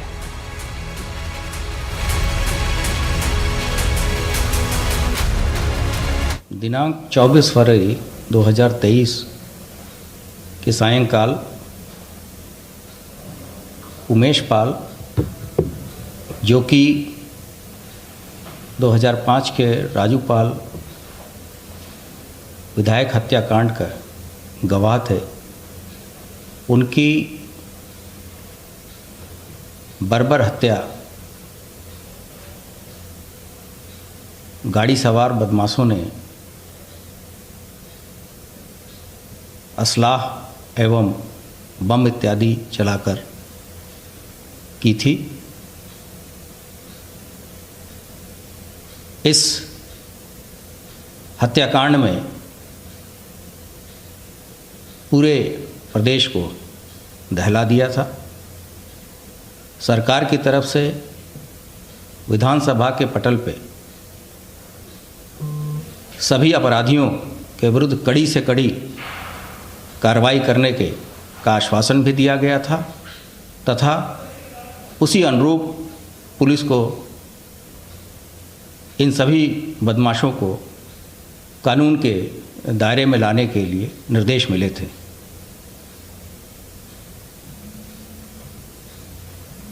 इसी क्रम में आज प्रयागराज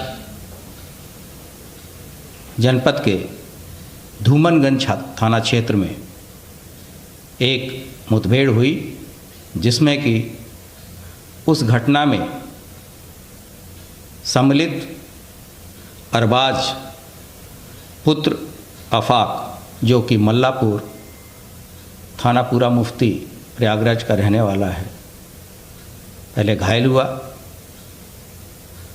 तथा इसके पास से एक 32 bore की pistol बरामद हुई है। इस पे आरोप है कि घटना के दिन जो क्रेटा गाड़ी इस्तेमाल हुई थी उसका यह ड्राइवर था, तथा उस दिन इसके द्वारा फायरिंग भी की गई थी। Let's go across to former UP DGP Dr. Vikram Singh joining us on the broadcast. Dr. Vikram Singh, you saw that video. In fact, it's really scary what happened in Prayagraj when a witness was shot dead, and especially when he was guarded. He had a security, he had police for security, and this was planned. And 3 days later, there's been an encounter. What do you make of what's going on? Exactly what you said. It was a savage attack on a witness, Umesh Pal, in broad daylight, killing him and one of the police constables who was his gunner. Now, Yogi Adityanath ji in the assembly said and proclaimed, "Mitti mein mila denge." There couldn't have been a more brave and a fearless assertion from any chief minister anywhere in the country. And what he said, he and the local police and the STF ensured that they were accounted for, and the main person who was driving the Creta and a 32-bore pistol also was recovered from him. He can be seen in these visuals that you are showing just now, that the deceased was a part of the actual assault on Umesh Pal. And yes, if he has been neutralized, then I think it is a cause that yes, the police need to account for the others also. But yes, the action of the police was very commendable, swift and exemplary. And the police did try to save him, took him to the hospital, but he was declared dead, as the hospital said. But yes, I would compliment the UP STF and the police for being so professional and competent and accounting for one of the major accused. The others who remain will also be, I'm sure, be accounted for very soon in this manner in the next week or so, or even earlier.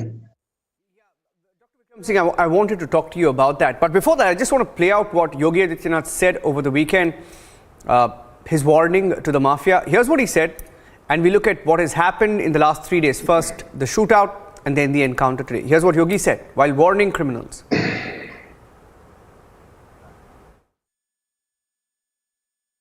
मैं उन्हीं पे आ रहा हूं, उन्हीं बातों पे चर्चा करने के लिए आ रहा हूं। हमारी पार्टी में आप बताइए किस पार्टी का सदस्य है, क्योंकि बहुजन समाज पार्टी से आपकी दोस्ती है, इसलिए बहुजन समाज पार्टी का नाम नहीं ले रहे आप। हम भी उन्हीं बातों पे कह रहे हैं। क्या ये सच नहीं कि जिस अतीक अहमद के खिलाफ पीड़ित परिवारों ने मुकदमा दर्ज कराया, उसके परिवार के खिलाफ, वो समाजवादी पार्टी के द्वारा पोषित माफिया है और उसकी कमर को तोड़ने का काम हमारी सरकार ने किया है। और फिर वो कहती है, इसे हम कह रहे हैं, इस माफिया को मिट्टी में मिला देंगे। सरकार किसकी है? सरकार किसकी है? गफलत में हो, ये माफिया है, इनको मिट्टी में मिलाने का काम करेंगे। अपराधी आप क्या हैं? अपराधी दूर का अपराधी आप क्या है? ये चीजें नहीं हो सकती। आप क्या है? नहीं सुनेंगे इनकी बात। ये तो आप जानते हैं, आपको बहाना चाहिए था। ये तो अध्यक्ष महोदय, ये पेशेवर माफिया और अपराधियों के सरपरस्त हैं और ये लोग लगातार यही करते रहे हैं। इनके रग में अपराध भरा हुआ है। अपराध के अलावा इन्होंने कुछ सीखा ही नहीं है। क्या सच नहीं का? पूरा प्रदेश इस बात को जानता है।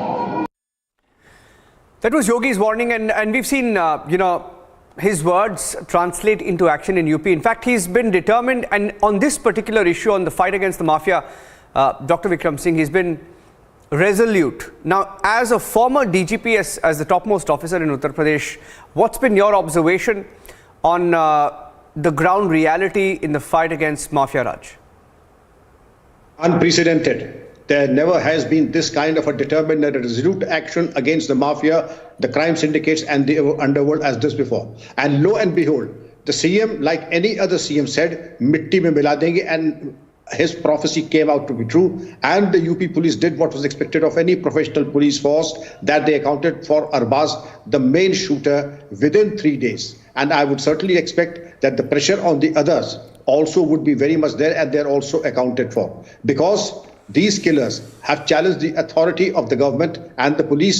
They killed a policeman also, apart from Umesh Pal, and therefore all efforts, all weapons in the arsenal of the police need to be galvanized into action so that none of the gangsters remain. You can see the bombs that they hurled and created an area of panic in the locality. Therefore, all of them need to be accounted at the earliest. I would again compliment the UP police, the UP STF for accounting for Arbaz in record time.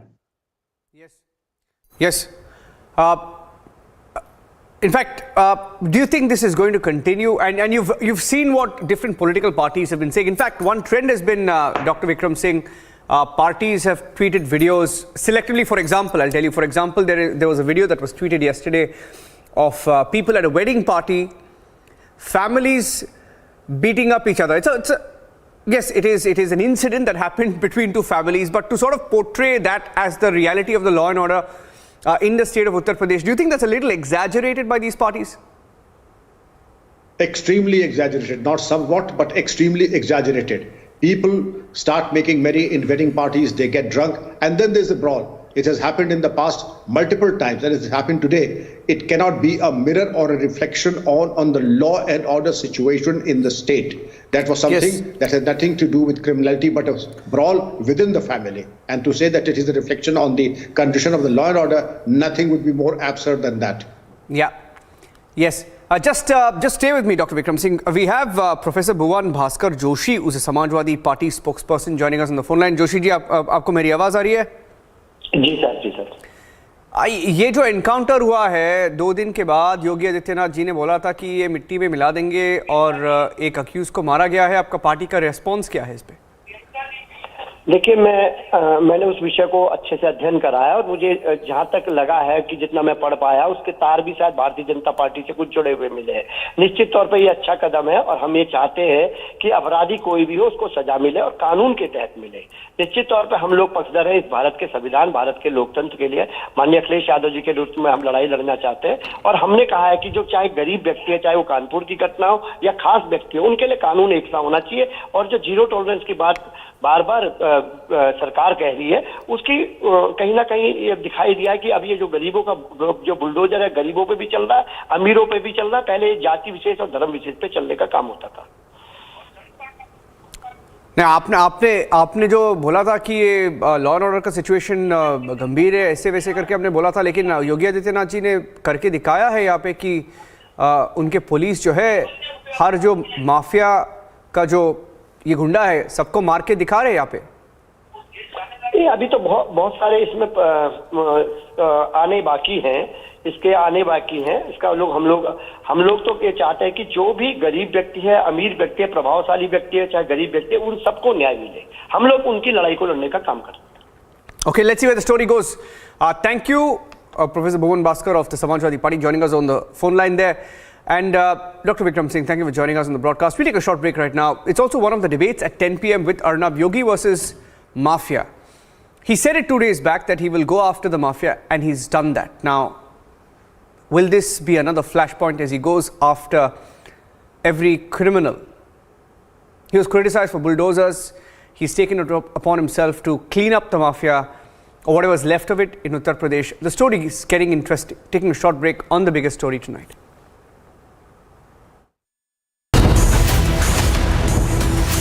Biggest political face-off on Liquorgate. It's AAP versus BJP on Sisodia's arrest.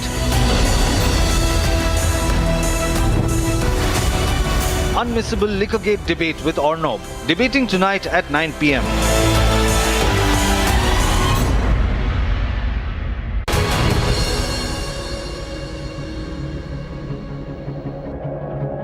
$11,000 placements last year.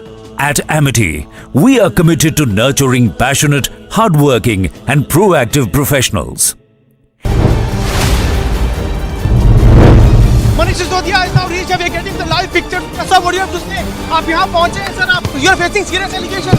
Serious allegations आप raise कर रहे हैं मनीष सिसोदिया जी. Sir नीचे कर दो, sir आप शीशा नीचे कर दो Manish. See the picture of Manish Sisodia is now reaching here at CBI headquarters.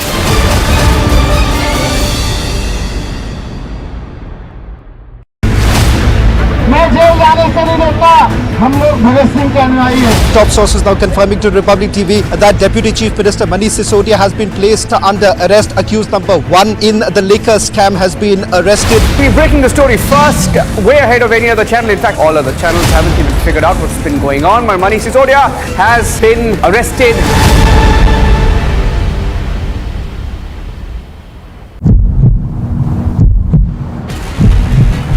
क्या खालिस्तानी सरकार है? पंजाब में क्या खालिस्तानी सरकार है? भगवान लाल, Mr. Man, will you answer the question of Republic TV? Police वालों को पीटा।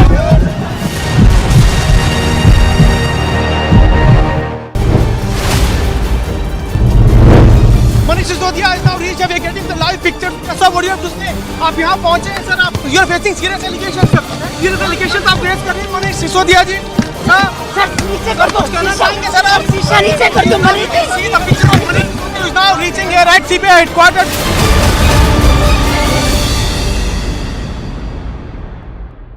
I don't pay taxes to see these uncouth politicians send this image of Indian democracy. I don't pay taxes so they can have 45 non-stop minutes of a bloody battle. I don't pay taxes so they can kick, punch, attack, throw, and they can pin each other down and tear each other's hair. No, I don't pay taxes to hear them abuse and use the most ugly and dirty abuse at each other as they turn an elected house to a battle pitch. I don't pay taxes and you don't pay taxes so they can tear each other's clothes. I don't pay taxes to see this happen. If even tonight, after what I just showed you and what I'm about to show you, if after tonight you remain quiet, then you and me and all of us will deserve this maniacal expression of democracy. We need to tell the Neta how disgusted we are and that in the name of no movement, no right or left wing so-called ideology can you justify this. Republic will only and only be on the side of the people and we will be against the Netas when that happens. So the Netas are on notice and the Netas have a choice. Sack, apologize or face the legitimate anger of the people of India.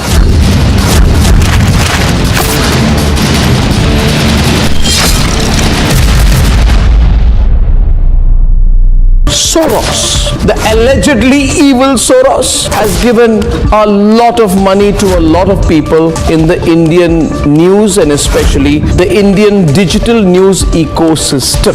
These people, who we will henceforth refer to as the hashtag Soros media, are therefore very rich media. The ironical part is that these completely blemished hashtag Soros media then asks the non-Soros media ethical questions. The Soros media asks the non-Soros media tell us who owns the news. Well, I tell them, Uncle Soros owns you. These unethical members of the Soros media have been completely lying and constantly lying and saying, oh, you got to pay to keep the news free. We are so poor, we have no money, the mainstream media has money, we are broke, help us, please give us 100 rupees. Why 100 rupees? Should even 1 rupee be given by you?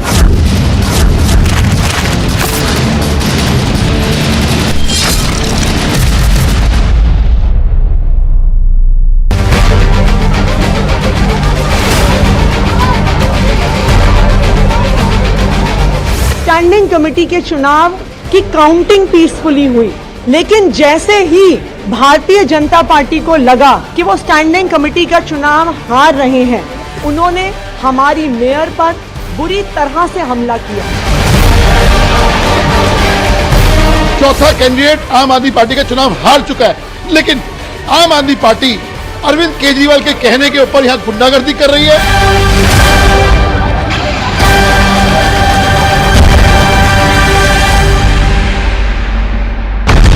He told you he's a threat to internal security. Why to brandish weapon? Why it's the need of weapon when you are claiming that it's a peaceful procession which you will be carrying out? No peace can be established without weapons. Why don't governments and the state and everybody, army, they just dismiss all the armies, all the weapons, dispose everything and then ask us why do we have weapons?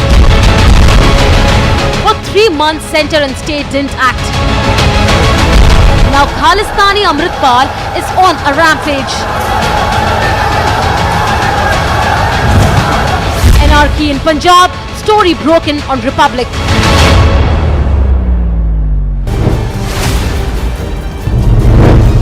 Manish Sisodia has now reached. We are getting the live picture. Sir, what do you have to say? आप यहाँ पहुँचे हैं sir. आप you are facing serious allegations sir. Serious allegations आप raise कर रहे हैं Manish Sisodia ji.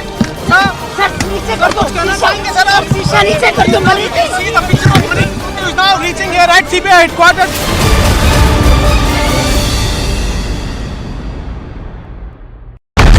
He told you he's a threat to internal security. Why to brandish weapon? Why it's the need of weapon when you are claiming that it's a peaceful procession which you will be carrying out? No peace can be established without weapons. Why don't governments and the state and everybody, army, they just dismiss all the armies, all the weapons, dispose everything, and then ask us why do we have weapons? For 3 months, center and state didn't act.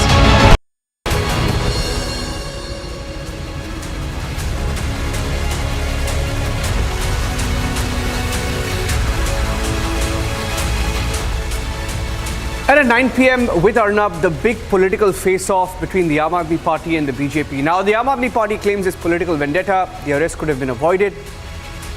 The BJP says law's taking its course. But opposition parties claim it's part of the larger scheme of things, of how things are turning out, with opposition leaders mostly being targeted by agencies. Is there more to that? That's a debate at 9 p.m.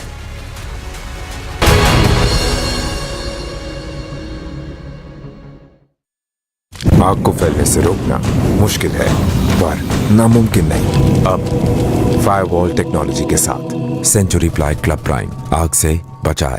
11,000 placements last year. At Amity, we are committed to nurturing passionate, hardworking and proactive professionals.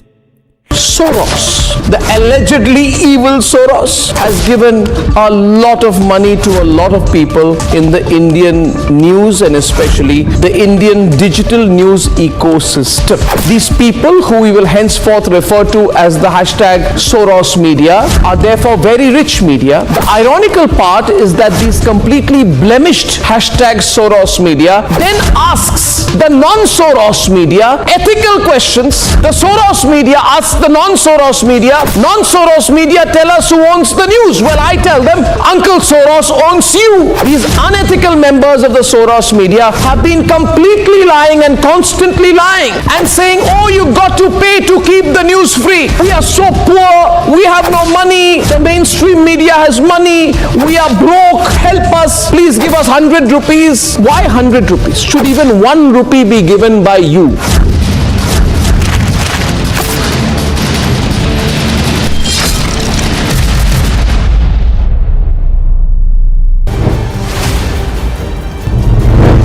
Manish Sisodia has now reached. We are getting the live picture. Sir, what do you have to say? आप यहाँ पहुँचे हैं sir. आप you are facing serious allegations sir. Serious allegations आप raise कर रहे हैं Manish Sisodia जी. Sir नीचे कर दो सर आप शीशा नीचे कर दो Manish See the picture of Manish Sisodia is now reaching here at CBI headquarters.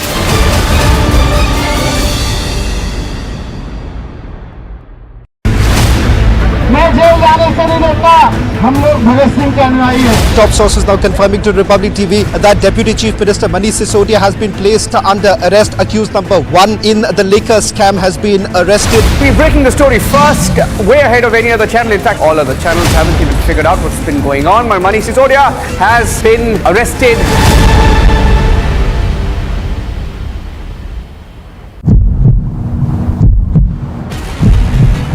क्या खालिस्तानी सरकार है?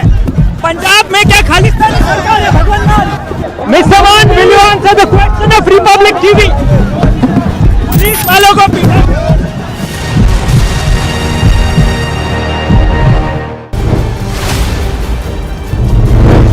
Manish Sisodia has now reached. We are getting the live picture. Sir, what do you have to say? आप यहाँ पहुँचे हैं sir. आप you are facing serious allegations sir. Serious allegations आप raise कर रहे हैं Manish Sisodia जी. सर नीचे कर दो सर आप शीशा नीचे कर दो Manish See the picture of Manish Sisodia is now reaching here at CBI headquarters.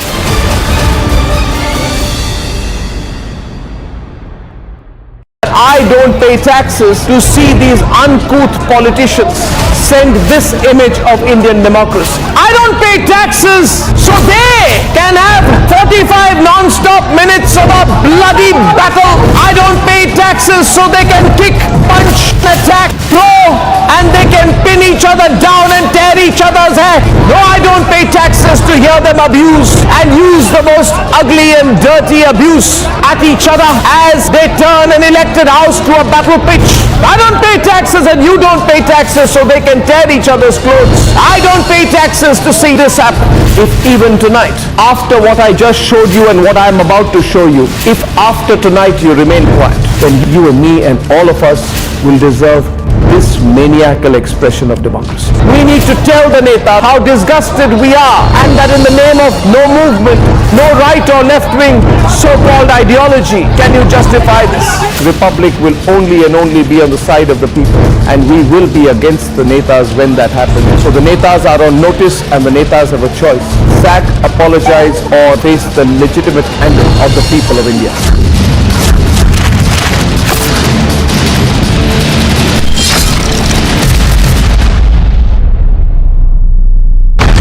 He told you he's a threat to internal security. Why to brandish weapon? Why it's the need of weapon when you are claiming that it's a peaceful procession which you will be carrying out? No peace can be established without weapons. Why don't governments and the state and everybody, army, they just dismiss all the armies, all the weapons, dispose everything and then ask us why do we have weapons? For 3 months, center and state didn't act. Now Khalistani Amritpal is on a rampage. Anarchy in Punjab, story broken on Republic.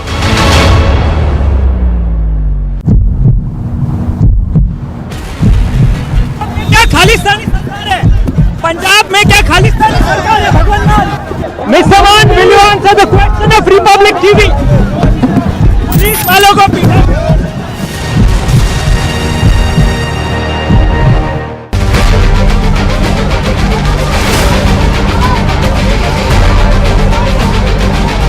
Standing committee के चुनाव की counting peacefully हुई, लेकिन जैसे ही Bharatiya Janata party को लगा कि वो स्टैंडिंग कमेटी का चुनाव हार रहे हैं, उन्होंने हमारी मेयर पर बुरी तरह से हमला किया। चौथा कैंडिडेट आम आदमी पार्टी का चुनाव हार चुका है, लेकिन आम आदमी पार्टी अरविंद केजरीवाल के कहने के ऊपर यहां गुंडागर्दी कर रही है।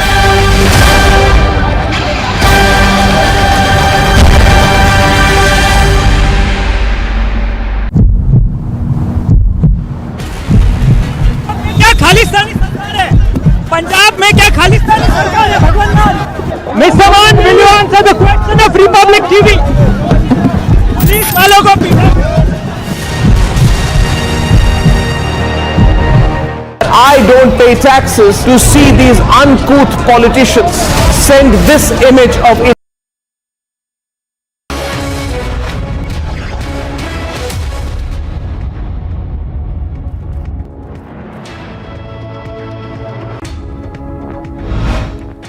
Thank you for joining us on Superfast 50. Delhi's Rao-Zaveri Court has sent Deputy Chief Minister of Delhi Manish Sisodia to CBI remand for 5 days till the 4th of March, a day after he was arrested in the excise policy scam or Liquorgate.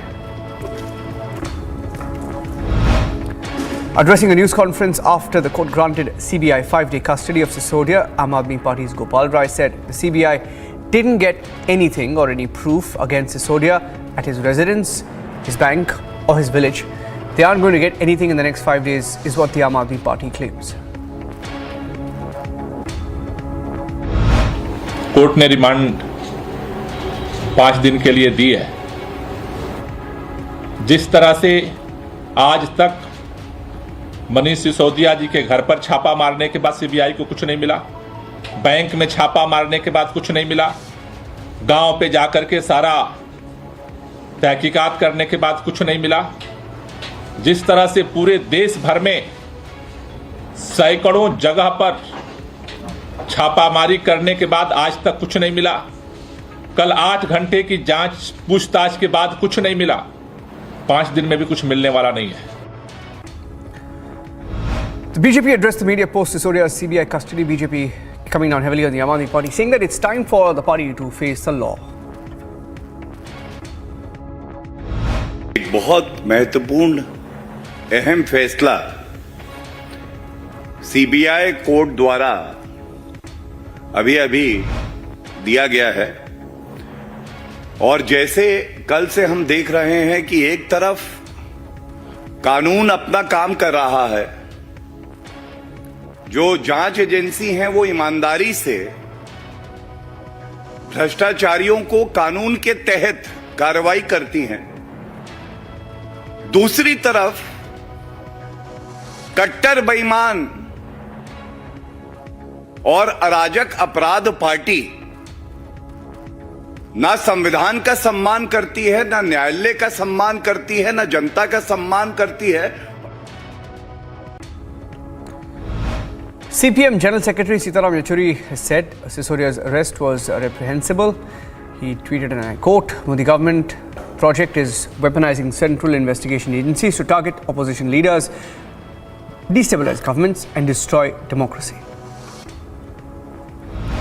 Jharkhand Chief Minister Hemant Soren called the arrest of Sisodia as another brazen attempt by the BJP-led government at the centre to suppress democratically elected state governments.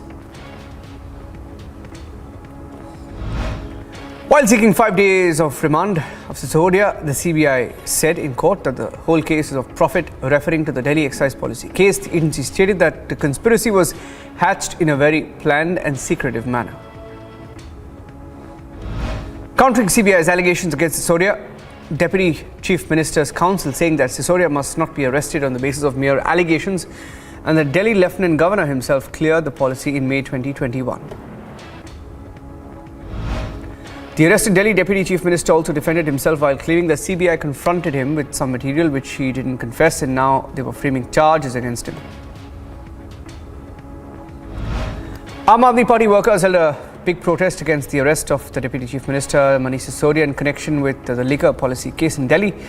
AAP workers clashed with the Delhi police in their headquarters.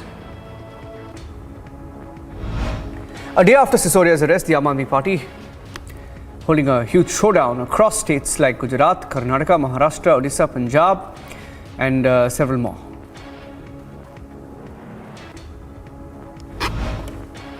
Prime Minister Modi inaugurated the Shivamogga airport today in Karnataka while he was on a visit to the state. The Prime Minister also took a walk through inspecting the newly built airport. He also inaugurated and laid the foundation of multiple projects in Shivamogga district.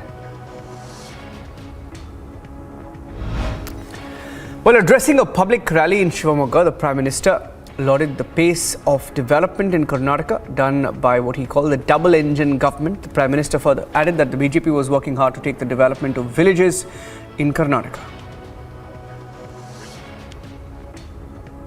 Shivamogga में हूं और यहां से मुझे बेलगावी जाना है। आज शिवमोगा को अपना एयरपोर्ट मिला है। लंबे समय तक जिसकी डिमांड थी वो आज पूरी हुई है। शिवमोगा जीवन गरीबों के कल्याण के लिए, किसानों के कल्याण के लिए समर्पित किया है। येदियुरप्पा जी ने अभी पिछले हफ्ते कर्नाटका असेंबली में जो भाषण दिया है वो सार्वजनिक जीवन जीने वाले प्रत्येक व्यक्ति के लिए प्रेरणा है। बेलगावी की जनता का प्यार और आशीर्वाद अतुलनीय है। ये प्यार, ये आशीर्वाद पाकर हम सबको आपकी सेवा के लिए हमें दिन रात मेहनत करने की प्रेरणा मिलती है। इसलिए सारे आजकल कह रहे हैं मर जा मोदी, मर जा मोदी, नारे बोल रहे हैं मर जा मोदी। कुछ लोग कब्र खोदने में बिजी हो गए हैं। वो कह रहे हैं मोदी तेरी कब्र खुदेगी।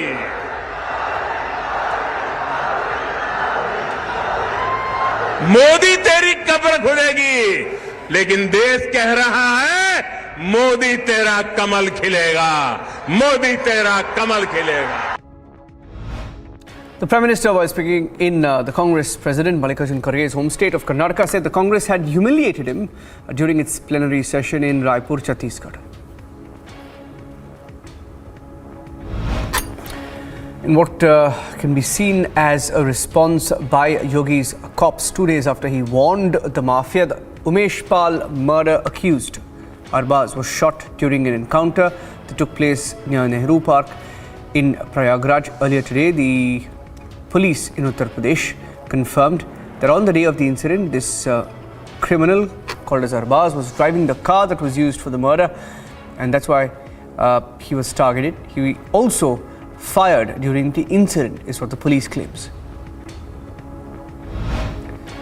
BSP Chief Mayawati announced that the wife of ex-BSP MP Atiq Ahmed would be expelled from the party if she's found guilty in the murder of Advocate Umesh Pal, the prime witness in the murder of 2005 BSP MLA Raju Pal case. Two states in the northeast are voting today. Meghalaya and Nagaland went to polls, and as per the Election Commission of India, Meghalaya recorded a voter turnout of 74.32% until 6 p.m, while Nagaland recorded a voter turnout of over 83% until 6 p.m. when polling ended.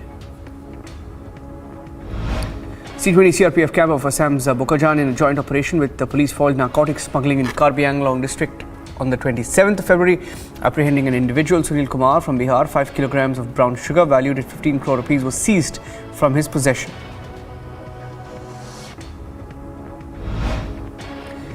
Getting in more details now, Supreme Court extended the interim bail granted to Congress leader Pawan Khera till 3rd of March. This is in connection with the case of his alleged objectionable remarks against the Prime Minister. The Assam police had last week arrested Khera in the case. ADGP Kashmir visited Pulwama district of Jammu and Kashmir, where he held a detailed security review meeting in which officers of police and other security forces participated. ADGP of Kashmir was briefed about the overall security measures in place by participating officers. Anger mounting in the valley over the killing of Kashmiri Pandit as they demanded complete wipeout of terrorism in the valley. Former Jammu and Kashmir Chief Minister, President of PDP, Mehbooba Mufti, visited the family of Kashmiri Pandit Sanjay Sharma, who was killed by terrorists on Sunday. Mehbooba Mufti visited the family in Achan village of Pulwama to express condolences and show solidarity. Kashmir की वादी एक वाहिद जगह थी जहाँ के मुसलमानों ने अपने सब कुछ दाव लगा के यहाँ के हिंदू, यहाँ के मुसलमान, यहाँ के सिख, यहाँ के कश्मीरी पंडितों को बचाया। मगर आज यहाँ के मुसलमान खुद मुसीबत में फंसे हुए हैं। एक तरफ से सरकार का जुल्म, मिलिटेंसी खत्म करने के नाम पे हमारे हजारों लोगों को जेलों में डाला जाता है, हमारे मकानों पे ताला लगाया जाता है। Another design of drug smugglers neutralized by the border security forces, this time in Taran Taran, Punjab. BSF troops recovering 5 packets suspected to be heroin weighing over 2 kilograms wrapped with yellow color tape was found near the border fencing with Pakistan. 6 youngsters drowned after a boat capsized in Nellore, Andhra Pradesh. Police immediately launched a rescue operation with the help of the NDRF teams and local swimmers. 5 of 6 bodies have been recovered so far as per the last update. An accident reported on the Yamuna Expressway as a double-decker bus travelling from Noida to Bihar lost control and overturned after colliding with the divider, killing 3 passengers, leaving 40 injured, 12 in a critical condition. ABVP workers called for a shutdown of all medical educational institutions across Telangana, staging a protest at Kakatiya Medical College in Warangal after Dr. Preeti's death. The police stopped protesters when they tried to barge into the campus, arrested and moved some of them to the police station. External Affairs Minister S. Jaishankar called on Denmark's Crown Prince Frederik Andre Henrik Christian and Crown Princess Mary Elizabeth. During the meeting, Jaishankar and Denmark's royal couple discussed sustainability, digital delivery. In a tweet, Jaishankar stated that he shared with them various aspects of the new India in the making and that the conversation covered sustainability and digital delivery in particular. Some more news that we're tracking this evening. Kremlin spokesman Dmitry welcomed a plan by China to implement peace in Ukraine, adding that the plan should be closely studied. Asked about the prospect of Chinese arms supplies to Russia, Peskov said such claims have been rejected by China and refused to make any further comment. Scores of Israeli settlers rampaged through a Palestinian town in the northwestern bank, torching homes, vehicles in the worst such violence in decades. This after a Palestinian gunman killed 2 Israelis, according to officials. One man has been killed, 4 others injured.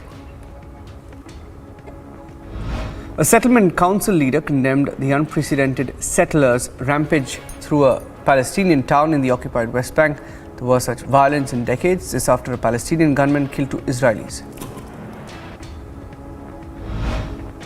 Senior Arab lawmakers in Syria for talks with President Bashar al-Assad on bringing his country back into the fold of the Arab world. The visit follows a mini summit in Baghdad that affirmed the Arab League's intentions of having Syria return to the organization despite the country's devastating civil war. Egypt's foreign minister arrived in the capital Damascus for the first time since the start of the Syrian civil war. The visit reflects a continued thawing of relations with Assad, who for over a decade has been isolated from most of the region. Thousands of people filled Mexico City's vast main plaza to protest President Andres' electoral law changes. The locals say that the changes threaten democracy and could mark a return to the past. Many other demonstrators were simply wary of the kind of vote miscounting, campaign overspending, electoral pressure tactics.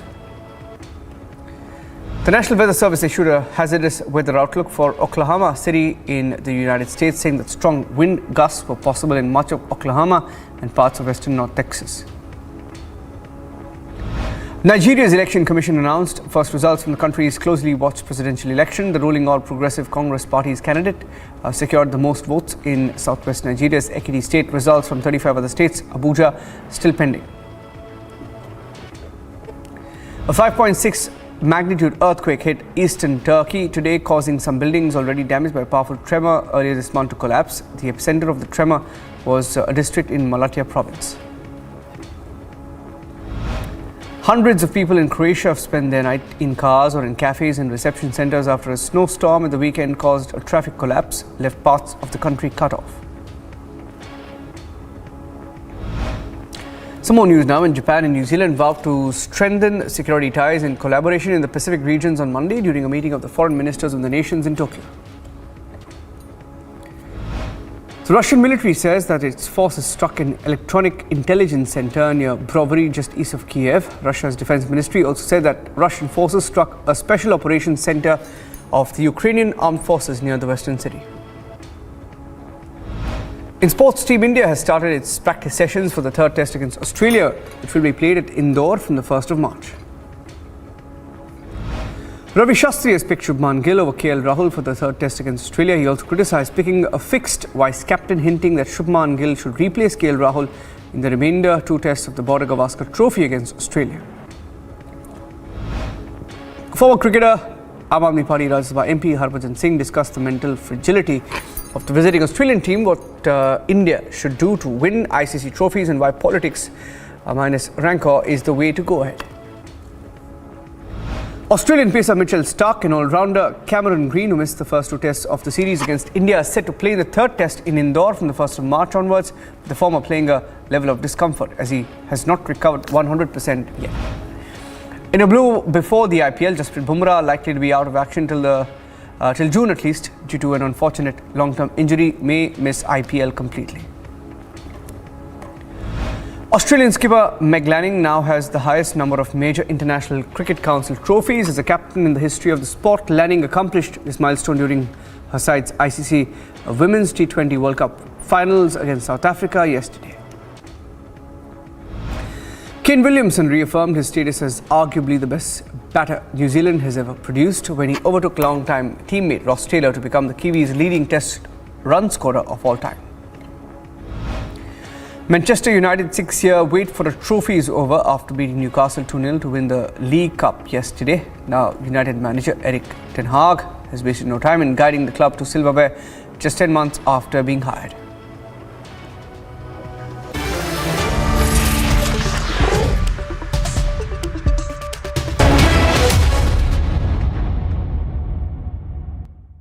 11,000 placements last year.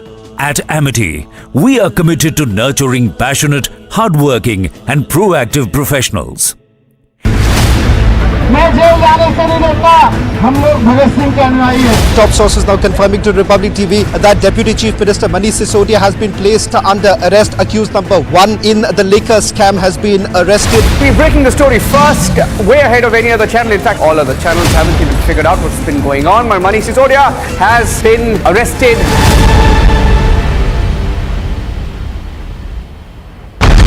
He told you he's a threat to internal security. Why to brandish weapon? Why it's the need of weapon when you are claiming that it's a peaceful procession which you will be carrying out? No peace can be established without weapons. Why don't government send the state and everybody army? They just dismiss all the armies, all the weapons, dispose everything, and then ask us why do we have weapons?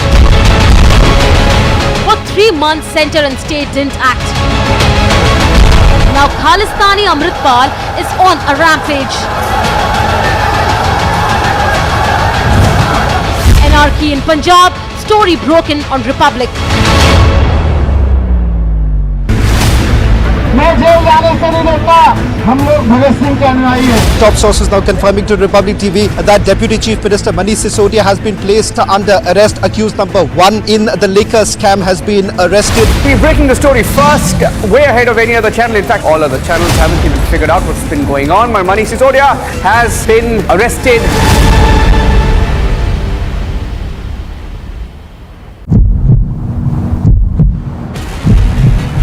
क्या खालिस्तानी सरकार है? पंजाब में क्या खालिस्तानी सरकार है? भगवान मान Mr. Man, will you answer the question of Republic TV? Police वालों को पीटा।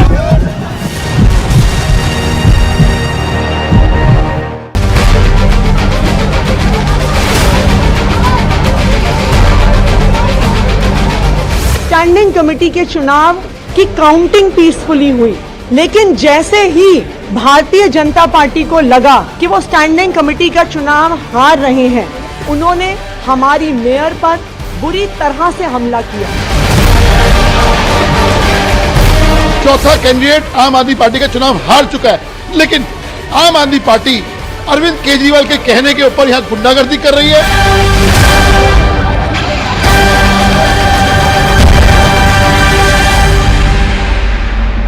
I don't pay taxes to see these uncouth politicians send this image of Indian democracy. I don't pay taxes so they can have 45 non-stop minutes of a bloody battle. I don't pay taxes so they can kick, punch, attack, throw, and they can pin each other down and tear each other's hair. No, I don't pay taxes to hear them abuse and use the most ugly and dirty abuse at each other as they turn an elected house to a battle pitch. I don't pay taxes and you don't pay taxes so they can tear each other's clothes. I don't pay taxes to see this happen. If even tonight, after what I just showed you and what I'm about to show you, if after tonight you remain quiet, then you and me and all of us will deserve this maniacal expression of democracy. We need to tell the Neta how disgusted we are and that in the name of no movement, no right or left wing so-called ideology can you justify this.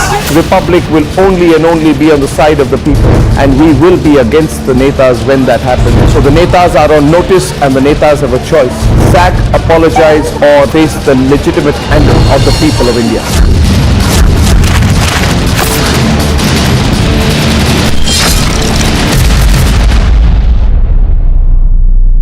Soros, the allegedly evil Soros, has given a lot of money to a lot of people in the Indian news and especially the Indian digital news ecosystem. These people, who we will henceforth refer to as the hashtag Soros media, are therefore very rich media. The ironical part is that these completely blemished hashtag Soros media then asks the non-Soros media ethical questions. The Soros media asks the non-Soros media non-Soros media tell us who owns the news. Well, I tell them, Uncle Soros owns you. These unethical members of the Soros media have been completely lying and constantly lying and saying, oh, you got to pay to keep the news free. We are so poor. We have no money. The mainstream media has money. We are broke. Help us. Please give us 100 rupees. Why 100 rupees? Should even 1 rupee be given by you?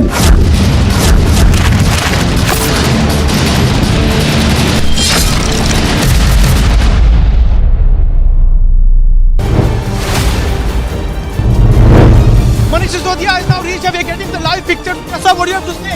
आप यहाँ पहुँचे हैं sir. आप you are facing serious allegations. Serious allegations आप raise कर रहे हैं मनीष सिसोदिया जी. Sir नीचे कर दो. सर आप शीशा नीचे कर दो Manish. See the picture of Manish Sisodia is now reaching here at CBI headquarters.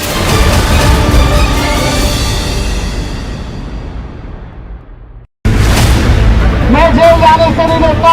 हम लोग भगत सिंह के अनुयायी हैं. Top sources now confirming to Republic TV that Deputy Chief Minister Manish Sisodia has been placed under arrest. Accused number 1 in the liquor scam has been arrested. We're breaking the story first, way ahead of any other channel. In fact, all other channels haven't even figured out what's been going on. But Manish Sisodia has been arrested.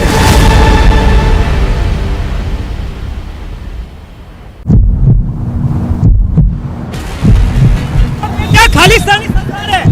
Punjab में क्या खालिस्तानी सरकार है? भगवान लाल, Mr. Man, will you answer the question of Republic TV? Police वालों को पीटा.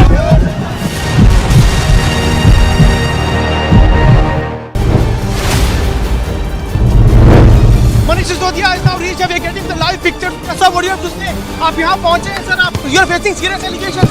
Serious allegations आप raise कर रहे हैं मनीष सिसोदिया जी. सर नीचे कर दो. सर आप शीशा नीचे कर दो Manish. See the picture of Manish Sisodia is now reaching here at CBI headquarters.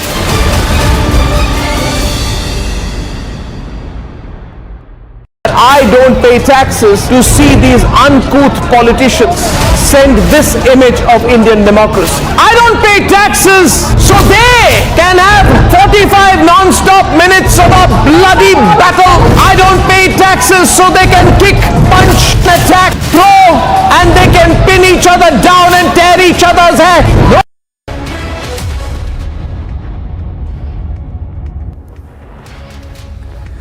And at 9 p.m. with Arnab, the big debate around Manish Sisodia's arrest. The BJP and the Aam Aadmi Party treating charges.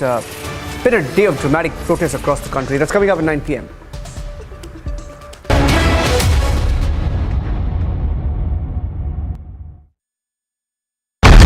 We told you he's a threat to internal security. Why to brandish weapon? Why it's the need of weapon when you are claiming that it's a peaceful procession which you will be carrying out? No peace can be established without weapons. Why don't government send the state and everybody army, they just dismiss all the armies, all the weapons, dispose everything and then ask us why do we have weapons? For 3 months, center and state didn't act. Now Khalistani Amritpal is on a rampage.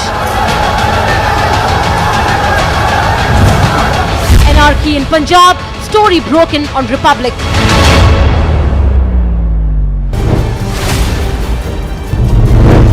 Manish Sisodia is now reached. We are getting the live picture. Sir, what do you have to say? आप यहाँ पहुँचे हैं sir. आप you are facing serious allegations. Serious allegations आप raise कर रहे हैं मनीष सिसोदिया जी.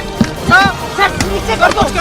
Sir आप शीशा नीचे कर दो Manish. See the picture of Manish Sisodia is now reaching here at CBI headquarters.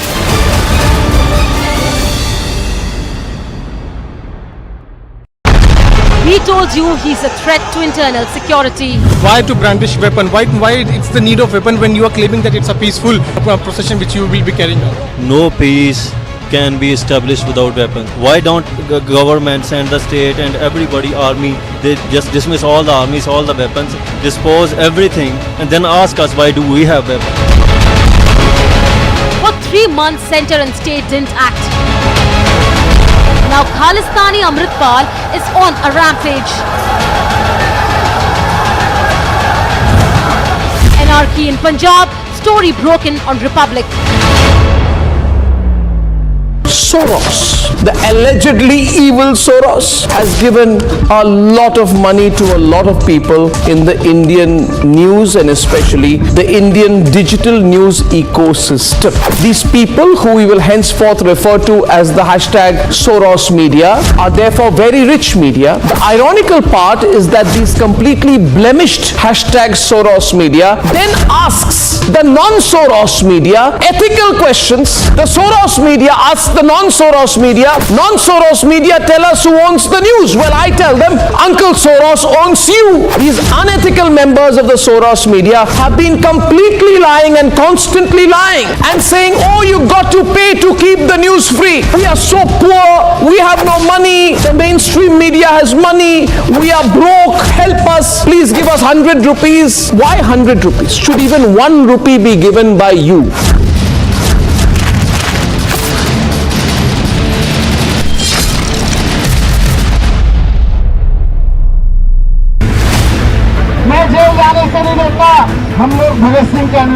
Top sources now confirming to Republic TV that Deputy Chief Minister Manish Sisodia has been placed under arrest. Accused number 1 in the liquor scam has been arrested. We're breaking the story first, way ahead of any other channel. In fact, all other channels haven't even figured out what's been going on. Manish Sisodia has been arrested.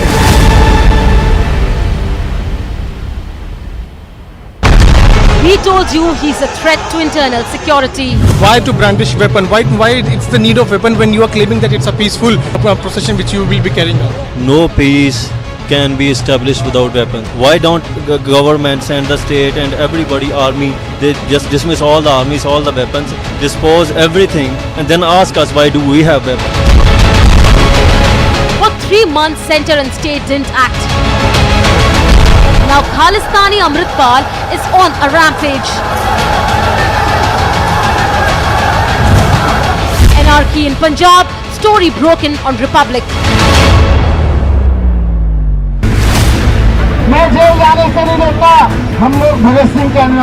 Top sources now confirming to Republic TV that Live pictures of Manish Sisodia who is now being taken out from the CBI headquarters. You can clearly see that Manish Sisodia is now being taken to Now 7 New try to follow him. Live visuals of this very convoy. ये वो गाड़ी है इसमें मनीष सिसोदिया बैठे. Sir आप cooperate क्यों नहीं कर रहे हैं? मनीष जी, आपसे सीबीआई कई सारे सवाल पूछ रही है. आप कोऑपरेट नहीं कर रहे हैं. मनीष जी.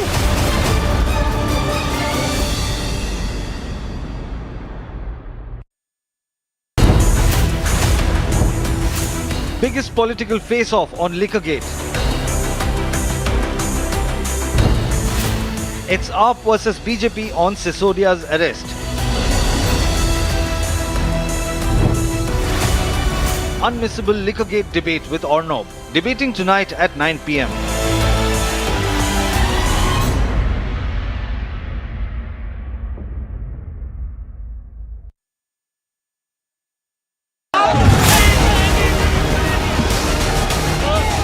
लगातार जो है विरोध प्रदर्शन यहाँ पे जारी है। आम आदमी पार्टी कार्यकर्ता जो हैं वो भाजपा दफ्तर का घेराव करने के प्रयास कर रहे थे, लेकिन जम्मू कश्मीर पुलिस की तरफ से इन कार्यकर्ताओं को जो है यहीं पर रोक दिया गया है। किसी को भी यहाँ से आगे जाने की इजाज़त जो है वो नहीं दी जा रही, ताकि किसी भी तरह की कानून व्यवस्था जो है वो यहाँ पर खराब ना हो।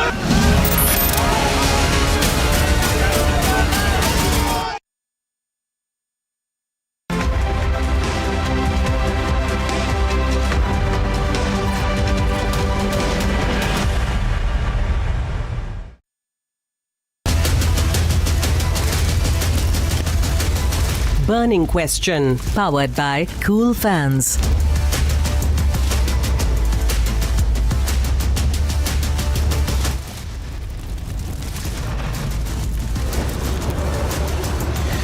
Court accepts CBI demand Delhi Deputy Chief Minister to stay in 5 days custody. जिस तरह से पूरे देश भर में सैकड़ों जगह पर छापामारी करने के बाद आज तक कुछ नहीं मिला, कल 8 घंटे की जांच पूछताछ के बाद कुछ नहीं मिला, 5 दिन में भी कुछ मिलने वाला नहीं है।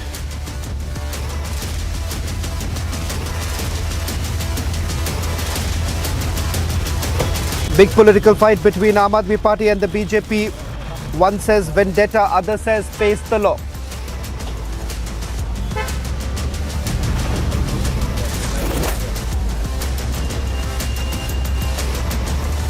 Mega showdown over Manish Sisodia's arrest. Aam Aadmi Party holds protests in multiple cities. Shivamogga को अपना एयरपोर्ट मिला है। लंबे समय तक जिसकी डिमांड थी वो आज पूरी हुई है।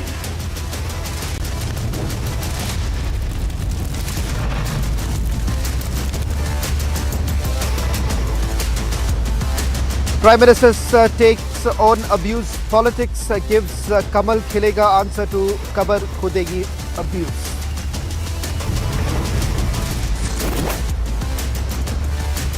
Massive anger across Jammu and Kashmir over the killing of Kashmiri Pandit Sanjay Sharma in Pulwama.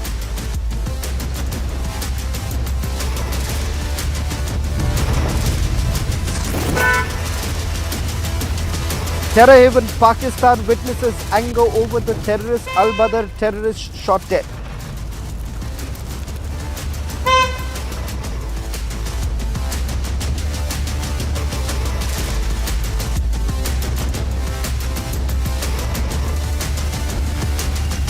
It's 5 days custody for Deputy Chief Minister Manish Sisodia. This after the Central Bureau of Investigation has argued in the court that they've got fresh evidence against Manish Sisodia. So much so they say that he's tweaked the excise policy at the behest of the South Group. It just does not end there. They've also made a sensational allegation that he's basically lobbied for a company called Indo Spirits, which was being dominated by the South Group. So much so that their first application for a wholesale liquor license was rejected. But despite that, Sisodia dragged his feet to ensure that he gets that particular wholesale license.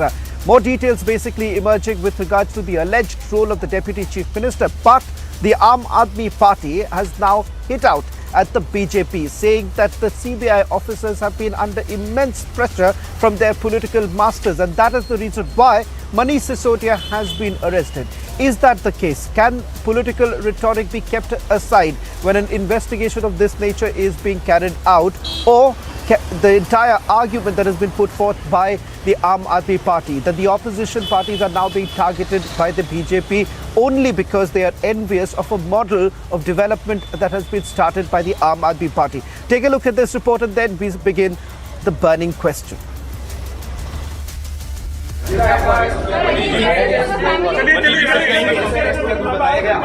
Sir कुछ बताएंगे sir 24 hours after his arrest, Sisodia is all set to remain in CBI custody. Delhi's Deputy Chief Minister has been remanded to custody for 5 days.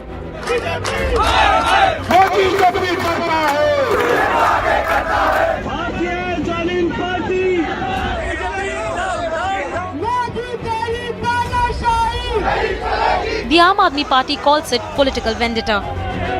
देश के सबसे लोकप्रिय शिक्षा मंत्री भाई मनीष सिसोदिया जी को मोदी सरकार ने गिरफ्तार किया। ये नरेंद्र मोदी जी की सरकार का कायरतापूर्ण परिचय है। ये नरेंद्र मोदी सरकार की कायरतापूर्ण कार्रवाई है। But there are allegations of taking donations from liquor scam accused Dinesh Arora. There are allegations of that a South lobby played a role in tweaking the excise policy. पापी आपको भी पता है कि एक्यूज नंबर 1 कट्टर बेईमान है, और आज ये आदेश आने के बाद ये बात सिद्ध हो गई है कि न्यायालय ने भी पाया है CBI accused number 1 Manish Sisodia को शराब नीति घोटाले में अपनी कस्टडी में ले, जिससे कि दूध का दूध और पानी का पानी हो जाए, या ये कहें दूध का दूध और शराब की शराब हो जाए। The Liquorgate arrest has become the biggest political issue in Delhi.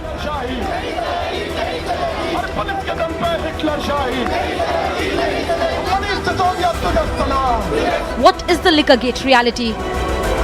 Bureau Report, Republic TV. Joining us at the burning question tonight is Sardar RP Singh, national spokesperson of the BJP, Desh Ratan Nigam advocate in the Supreme Court, Akil Khan, political analyst leaning towards the Aam Aadmi Party, Shubhankar Bhattacharya, political analyst leaning towards the Trinamool Congress, Khalikur Rahman, leader of the BRS. Opening up the debate tonight are Khalikur Rahman of the BRS and Sardar RP Singh of the BJP. A quick response, Mr. Rahman, with regards to the allegations that have been levelled. Keep aside the politics for a minute, Khalikur Rahman, because at the end of the day, you may want to continue by saying that it is the BJP which is doing it. If that is the case, what about the court? The court grants the custody on the basis of certain evidence that the central agency has found. And as far as your friend, the Aam Aadmi Party is concerned, why wouldn't they answer a direct question about an involvement of their leader, alleged involvement of their leader in the liquor scam? Nothing to hide. Come out in the open and say, give the answers to some basic questions about the liquor scam. I can put out those questions. But Khalikur Rahman, an opening remark from you as far as the opposition parties are concerned, and then I'll get a quick response from the BJP. So this is politically motivated, and right from the day one, the BJP in fact has initiated this as a political vendetta, and in order to frame Manish Sisodia ji, the BJP and the agencies who are working at the behest of the BJP and the masters, they have been, trying to unearth the things, but unfortunately, all these things which are being framed and all these things which are being said, they are to be proved in the court of law. And as far the courts are concerned, with all due respect to the courts, because we have seen in the past that some judgments have come, wherein after the judges who have given the judgments in favor of the I knew this was coming. Government, But Mr. Rahman, you are a senior leader. Okay, Mr. Rahman, I'll ask you a very simple question. Please answer a direct answer. Direct answer to this question. Do you or do you not have the option of knocking the doors of the court for quashing the FIR if there is no merit in the case? Why would you not do it if you simply believe, even for that matter your party, because you have your leader who has been examined? But it's a very simple thing. If I'm not guilty, if I have nothing to hide, will I not move the court for at least quashing the FIR? Absolutely. Yes.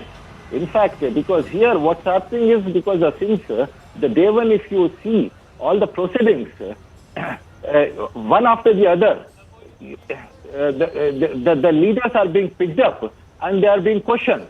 And there is a very little scope which the government is giving to even the parties to even think over it, actually. Forget about knocking the doors of the court. But Mr. Rahman, I don't want to do a tutu meme with you. Sorry. You're a respected senior leader of the BRS. You are a respected senior leader of the BRS. I do not want to indulge in this tutu meme with you. I'm sure you're understanding the gravitas of the situation. If there is nothing to hide, Mr. Khalikur Rahman, you have the option of going to the court, putting across your point of view with regards to the allegations that have been levelled. You are an accused in this particular case. I'm not talking about the BRS. I'm talking about the Aam Aadmi Party. Aam Aadmi Party's leader is an accused in this particular case. If there is nothing to hide, simply knock the doors of the court and say that quash the FIR. And if there is merit, the court would do it. Where is the government? What has the BJP got to do with this? I'm sure the Aam Aadmi Party leaders must be working on that. They must be seeking the legal advice. And I'm sure they'll be knocking the doors of the court. But they have it. Okay, let me quickly bring in Sardar RP Singh of the BJP. Sardar RP Singh. Okay, Sardar RP Singh, you've heard what Khalikur Rahman of the BRS had to say. Now, a question that most of the opposition parties are asking, and perhaps Sardar RP Singh, I have also asked you this question multiple times on our show, that when it comes to investigation against the opposition parties, the Bharatiya Janata Party seems to have all the information. The Bharatiya Janata Party is making the allegation about the BRS. They are making the allegation against the Aam Aadmi Party. And opposition party says that ऐसा जरूरी थोड़ी है कि BJP में सभी साफ सुथरे हैं, स्कैम्स हुए हैं, उसकी इन्वेस्टिगेशन क्यों नहीं होती? They refer to the Adani matter time and again. They say that if that is the case, why doesn't the SEBI really investigate the allegations that have been leveled against the Adani group? Well, to my friend from TRS, I have only two names to ask: Abhishek Benopalli and P. Sartha Reddy. Have you heard this name? Now, can you on record say that Kavita Madam has never met these two people? She has never dealt with these two people. Problem is, when you do corruption,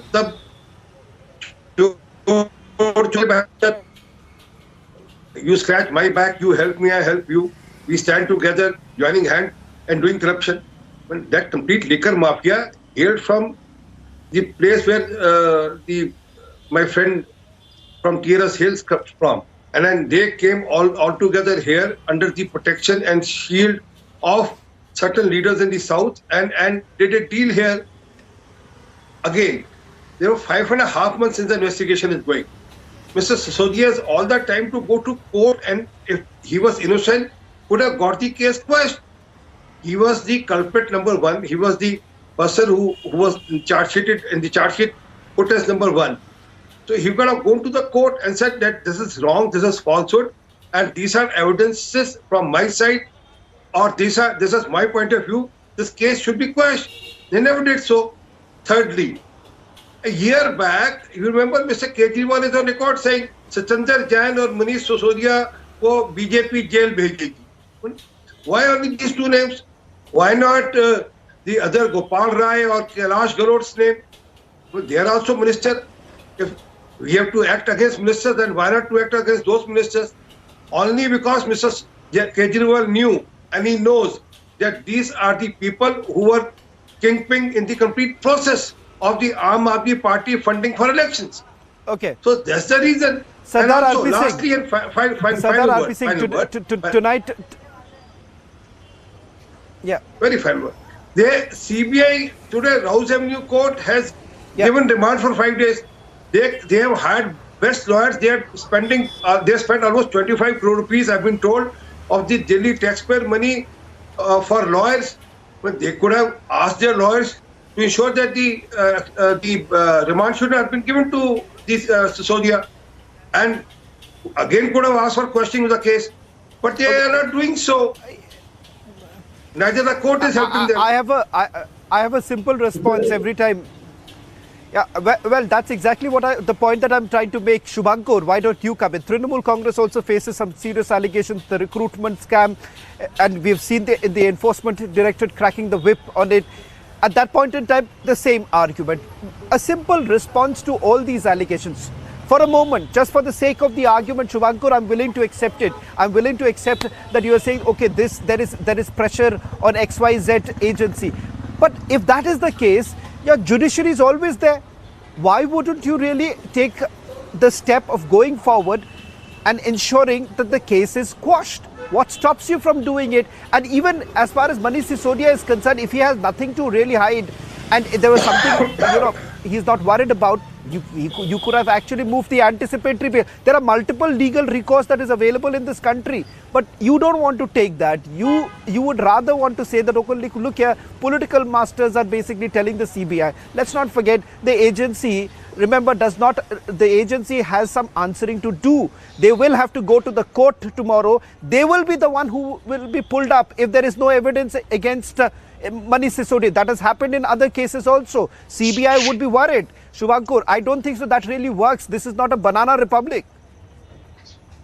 See, I don't know how far what Manish Sisodia is doing legally, but I think what he has done is quite courageous. He has faced the CBI directly, rather than if he could have gone to, if he could have taken some legal step ahead. So I think at this point of time, the government, the BJP government would be saying that Manish Sisodia is using the legal shelter to prevent himself from answering the CBI directly. So it's always about, you can point finger at any particular thing. But he has done it courageously. He has faced the inquiry very well. He's facing it. He's facing it being a deputy CM But yet he is going through that rough patch and he has taken it very brilliantly. So anyway, I'm not here to actually talk about Sisodia, but the thing you pointed about our party, see, we have, I was just hearing Mr. R.P. Singh, and I sometimes get really astonished because I feel like that the CBI is answerable to every Tom, Dick and Harry who is there at the BJP party, I think. So they get every first-hand information, and even beforehand. Absolutely, Shubhankar. I think so. You know, Shubhankar, you can continue. No, Shubhankar, I don't understand. You want to, but Shubhankar.